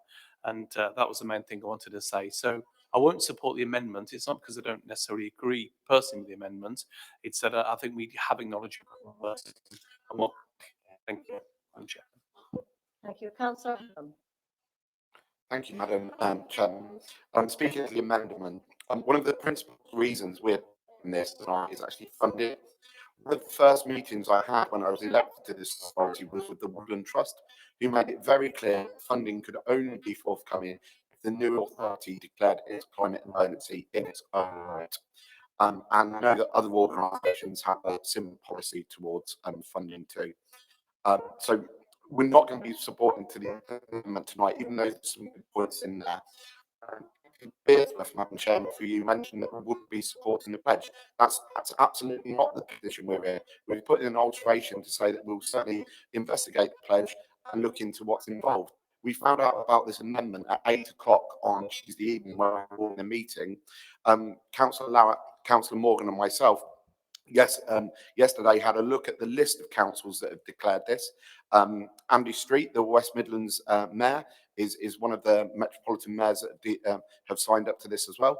I'd quite like to be able to put a call into some of these authorities, find out how they're getting on, find out how they're doing it. But I'm sure if I put a call into Andy Street's office today, demanding that I found out about something on Tuesday night and wanted an in-depth discussion with the mayor today, that I would be given short shrift.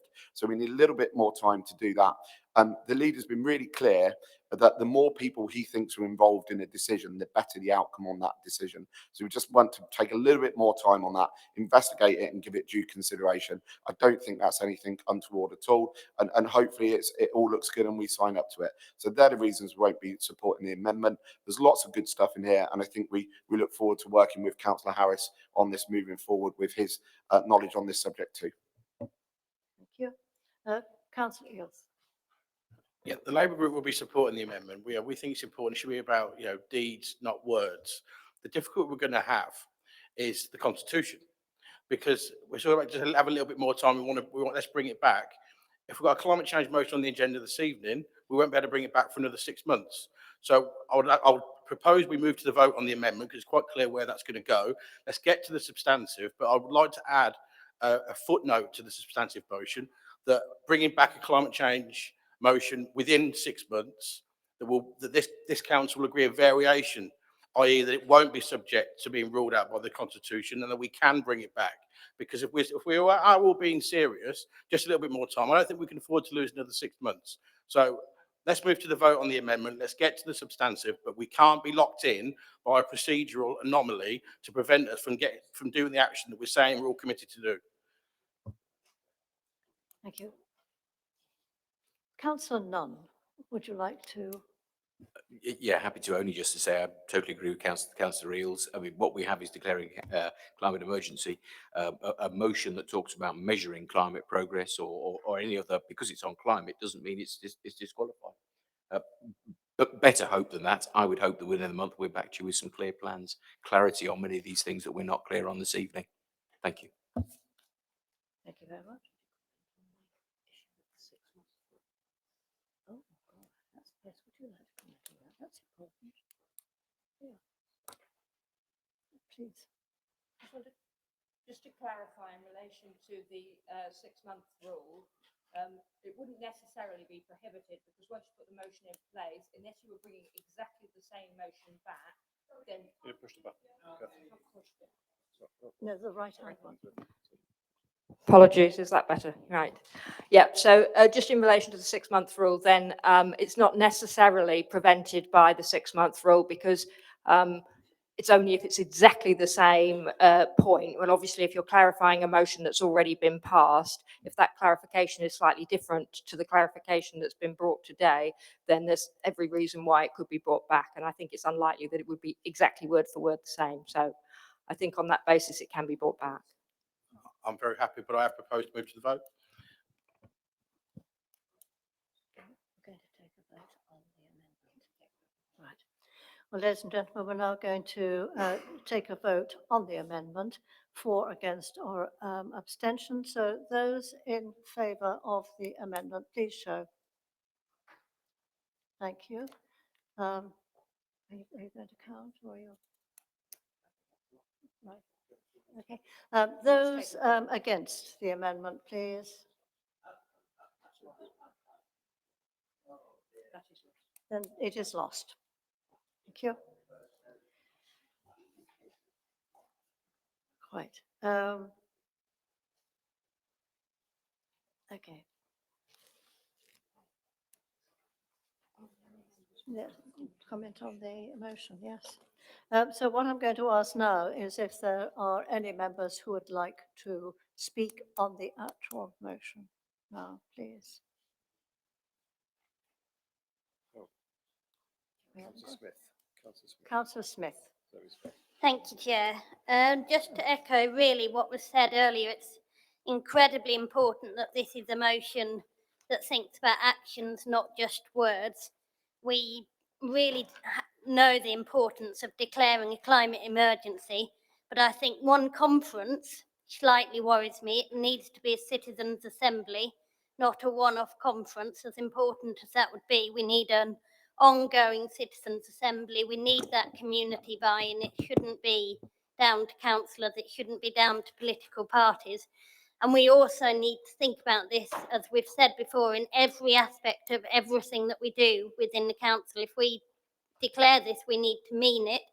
We need to think about where we hold meetings, how those meetings are travelled to, what we do to support us as councillors not using cars to travel large distances. We need to look at it with planning applications. We also need to think about where applications for COVID recovery also recognise the climate emergency that we're declaring, and we need to think about the fact that these things need to be done and that they may seem like they're inconvenient and they may seem like they're expensive, but they have to be done. We've seen with the COVID emergency that things that needed to be done and done quickly were put in place because they were vital. A climate emergency will kill more people than COVID has done. Eventually, it will get us all, and we all need to be thinking about that all the time in everything that we do. And we need to take that really seriously. And I think it's important that every single councillor takes personal responsibility for attacking climate change if this is something that we declare.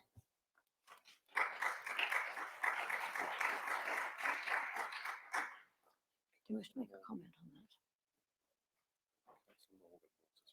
that? I think there's Councillor Morgan. Thank you, Madam Chairman. There's nothing at all in here. I think you're okay for me to speak, are you, Madam Chairman? Thank you. There's actually nothing at all in this motion that tells anybody we're not taking this seriously. And I know the meetings I've been in with colleague councillors and officers in the last month or so, and also supporting Councillor Hallam before he took on his new role, has really indicated to me that actually the first thing we really need to do is get a grip of where we are. And I don't really have that clarity yet coming across from the officers.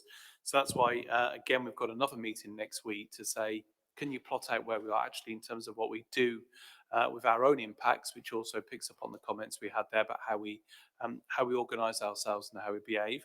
And then it's a much greater sphere about how we influence and what we can control through policy, etc. And I think because it is such an enormous issue we have to tackle, and it has to run for everything, and it has to be underpinned by good data and good policy making, then we do actually need a little bit of time to get to grips with it. And nobody at all should take that for hesitation or lack of commitment. I think the fact we're here and we've obviously had members of the public speaking about it today in climate change action, we all take it seriously, but we need to take the right action to tackle it. And one thing I certainly don't want to do, actually, particularly my own background in sustainability, is start chasing small things which won't make a difference.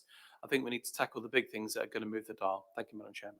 Thank you very much. Councillor Harris. Thank you. Just would like to obviously say that we're clearly going to support this motion. We're not going to change our view, but I'm disappointed, to echo the words of Councillor Beardsworth, that our amendment to the motion has not been adopted. I would like to point out that the motion was submitted as per the Constitution on time, which was the deadline of Monday. So the fact that it wasn't seen until Tuesday evening at 8 o'clock, I can't comment on that. It's submitted on time. I gather that or understand that the Conservative motion on this subject was submitted in June. So the point I would make is that surely if we have motions of this nature, then if we had sight of those, then perhaps we could have wider and more wide-ranging and more thorough discussions. We may not be in this position that we're in now. I don't quite understand the point that's being made about not having a grip of where we are right now. Climate emergencies were declared as long ago as 2 years for some of our councils. So that point is the issue that I have concerns about. We should have a grip on where we are because we've already declared climate emotions in our councils, and therefore we should be really truly focused now on actions. But of course, we are going to support the amendment. Thank you. Councillor Larratt. Thank you, Madam Chairman. Can I echo Councillor Morgan's words on this, because he's done a lot of work and I'm truly grateful for what he and Councillor Hallam have done. Can I just say, if anybody doubts our commitment to climate change, read our manifesto. It was our #1 commitment, and we are sticking with that. But we recognise that we're at the start of a journey. It's going to be a long journey, and we've got to get everything in line in order to deliver the outcomes we all want to see. And that is what's primarily our objective at this moment in time. We've got to get the format right as to how we work with others, because we're not going to do this on our own. We've got to work with residents, we've got to work with community groups, we've got to work with business, we've got to work with public sector. There's such a wide range of organisations, Madam Chairman, that we've got to work with. We're putting this motion forward tonight. We will, as Councillor Morgan says, we are working with officers and we're looking at how best to take this forward, and there will be further proposals coming forward in due course. Please don't think that we're not committed, because we are 110% committed to this project. And it's right, only right, that we take time to make sure that we've got the partnerships and the formats, and I think Councillor Smith related the format as to how we do this correct, in order that we get the outcomes we're all seeking to achieve. Thank you very much. Any further? Sorry. Councillor Hallam. Thank you, Madam Chairman. I reserve my right to speak, but don't have anything else to add, so I'm happy to propose that we move to the vote on this. Thank you very much. Councillor Nunn. Not much to add. I'd just like to agree with Councillor Smith. This is not about a one-off summit of any kind or event. This is about getting the forums and the groups that were running back together again and talking again, as we had across the patch. Also with Councillor Harris, I'd agree it's not entirely lack of grip. We had in Northampton a carbon reduction strategy which had monitored significant reduction in carbon over the last few years, but had a lot more work to do. But certainly if we share our motions early, which I think we are now doing through democratic support, that will mean an opportunity to cooperate far better. And perhaps to avoid something that could have perhaps been done better between us this evening. Very happy to do that and suggest we move to the vote. Thank you, Madam Chairman. Thank you very much indeed. We're now going to move to the vote. Those in favour, please show. Thank you. That's carried. Thank you very much indeed. Motion 2, proposed by Councillor Mike Hallam, on tree planting. Councillor Hallam. Thank you, Madam Chairwoman. What we've just done is agreed to a climate emergency, and in that debate, there were lots of people saying we need some actions, we need to get started straight away. Well, one of those things is to look at projects and what we think we can have some quick wins on. And the obvious one for me is the Queen's Green Canopy Scheme, because not only does it benefit the environment and have a quick win there, but it really is the endorsement that it's the present that Her Majesty the Queen has asked for on this quite a remarkable achievement that she's going to experience next year. And when I spoke to Councillor Morgan about this and saw this scheme in the paper, he said that lots of people remember doing something similar for the Silver Jubilee. So this is a great project, and the reason for bringing this to Council isn't to talk about trees or get into tree policy. It's to seek 93 champions in their local community. So we can go back to your parish councils, go back to your schools and your residents associations and see how we can get those organisations on board with this. It was great to hear from Mr. Rahman earlier. I was only sorry you didn't mention one point that we've discussed with the Islamic Association, that is planting trees here in Northampton, but also planting some back in Bangladesh, which I think will be absolutely fantastic to extend this out, not just from West Northamptonshire, but also to the Commonwealth, in recognition of this remarkable duty and commitment that the Queen has had to the nation over such a long period of time. I'm happy to propose this motion. Thank you very much. Councillor Morgan, to second, please. Thank you, Chair. As Councillor Hallam said, actually, one of my early memories when I was at school myself was actually the Tree Lovers League. We were planting trees in the local park, which was organised by our school. And those sort of memories stay with us, actually, about the importance of planting trees and building biodiversity. And in some respects, it's quite remarkable, isn't it? We even have to have a motion on planting trees. And in fact, actually, when I was talking to Councillor Nunn about this recently, I said I was actually quite surprised when I purchased my house in Daventry 4 years ago. There was actually covenant saying we couldn't plant anything over 6 feet, actually. So I think, again, there's more, forgive the pun, root and branch work we need to do here. But I too was also delighted by Mr. Rahman's gesture earlier. And of course, as you'd expect from me as the Climate Change Assistant Cabinet Member, I fully support this motion. Thank you, Madam Chairman. Thank you very much. I've got to notify Council that an amendment has been received, copies of which should have been circulated to everybody. And I call upon Councillor Emma Roberts to move the amendment. Councillor Roberts. Thank you, Chair.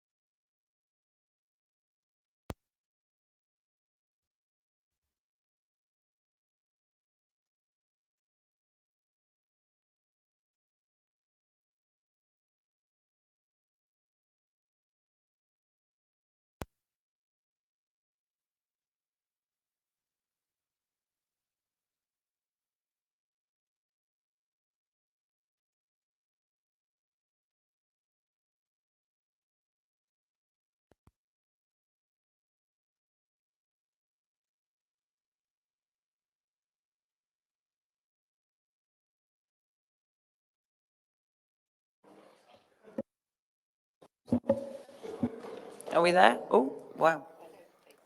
Mine's working. Is everyone?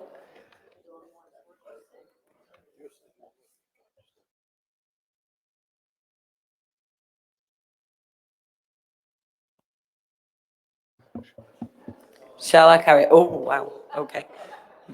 Okay. Are we there? Right. Okay. I'm going to go for it before it stops. I think it's quite ironic, Councillor Morgan's commentary that says we need to bring this motion. You don't need to bring this motion to plant trees. You can just plant the trees if you want to. You're in administration. There we go.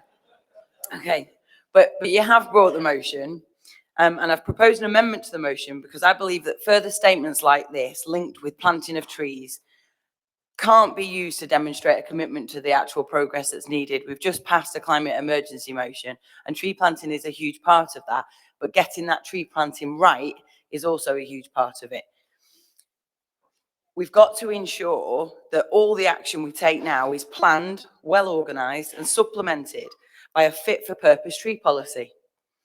NBC councillors, including the proposer of the motion, unanimously passed an almost identical motion to the one stipulated within the amendment that I've put forward.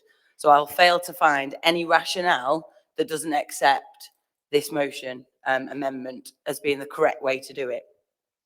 A dedicated tree officer to work on this policy and this tree planting scheme, along with a much needed mapping exercise, would enable us to embrace the Queen's Green Canopy scheme in full, whilst ensuring the work needed to select the appropriate trees is done, protect and manage tree pits, improve urban tree planting, but also ensuring the sustainability through watering, maintenance, and the protection equally happens. The positive benefits of tree planting are not gained from simply planting the tree. It's a mistake, in my opinion, whilst committing to this planting, not to commit to the missing links that the amendment to the motion allows. The practicalities of dealing with these projects and the practicalities of dealing with a climate change emergency can be supplemented by the amendment.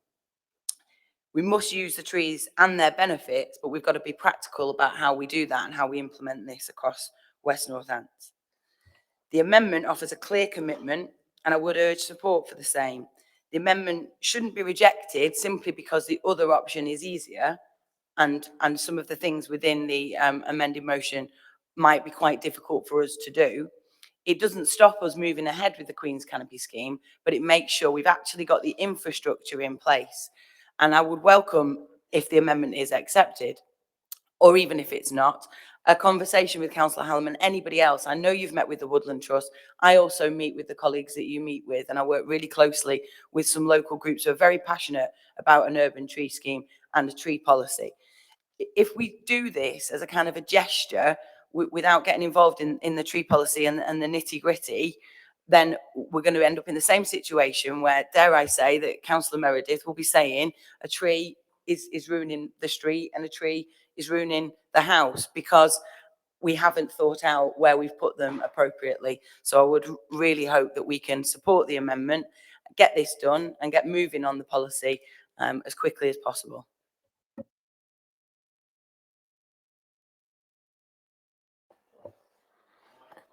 Is it not? Oh, it is. Okay. It's on now.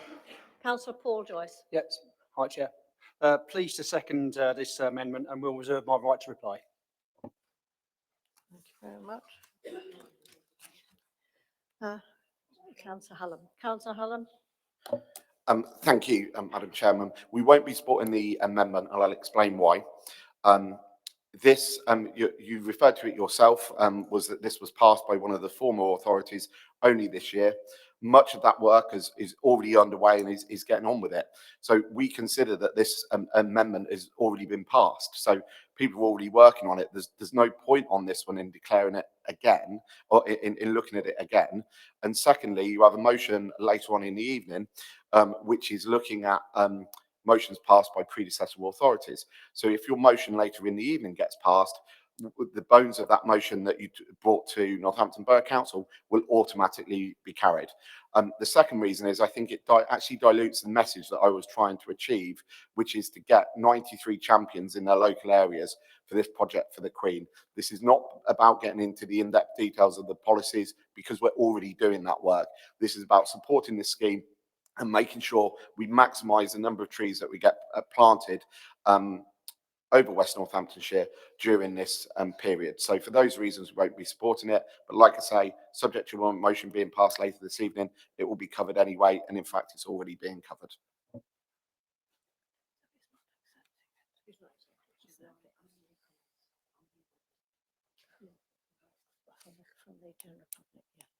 So, thank you.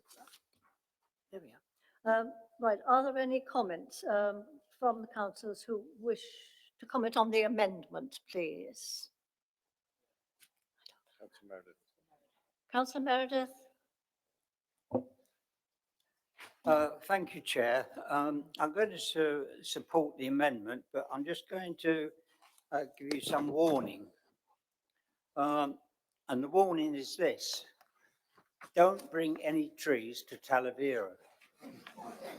If you do, then I shall form a group of people to guard Talavera against planting any trees. The reason I'm saying this is that we've got trees 100 feet high outside people's homes. You've only got to go around Talavera to see the damage the trees has done. I would like people here to look at my casework. And my casework has the highest amount of complaints about trees. So if you think you can come to Talavera and plant trees, have another thing coming, because I will certainly be there guarding it and sending you away. So don't bring any trees to Talavera. The latest one I had to report just to the councillor's contact centre, is about a tree which is 6 foot high growing in the middle of a path. Astonishing. This is what happens in Talavera. All the seedlings are never treated. They're all just allowed to grow. And we have a roundabout, which is the main entrance to Talavera, and there's 70 trees over 100 foot high. And that's the situation which we've got in Talavera. So all I'm saying is I will support this amendment, but God help you all if you bring any trees to my division. Thank you. Councillor Beardsworth. Thank you very much, Chair. Yes, the Liberal Democrats will be supporting the amendment to the motion. I think it goes a lot further than the motion does in its first form. The reason Talavera, my colleague, Councillor Meredith, gets so upset is when the tree officer that was setting out the development area in that area was a gentleman called Ben Smith, who was deputy leader of the Northampton County Council at one time. And he said he planted a lot of trees that they should have just thinned, but they didn't. And he planted forest trees in near houses which should never have gone in. It's actually planting the right trees for the right environment. And that is so important. And I think that's something that people need to be educated on and make sure that we get the right trees in the right area. And there's lots of people that can give us that assistance. But I support this. I don't understand why the administration wouldn't. I know you're saying that later on the motions come through, but why don't you just strengthen it tonight? It's a small gesture, isn't it? Thank you, Madam Chair. Thank you very much. Councillor Harris, do you want to speak? Yes, thank you. I just echo the same words as Councillor Beardsworth. I think it's eminently sensible. It seems to be completely strengthening the original proposal. And as we've heard from Councillor Meredith, that there are issues that occur if the wrong trees are planted in the right place. So I can't see what the issue is in terms of the amendment to this.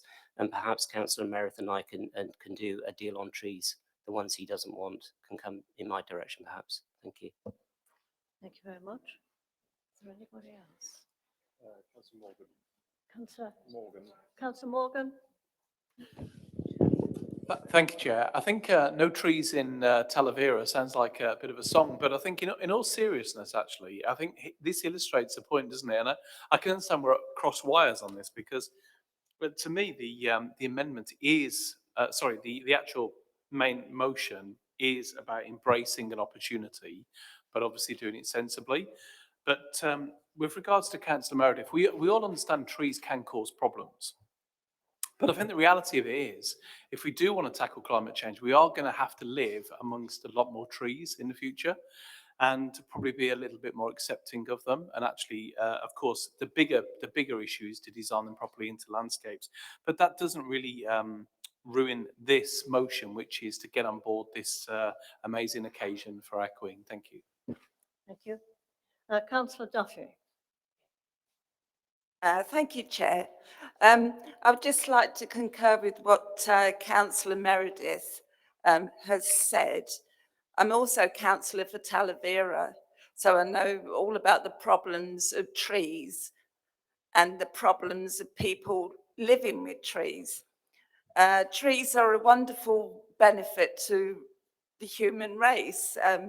There's so many benefits to us, but I'd just like to emphasise that it's not obvious when mass planting is going on that people's interests are taken into account of where and what kind of trees are going to be planted, hence Talavera. So it's not obvious to be sensible where they're planted, as the councillor across the way has just said. And I would emphasise that mass planning and also a proper maintenance programme has to be brought into being. Thank you. Thank you.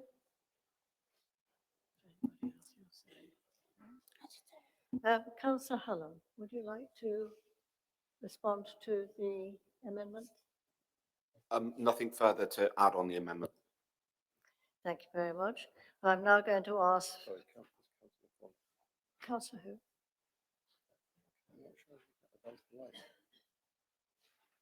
Did somebody indicate? Councillor Davenport. Councillor Davenport. Yes. Sorry, the light makes it very difficult to see this side. Councillor Davenport, yes. Yeah, I just wanted to say that I will be supporting the amendment. And I just wanted to flag up here how this all started in Northampton with a lovely lady resident, Alice Whitehead, in my ward. And she went to meeting after meeting with the council, telling everyone about the benefits of trees. But it wasn't until Councillor Hallam took hold of her idea that things started to happen. And the one thing that Alice will make sure is that it will be done. They will be planted, and they will be, as we're finding in our ward now, the correct tree for the correct location. I know what Councillor Meredith means. They're forest trees that they planted at one time. So I just wanted to mention Alice because we owe her a lot for her tenacity. Thank you. Sorry. Councillor Brown? Yeah,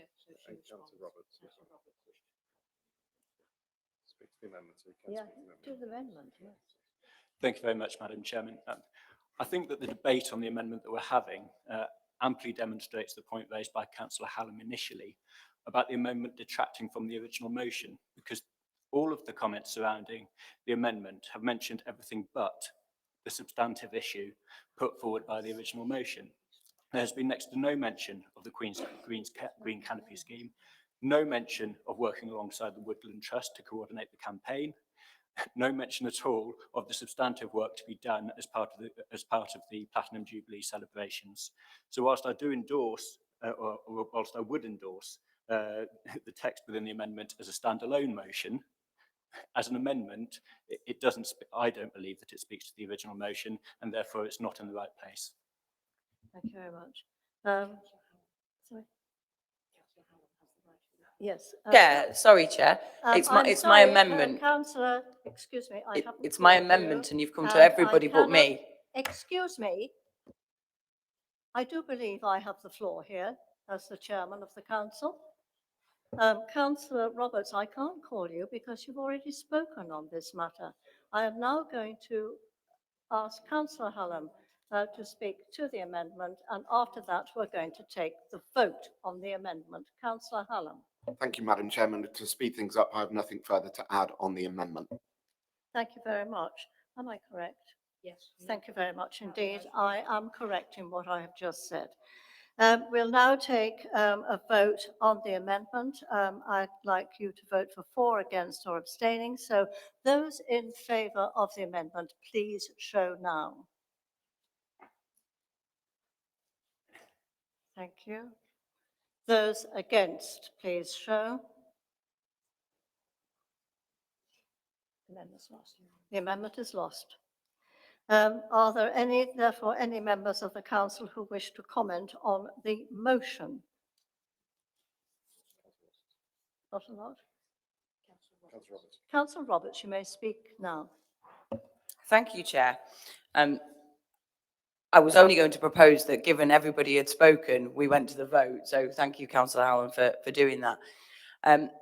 The problem I have with the motion, and again, I mentioned it about the housing stuff, it's a silo item. It's a shouting about us doing something without looking at the implications of it. And it was important to discuss and debate those. There is a motion later on in the agenda that deals with bringing back previous motions, but that doesn't happen immediately. So that would cause us a delay in strategy. Councillor Hallam, I would really like to see the work that's been done on the previous motion, because I met only on Friday with groups who were heavily involved in this motion in the first instance when I brought it at NBC, and I think we're at cross purposes there about progress. So if we could just have some update on progress, but given we know the outcome, I would suggest that we move to the vote. Thank you. Anybody else? No. Councillor Hallam.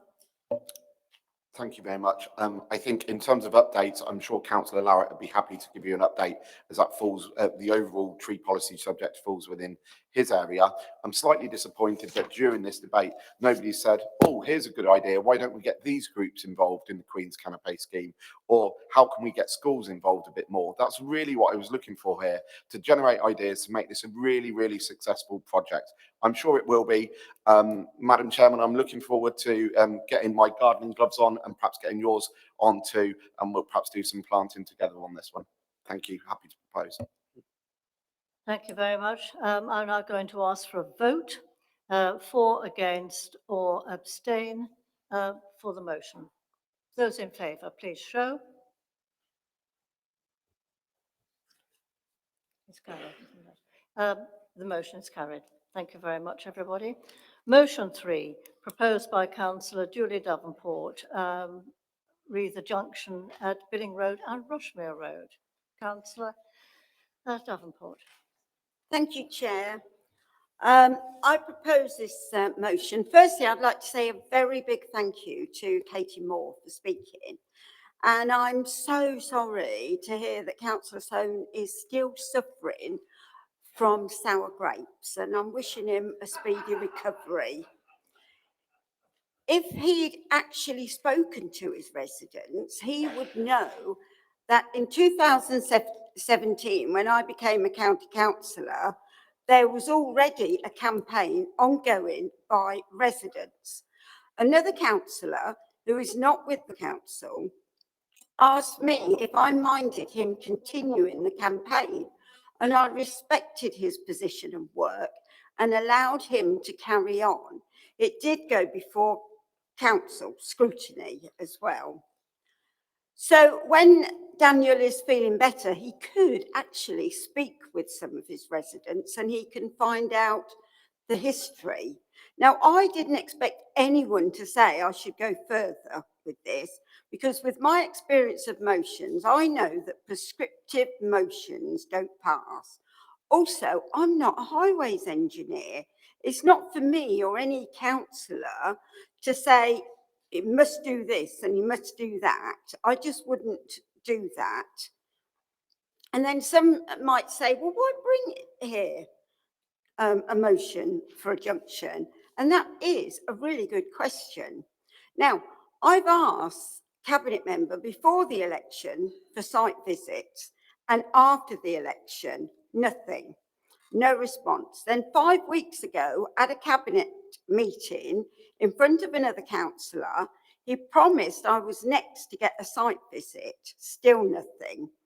I contacted a highways manager about plans for the junction after I'd set up the petition. Absolutely no response. I contacted highways office, no response. Some might remember I asked at full council prior to the election for a full scheme of works for highways planned for this financial year. I was told it would be out by the 1st of April. Now, ever since then, I've been trying to get hold of a scheme of works for the whole of this year, but still nothing. We see a weekly scheme of works, but I'm told there is more planned that is not on those weekly schemes. Why can't I see it? So what's the girl supposed to do? This motion is a desperate move to solve a desperate situation. What are the choices there? If no one's listening to me, no one's going to speak, there's no action. Now, I could have withdrawn this motion if someone had spoken to me. If people won't speak to me, I will continue to bring things to full council. Now, the Rushmere and Billing Road junction has been a major issue for years. I took my life into my own hands when I tried to cross it, with a car suddenly appearing from the right as I crossed. How do you think parents feel sending their children to school? They are told, don't drive them to school, let them walk. If you have to get into work by 9 a.m, you can't walk with them, but it's too dangerous for them to go on their own. Now, the residents say that it will take a death at that junction to get anything done. Now, I've actually been told by a council officer and a police officer that if someone dies, that they will have to do something. Who here is willing to sacrifice one of their children? And that's what it needs, a human sacrifice before anything's done. I mean, I know there's a few of you that got a few children. I mean, one of them must annoy you enough. It's ludicrous, isn't it?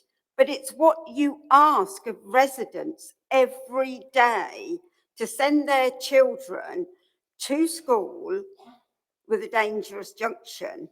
Now, it appears that we're willing to take out loans for this road to nowhere, the Northwest Release Road, to benefit developers and say we're going ahead with that road because there could be severe financial penalties and it's a legacy project. Even though this legacy project, there were quite a few of the councillors now that oversaw the original plans. But you won't go ahead with this, even though a child could die before you do something. Councillor Davenport, you've had 5 minutes. Could you wrap it up, please? Okay. So I don't take this subject lightly. I lost my brother when I was 12. He was 8 in a road traffic accident. So this means a lot to me. Sort the junction out, protect our residents and save lives. Thank you. Thank you. Councillor Sue Chaps. Thank you, Madam Chair. I'd like to second this motion and reserve my right to speak. Thank you. Thank you very much. Are there any members of the council who wish to comment? Yes, there are. There are several. Councillor Larratt. Thank you, Madam Chairman, and can I say how much I support this motion tonight? I find it a bit unnecessary because we're already working on this scheme. It's a scheme that I and other councillors met with the former county council portfolio holder about 12 months or so ago, and it's something we've been very mindful of. I mean, you've got Northampton School for Boys and the 2 primary schools around the corner, and it is a horrendous junction. And I actually found out on Monday morning just how horrendous that junction is for pedestrians, because Stuart Timmis and I and a couple of other officers actually went up there and to look at it, and I hadn't, as a pedestrian, tried crossing it before, although I'd cross it 3 or 4 times a day. As a pedestrian, I haven't. And you do take your life in your hands when you do. It is a horrendous junction. And we fully appreciate that it needs working on. We've been discussing it with officers for a long, long time. And currently plans are underway, or schemes are currently being looked at and drawn up to bring the scheme forward. So hopefully, I can't give a firm commitment on a date, but it is being worked on, and we've got to find the money. But it is a top priority in order to secure the safety, particularly of children in that area. And I know that your deputy chairman knows the road very well. I mean, his son went to the boys' school, and it is a very, very important project that we get off the ground and get things moving. We haven't been sitting on our hands. We've been working on this since the election, Madam Chairman. Let's get on with it. Thank you, Councillor Larratt. Councillor Brown. Thank you, Madam Chairman. And, yeah, I endorse everything that Councillor Larratt says. I'm well acquainted with the junction myself, not least because I was assisting Councillor Sohn on occasions during his recent election campaigns. And of course, I'm sure Councillor Davenport is aware that in the middle of Councillor Sohn's election literature was a fold-out poster for residents to put in their windows calling for a safer crossing on Rushmere Road. And not only did Councillor Sohn ensure that a leaflet went out to residents, but I can assure her that Councillor Sohn was knocking on door after door after door to hear the views of residents. And I'm sure he'll continue to do so in his role. He's put this top of the agenda. He's campaigned hard on this. I applaud his work, and this council will take this forward. Thank you very much. Councillor Purser. Chair, I'm behind the tree. I'd like to thank Councillor Larratt for his comments. The case for action has been well made. As one of the 3 Abington councillors, we've had a number of residents come to us raising this issue. and it's high time that action was taken. And I hope that the portfolio holder will meet with the local councillors involved. We draw up an action plan and it's put into the programme soon. Thank you, Chair. Thank you. Councillor Beardsworth. Thank you very much, Madam Chair. I'm quite sad, really, that Councillor Davenport doesn't seem to have got very far with trying to investigate this problem. It has been a problem for many years. We all know that. The school's been there for many years.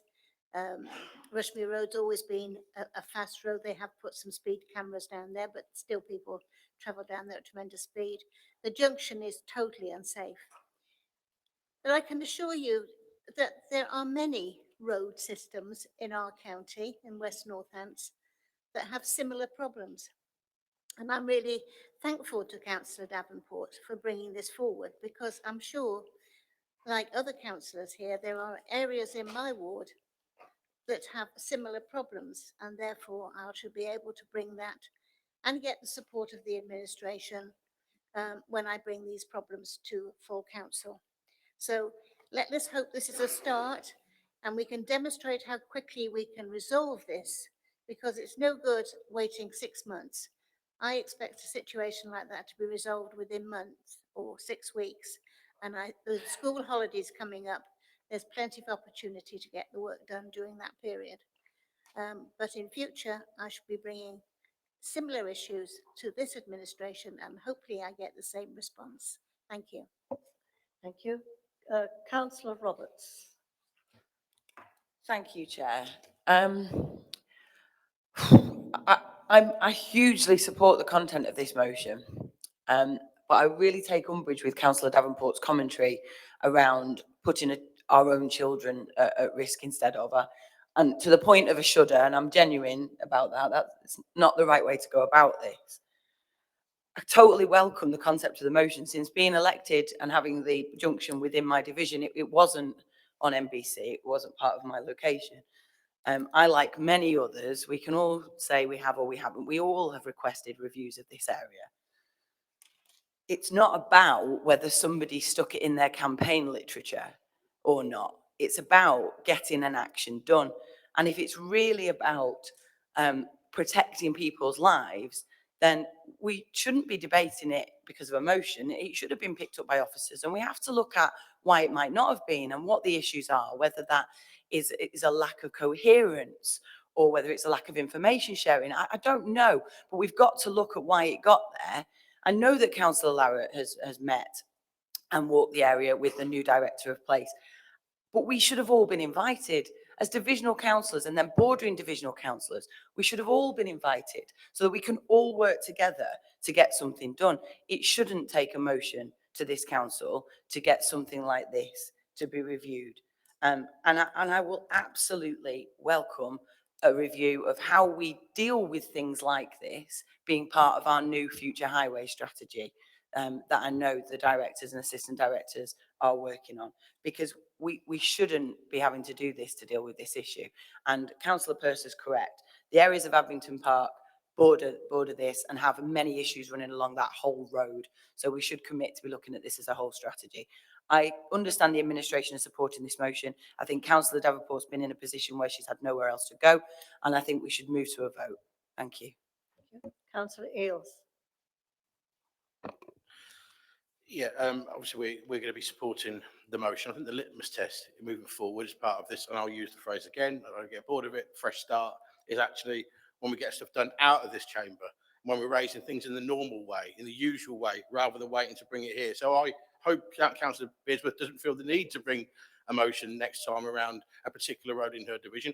I hope I don't feel that need, because I hope that we'll get stuff done outside of here. But the reason I've raised my hand to speak, Councillor Roberts just alluded to it. I'm sure people would have heard a collective gasp when Councillor Davenport made what I'm going to be charitable to think was an idea of a joke in a contribution about talking about human sacrifices, and if people's children, they annoy them enough, would they like to put them into the middle of that road? That was completely unacceptable. And I will invite Councillor Davenport, when she does respond, to kindly retract that I would, because it, as you would have heard, it's upsetting and it's not the way we should conduct ourselves. So whilst that may be taken as an attack on Councillor Davenport herself, it's not. I would invite her to retract it, please. Thank you. Councillor Meredith. Thank you, Chair. I can sympathise, Councillor Davenport, with this motion. And as it's been said in this meeting, there's really no need for a motion to be done like this. I've been a councillor now for 15 years. And within 15 years, the highway, I've only ever had 2 successes with the highways department. Everything, and I mean, I emailed them ever so often asking them to do things, and they always come back with excuses. So over 15 years, as I say, 2 things that they've ever done for me in that regard. And I say this to Jonathan, Councillor Jonathan Nunn. You're the leader of this council, Jonathan. Get it fixed, get it fixed, get it in action. You're the leader. Go and tell them to get it done. That's what you should be doing. Thank you, Councillor Meredith. Councillor Davenport, would you like to wrap up the debate? Yes, I would, and I profusely apologise for upsetting anyone. It wasn't meant in that way. Councillor Eales is correct, but I totally take it back. I think there's a bit of Chinese whispers there as well, because a bit's been added on to what I did say. However, I was wrong, and I should never have said that. I'm very disappointed in Councillor Lara, actually, because if you remember the cones that I campaigned against in Rushmere Road, wasn't that long ago. And the last cabinet member before you, Councillor Smithers, he was speaking with us, and we mentioned the junction to him, and he said, oh, well, why don't you start a campaign then? So I want proof now from you to show me categorically that you've had meetings. I'd like to see the minutes, I'd like to see computer records, because I'm sorry. And also, I was the county councillor, so why wasn't I included in that? I think there's a bit of backpedaling going on at the moment, because that didn't happen. He said to us on that date, when was it, earlier this year, start a campaign, and we started it. Now, just because a councillor, I know that all political parties had it in their leaflet, and we all knocked on doors. What I was trying to say is Councillor Soane would have known the history of it if he'd spoken to his residents about the history, because he said, and he cast aspersions on me, why didn't Councillor Davenport do anything when she became a county councillor? And I explained why. I had respect for a councillor that was already dealing with it, and it went on for about 3 years, I think. And then I'm putting this through. But no, Councillor Scrimshaw was not working on it because I spoke to him earlier this year. And if you'd have come out on a site visit, I mean, you wouldn't even come out on a site visit, but you are going to have meetings with Councillor Scrimshaw about this very junction that I wanted a site visit for. Thank you very much indeed, Councillor Davenport. We're now going to move to the vote. Those for, against and abstentions. Those in favour, please show now. It's carried. Thank you very much, everybody. We now come to motion 4, proposed by Councillor Sally Beardsworth, about the committee systems. Councillor Beardsworth. Thank you, Madam Chair.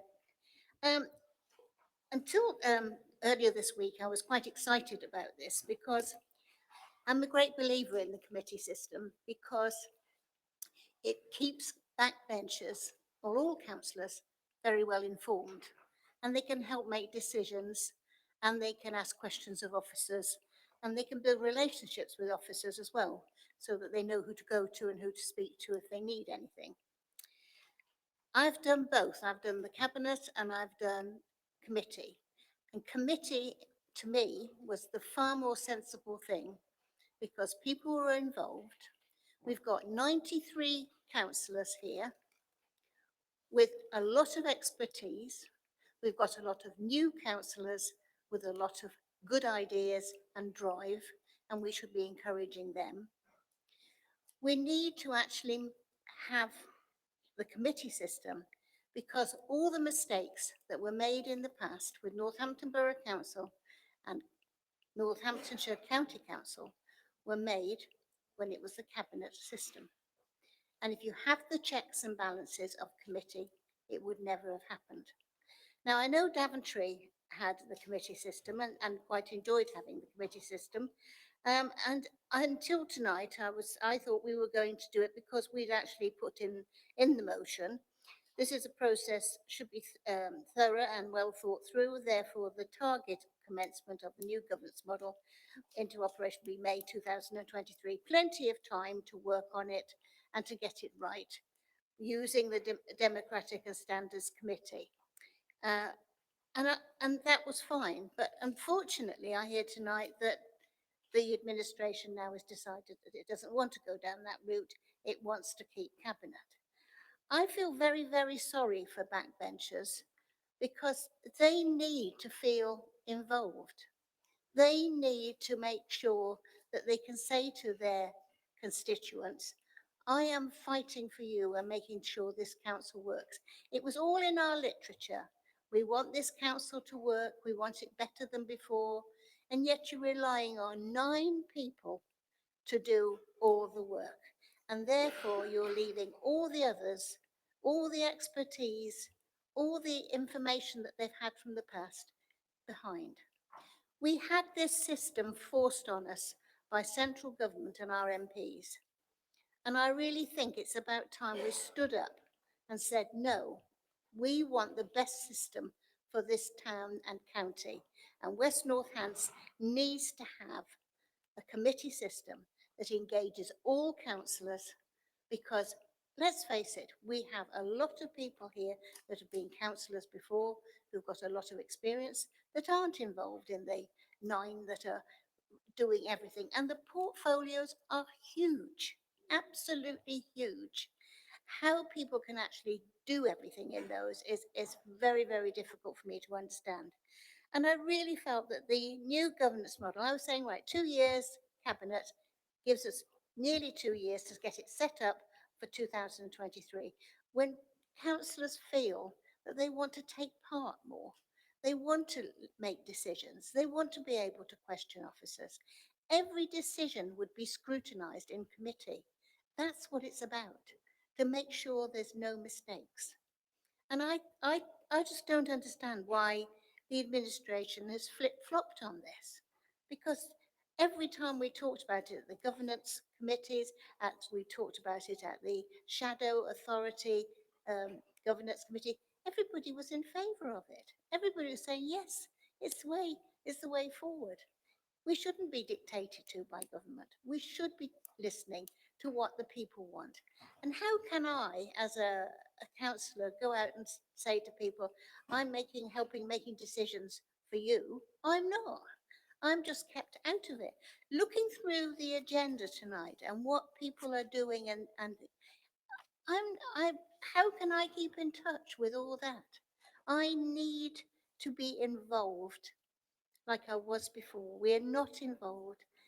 People then just have to rely on the person who's been picked to lead that portfolio. And I just don't think it's good enough for backbenchers. How you don't want to have a better road. Maybe you're happy to sit back and let somebody else do the work. Maybe you're happy to be foot soldiers and just vote when you're told. Maybe Councillor you're Beardworth, happy 5 to minutes do, up. yeah, Please wind maybe up. you're happy not to be involved and not to do any extra work. But I want to be involved. I want to know about things. I want to make sure things aren't made mistakes like the cobblers, like Carillion, like millions we've written off in the past. This is a way to do it. And I'm sorry that you haven't come over to this way of thinking, because it's a shame. It's a shame for the people of Northampton. It's a shame for your backbenchers. I beg to move. Thank you, Councillor. We now call on Councillor Gareth Eel to second the motion, please. Thank you. Happy to second and reserve my right to speak. I think I'll be better used later on. Thank you. Members of the council who wish to comment, Councillor Brown. Thank you, Madam Chairman. Yeah. This motion was the subject of some prior discussion between Councillor Eales and myself, with a view to the administration finding a way to support a review of the governance structure. And indeed, that review is something we're still committed to. The reason that we're not supporting tonight's motion is around the timescales and a concern that this is merely a rush to a predetermined decision to move to a committee system. And in fact, the way that Councillor Bearsworth has moved the motion confirms exactly that. You know, her objective is simply to go to committee system. We remain objective. We want to have the current system of governance to bed in, for councillors to give things a fair crack of the whip, and bear in mind that we have many, many new councillors who won't have experienced either system in the past. In fact, those of us coming from Daventry District Council didn't even have a full committee system. It was a hybrid version with only one decision-making committee.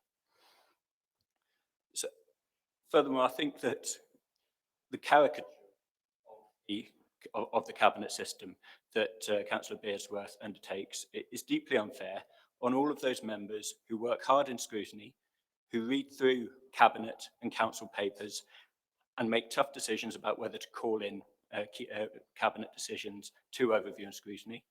It also devalues the work undertaken by planning and audit and all of the other committees of this council, where councillors, where backbench councillors do work extremely hard. And in an effort to harness as much talent as possible from within our group, Councillor Nunn has taken the really quite innovative approach of establishing unpaid assistant cabinet member positions, where we harness the passion and the talent within our group to add value to cabinet members from people who have specific areas of expertise but may not have the time or the experience in local government to take on a full cabinet role. We remain committed to having a governance review at the appropriate time, but a mere three or 4 months in to a new council, when people have not acclimatised to local government, isn't the time to start that process. It will happen. It will happen in the first term. Councillor Nunn committed to that at the annual general meeting. But we are not going to rush into a predetermined switch of governance model that may not, in fact, be right for West Northamptonshire. Thank you very much, Councillor Meredith. It's amazing, really, what I hear is coming from the Conservatives. I remember Councillor Brown, when he first got elected on the county council, proposed that you should be a listening council, and we should listen to backbenchers and take their opinions on board. I'm afraid that has been lost. You're not listening at all. Councillor Bearsworth spoke very passionately about this, and I agree with her entirely what she says. It's all about giving backbenchers a right and to say in how this new council is formed. And the other thing I'd like to say is, personally, I don't agree that the chair should be by the administration for 4 years. Where's the democracy in that? You know, that's not democracy. The chair should be given equally to the rule to all parties concerned.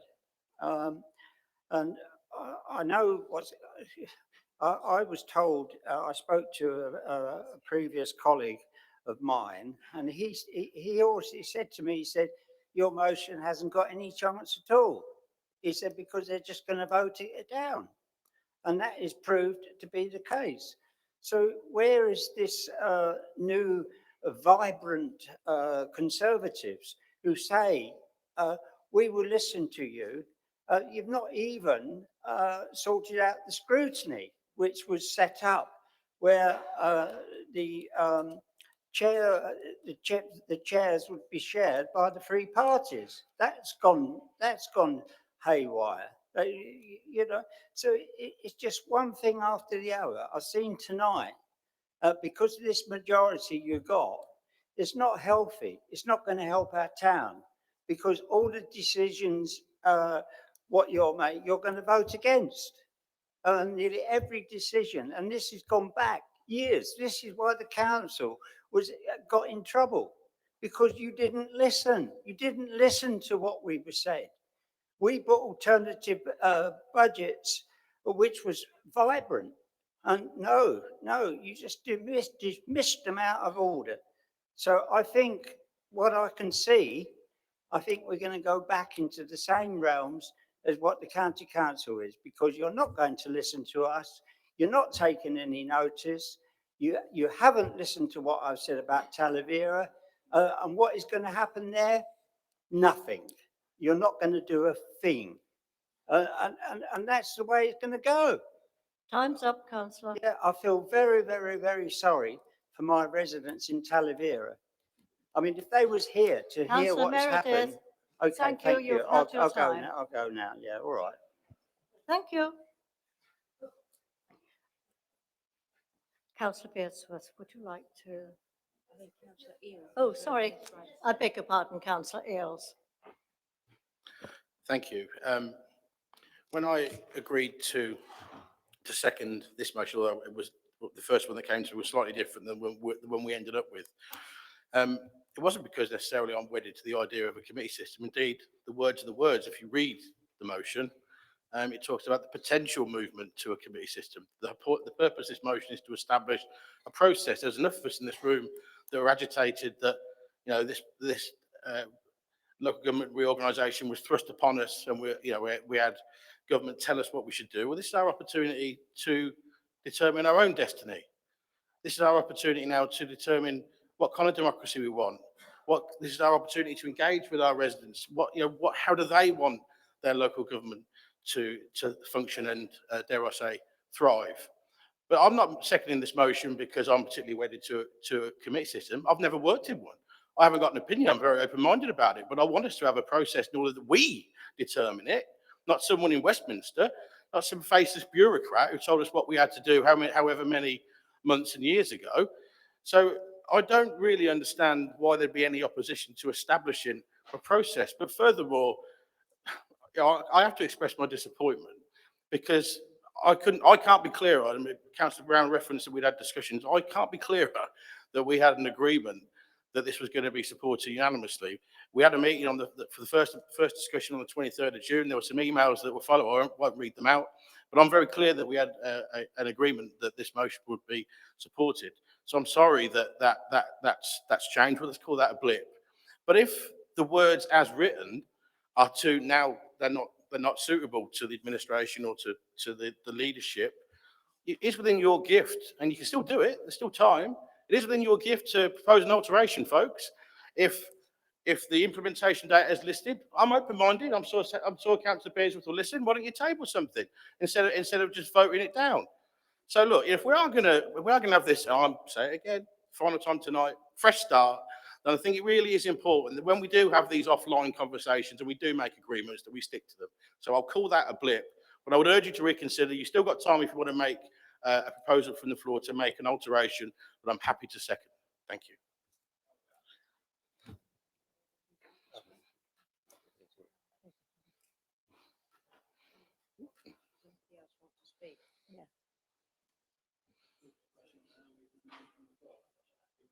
Yeah, let's do it. Does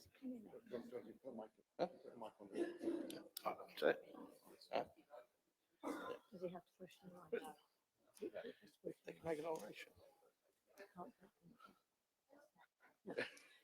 No, not from the floor. No. Thank you. Sorry. Bearsworth now. Right, Councillor Bearsworth, I think it's your turn. Okay. It's my turn to sum up, and I really thought there, Adam, you were going to give me a small amendment that we could do something with this, and I'm disappointed to say the least. Thank you for trying, though. I appreciate it. I brought this forward because I have worked both systems, and as I say, it's much more inclusive to all members of the council, and people learn much more. They have papers to read. They have able to ask questions. So now we have 9 people that are running the place. The rest of them do as they're told, raise their hand when they're supposed to, and that's all decided before it even comes here. To me, that's very, very sad because, you know, it's almost like you're foot soldiers. You're not even thought of as people that have got an opinion, and you can put something forward that might be useful to make this council a better place. And I find that a real shame that all of you out there are not going to be listened to or take part in and contribute to making this council work. And therefore, I find this a very sad day that you're not going to accept this. And as I thought I'd given you nearly 2 years to work it out, it is a target. It doesn't have to be 2023. That's a target date. But unfortunately, you won't even agree to that. And I'm really, really sorry for you all, for the people who have spoke to me in the past and the Conservative administration that said that they really believed in the committee system. And now they've reneged on that. I'm very disappointed, Madam Chairman, in this result. Thank you. Thank you very much. We're now going to ask for the vote. Those for, against, or abstain. Those in favour, would you please vote now? Thank you. Those against? Motion lost. Motion is lost. Thank you very much. Ladies and gentlemen, we now come on to motion 5, being proposed by Councillor Gareth Eales. Historic motions. Councillor Eales. I'm hoping the administration are still behind this one, being as they're seconding it. I'll be very brief because I think we're quite eager to get on to some motions that are at the other end of the agenda. Democracy shouldn't have died come vesting day. That's why we've brought this motion on to establish a process to look backwards at motions that have been passed and in the former sovereign councils over the last 6 years, establish a process, collate those and bring them in one report. It was referenced earlier on one of the tree policies. Let's collate all of the previous motions that were passed by democratic means on the previous authorities, bring them back to this authority at the earliest opportunity and get them rubber stamped as being WNC policy. Happy to propose. Thank you. Councillor Brown. Thank you, Madam Chairman. Yeah, as Councillor Eales says, it's important that we don't create a democratic deficit of sorts during our move to the new unitary authority. I'm sure we can all think of motions that were passed by our 4 previous authorities that maybe those councils did not get the chance to enact in full. Therefore, it's important that we take a look over the previous records, have an audit of those decisions by our previous councils, and then through the proper channels, through the Democracy and Standards Committee, through overview and scrutiny, where backbenchers put in a lot of work and where their voices are listened to by the administration, take a look at those previous motions and determine how best to implement those in West Northamptonshire. I think it's a really positive motion. I thank Councillor Eales for bringing it to the administration's attention and for offering to work cross-party. I hope that goes just a little way to placating some of the concerns that have been raised when we didn't agree with other motions this evening. I assure everyone that, as my friend and colleague Councillor Chandler would say, just because we don't agree doesn't mean we haven't listened. Thank you very much. Are there any members of the council who'd like to make a comment on this, please? Very quick one, Chair, is that it has here a target date of December. I would like a definite date for December rather than a target. Thank you. Can you see anybody else? Nobody else? As there's nobody else, then we'll move to the vote. Those for, please show now. Great. Agree? Thank you. Then the motion's carried. Thank you very much, everybody. Motion 6, proposed by Councillor Emma Roberts, on the living wage.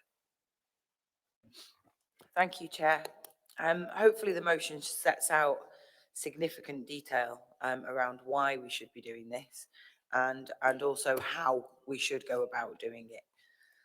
An appropriate living wage is a step to ending hunger.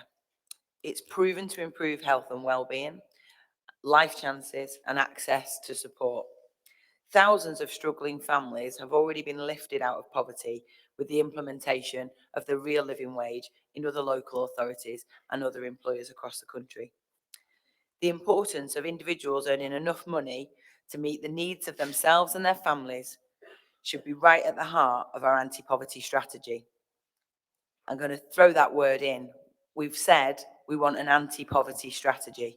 We've committed to that. And this stamps that commitment full and firmly at the forefront of anti-poverty working in West Northamptonshire. To commit to this motion and the long-term goal of accreditation allows us to develop that strategy into something real, something tangible. It's a practical demonstration of civic leadership. I'm under no illusion that parts of the accreditation are easier than others, and I specifically acknowledge the difficulties that will be associated with and that we will encounter, for example, in driving a living wage through our contracted adult social care workforce. That won't be easy, but the Living Wage Foundation will work with the local authority and take us through that process. And this motion doesn't say we're going to do this tomorrow either, by the way. This says we're going to take steps to get us to a living wage accredited authority. Now more than ever, I believe that during a period of transformation, it's the right time to do it. The ICANN and ICS opportunities that Councillor Golby and others spoke on before, our anti-poverty strategy commitment and our Fresh Start motto. Now's the time for us to do this. I spoke at Cabinet last month about the need to ensure our future services included ethical care charters. They're all part of the living wage accreditation. I heard from Councillor Golby and officers that we could look at the ethical care charter. Well, it's stamped right at the heart of this too. The motion allows for dedication and commitment whilst allowing the appropriate resource and appreciation that this is not an overnight exercise. There is loads of support out there for us to work with, loads of support for us to harness to get the authority to this position.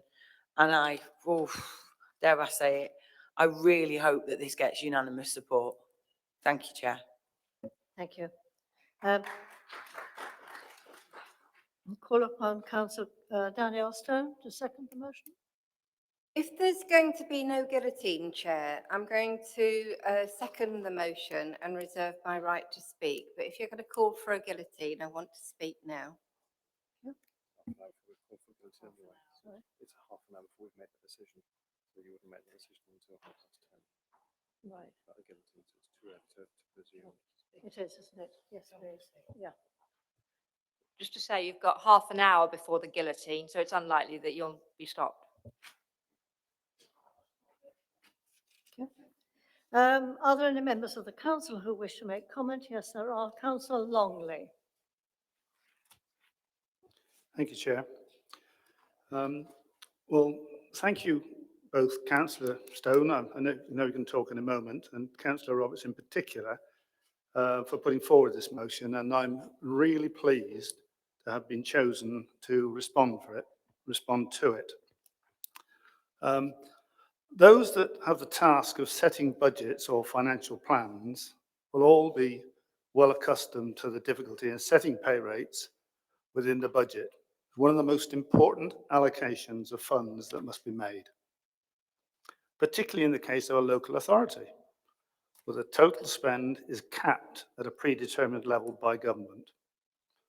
The allocation involves maintaining pay at a level that supports our employees, much as Councillor Roberts has described, helps maintain a happy and secure environment for them, but also allocates sufficient resources to support vulnerable adults and children, and of course, maintain our infrastructure to the level our residents expect. It is always a balancing act. As a matter of interest, the allocation of remuneration to our employees represents just short of a third of the council's total spend. It's a very big number.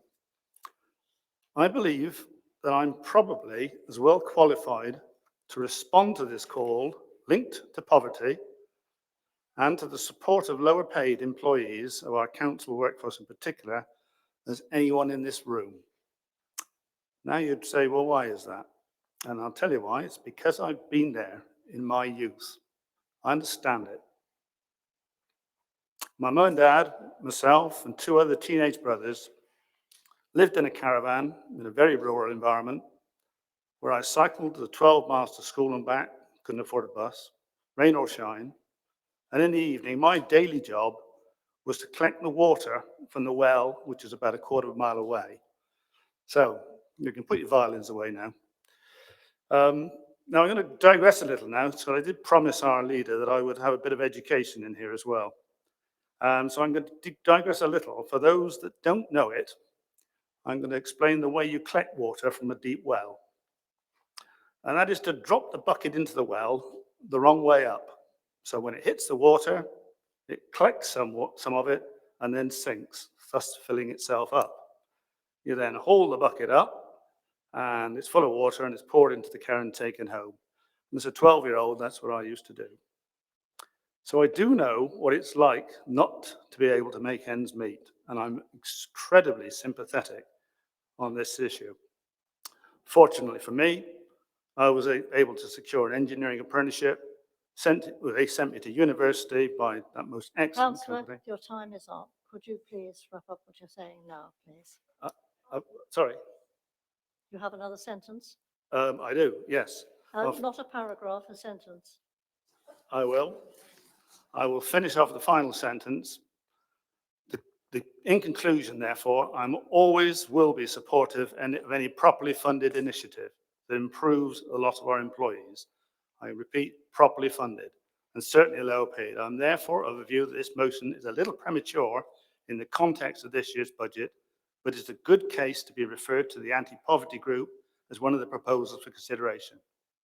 From there, the consideration should be included in the budget setting process and the medium-term financial plan. Thank you, Chair. Thank you. Councillor Randall. Yes, thank you, Chair. This was one that I'd brought forward a motion at Daventry District Council, and we had all sorts of excuses why we couldn't become a living wage employee. And one was the fact that if you move somebody up a pay scale, you've got to move everybody up at the same percentage. And it worked out, instead of costing the council 16,000, it was going to be something like about 250,000, which was absolutely totally ridiculous. When you have got a living wage employer, it boosts morale, it makes you more attractive as an employer, your sick rate goes down. You know, it's just a good thing to have, you know, and lots of little businesses around the county now are a living wage employer. So why couldn't it be something that we would do? You know, even to the fact of costing it up. I very much doubt that it would cost that much money. You know, and people are struggling, and it benefits everybody. Everybody who's got their bit more money in their pocket will spend that little bit more. As we all know, we live to our means generally. So, you know, it boosts the economy. It's just good all round. So I don't know why anybody wouldn't support this motion. Thank you, Chair. Thank you very much. Councillor Roberts, would you like to wind up? I think Councillor Stone would like to second with her reply, and then I would like to come back. So. I reserve my right to speak, Chair. I beg your pardon. Yes, you do.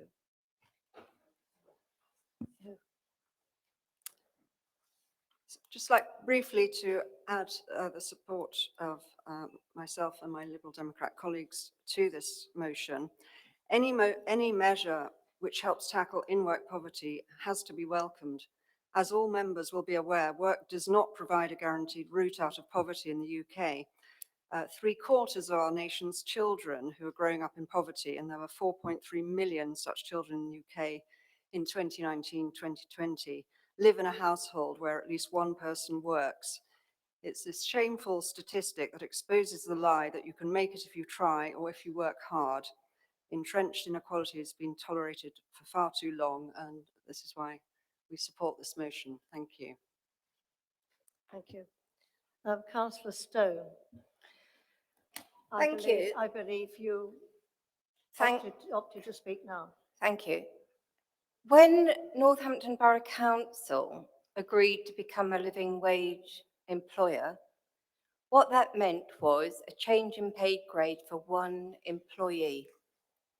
And Councillor Randall is right, it did push other people up one grade. The cost was negligible compared to the benefits. What this motion is talking about is assuming we will be a living wage employer. The living wage is determined by an independent group, and it's based on paying people a wage that is not a poverty wage. So the ridiculous situation we have at present is that people work for their poverty. We're in a situation where work doesn't pay. Yeah, I remember very well 10 years ago, it was a Conservative mantra, wasn't it? It was an anti-benefit mantra, actually, but it was a Conservative mantra that said, we will make work pay. Well, of course we should. We wouldn't go round saying, oh, I'm going to pay people to be poor, would we? We're going to create a situation where children can only get fed if their parents go to the food bank. Would we go around saying that? No, we wouldn't. It's really, really important. We recognise that we are leaders in West Northamptonshire, and we must set the standard for how we expect other employers to behave. And we will not be on our own. There are over 7,000 living wage employers in this country, including 2/5 of the FTSE 100. The living wage for us outside of London would be £9.50 an hour. Don't tell me that isn't within our gift. Please don't tell me that. We're employing consultants on £1,000 a day. Of course, we should be implementing the National Living Wage Foundation living wage. Of course. To not do that would be going directly against our agreement to develop an anti-poverty strategy. Time is up. This Councillor. would just be the beginning. Please let us have your vote.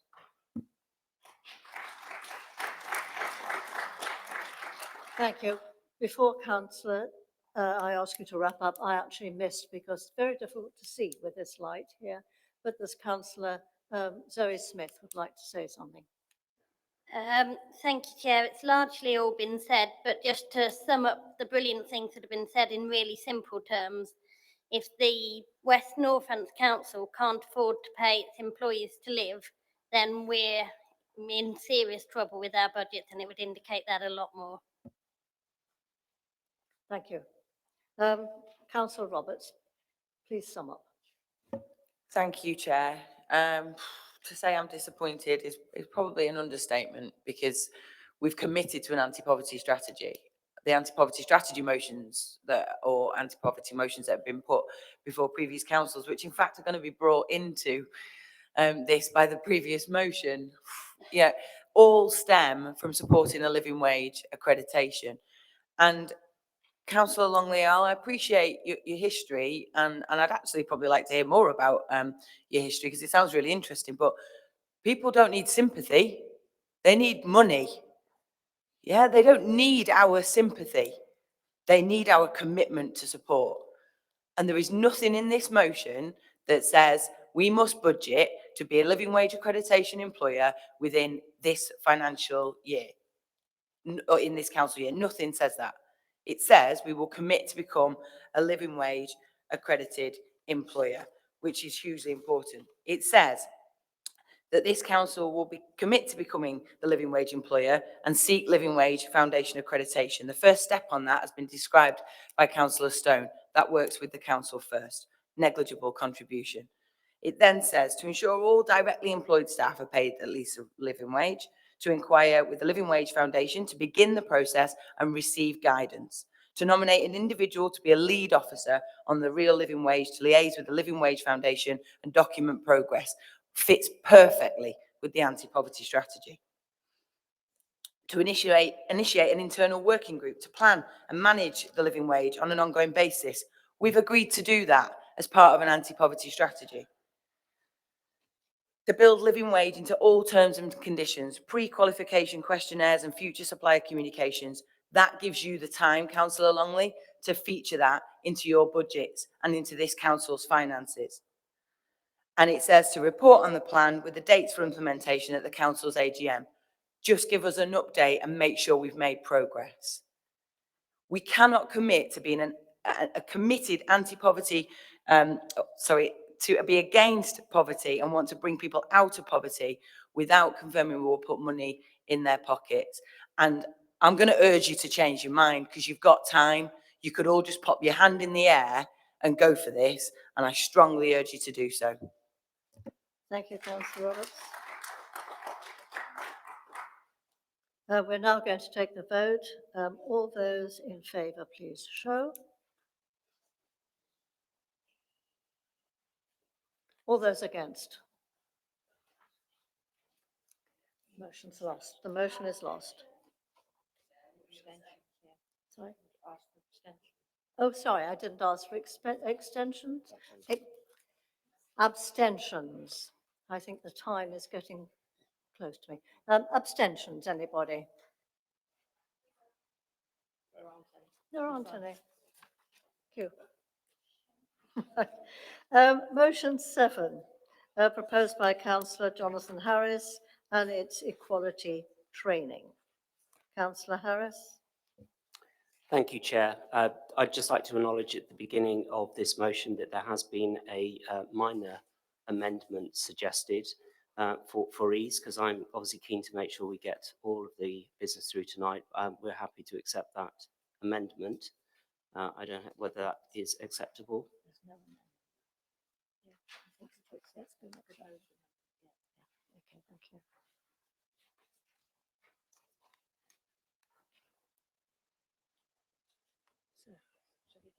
You can now put the motion.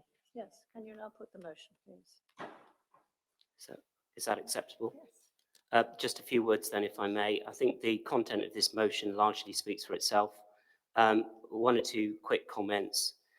This is a group that often is ignored and excluded. The ONS suggests it could be anywhere between 3 to 5 million people. This could be issues related to affordability, or in a lot of cases, it could simply be choice. Either way, having spent a great deal of time talking to residents during the election campaign and throughout the year, there are people who fall into this category in our areas. We really must make sure that we provide access to them and not exclude them. It's incumbent upon our teams across the council to put themselves in the shoes of others when either designing a service or thinking about access to it. By the way, that is not a criticism of the council staff. It's simply often driven perhaps by cost or ease. It is a question of training. It may be a question of retraining, but I'm happy to take the amendment which just refers to training. But it really is about putting the customers that we serve at the heart of all that we do. I would therefore urge that this motion is fully supported this evening. Thank you. Thank you very much. And I call on Councillor Rosie Humphreys to second. Yes, I second this motion and reserve my right to speak. Thank you. Sorry. Councillor Chandler.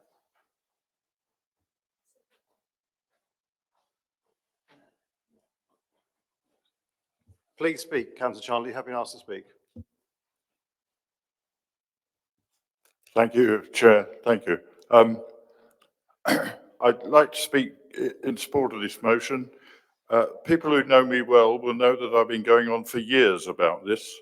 The community in which I live I chair the parish council, and we carried out a survey amongst the community by knocking on every door and speaking to every household. And during this, we discovered that 60% of the households do not access the internet. This is not unusual for small rural communities, and we must make sure that we find a way of reaching these people, but just doing it online won't work. Thank you, Chair.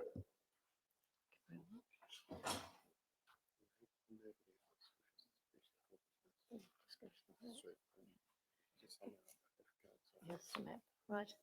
Would you like to sum up, Councillor Harris? Are there any further speakers? No further speakers have come forward. Yeah. Would you like to sum up? Yes, thank you very much. There isn't really much to say. As I stated at the beginning, I think it speaks for itself, and I'm glad to hear that there is support from the Conservative group, and I look forward to, hopefully, an overwhelming supportive vote for this. Thank you. Okay. Yes. Right, fine. We'll go to the vote. Ask for a vote. We're going to go for the vote now, please. Sorry, as amended. Thank you very much. Those in favour, please show. Thank you. Should I ask in case there are? Motion carried. Motion carried. Thank you very much. Motion is carried. Right. Number 8. Motion 8, proposed by Councillor Emma Roberts, and it's pay policy. Councillor Roberts. Thank you, Chair. This is another essential motion, in my opinion, and I want to make it clear it's not aimed at individuals at all. This is about a council having a pay policy that is open and transparent. We had an interim pay policy put forward at the Shadow Authority, and we were told that that pay policy would be amended during the summer months, so the motion allows that to work perfectly. It's absolutely imperative that our residents have got open and transparent views on everybody's appointments. The pay policy and the Localism Act deal with the appointment of exactly the officers that are referenced within the motion. For me, it's a no-brainer. I'm losing my voice, so I'm not going to say any more. I urge people to support the motion. Thank you very much. Wendy Randall, please, to second the motion. Yes, I second the motion and reserve my right to speak, please, Chair. Thank you very much. Speakers, Councillor Beardsworth. Thank you. I will be brief because we're all getting late and we're all tired, I'm sure. But I'm going to support this motion because it sends out all the wrong messages. We've just had the living wage. We've just said we can't afford it by Councillor Longley, basically, as much as we'd like to do it, and yet we can find £1,000 a day to pay in a consultant. I find that absolutely abhorrent, and especially when there were 4 monitoring officers working for the authorities that could have been appointed to do the job. And I just don't understand how this was allowed to be happening. And I hope that the Chief Executive is listening to me. Thank you. No further speakers. Councillor can I ask Councillor, Jonathan, you better speak first before I ask Councillor. Yeah, okay, we're very happy to chip in. Not to say much other than we'll be supporting this motion, really. There is tracking that goes on interim positions and many other things as well, but very happy to go along with this and will therefore be supporting. Thank you. Thank you very much. Councillor Randall, did you want to say anything? No, thank you. I'm just very pleased that you are supporting this motion. Thank you. Thank you very much. Councillor Roberts, you want to sum up? Over the moon that you are supporting the motion, Jonathan, and your group. Still suffering from my disappointment on the last one, but thank you for supporting this. Right, shall we go to the vote then, please? All in favour, please show. Agreed. Are you all agreed? The motion's carried. Thank you very much. Item 17, urgent items. I don't have any urgent items. Does anybody else have any urgent items? No? Well, ladies and gentlemen, then can I thank everybody for attending and for staying the course? Well done. So I declare the meeting closed, and the next scheduled meeting of West Northamptonshire Council will take place on the 23rd of September 2021. Good night, everybody. Safe journey. Thank you, Madam Chairman.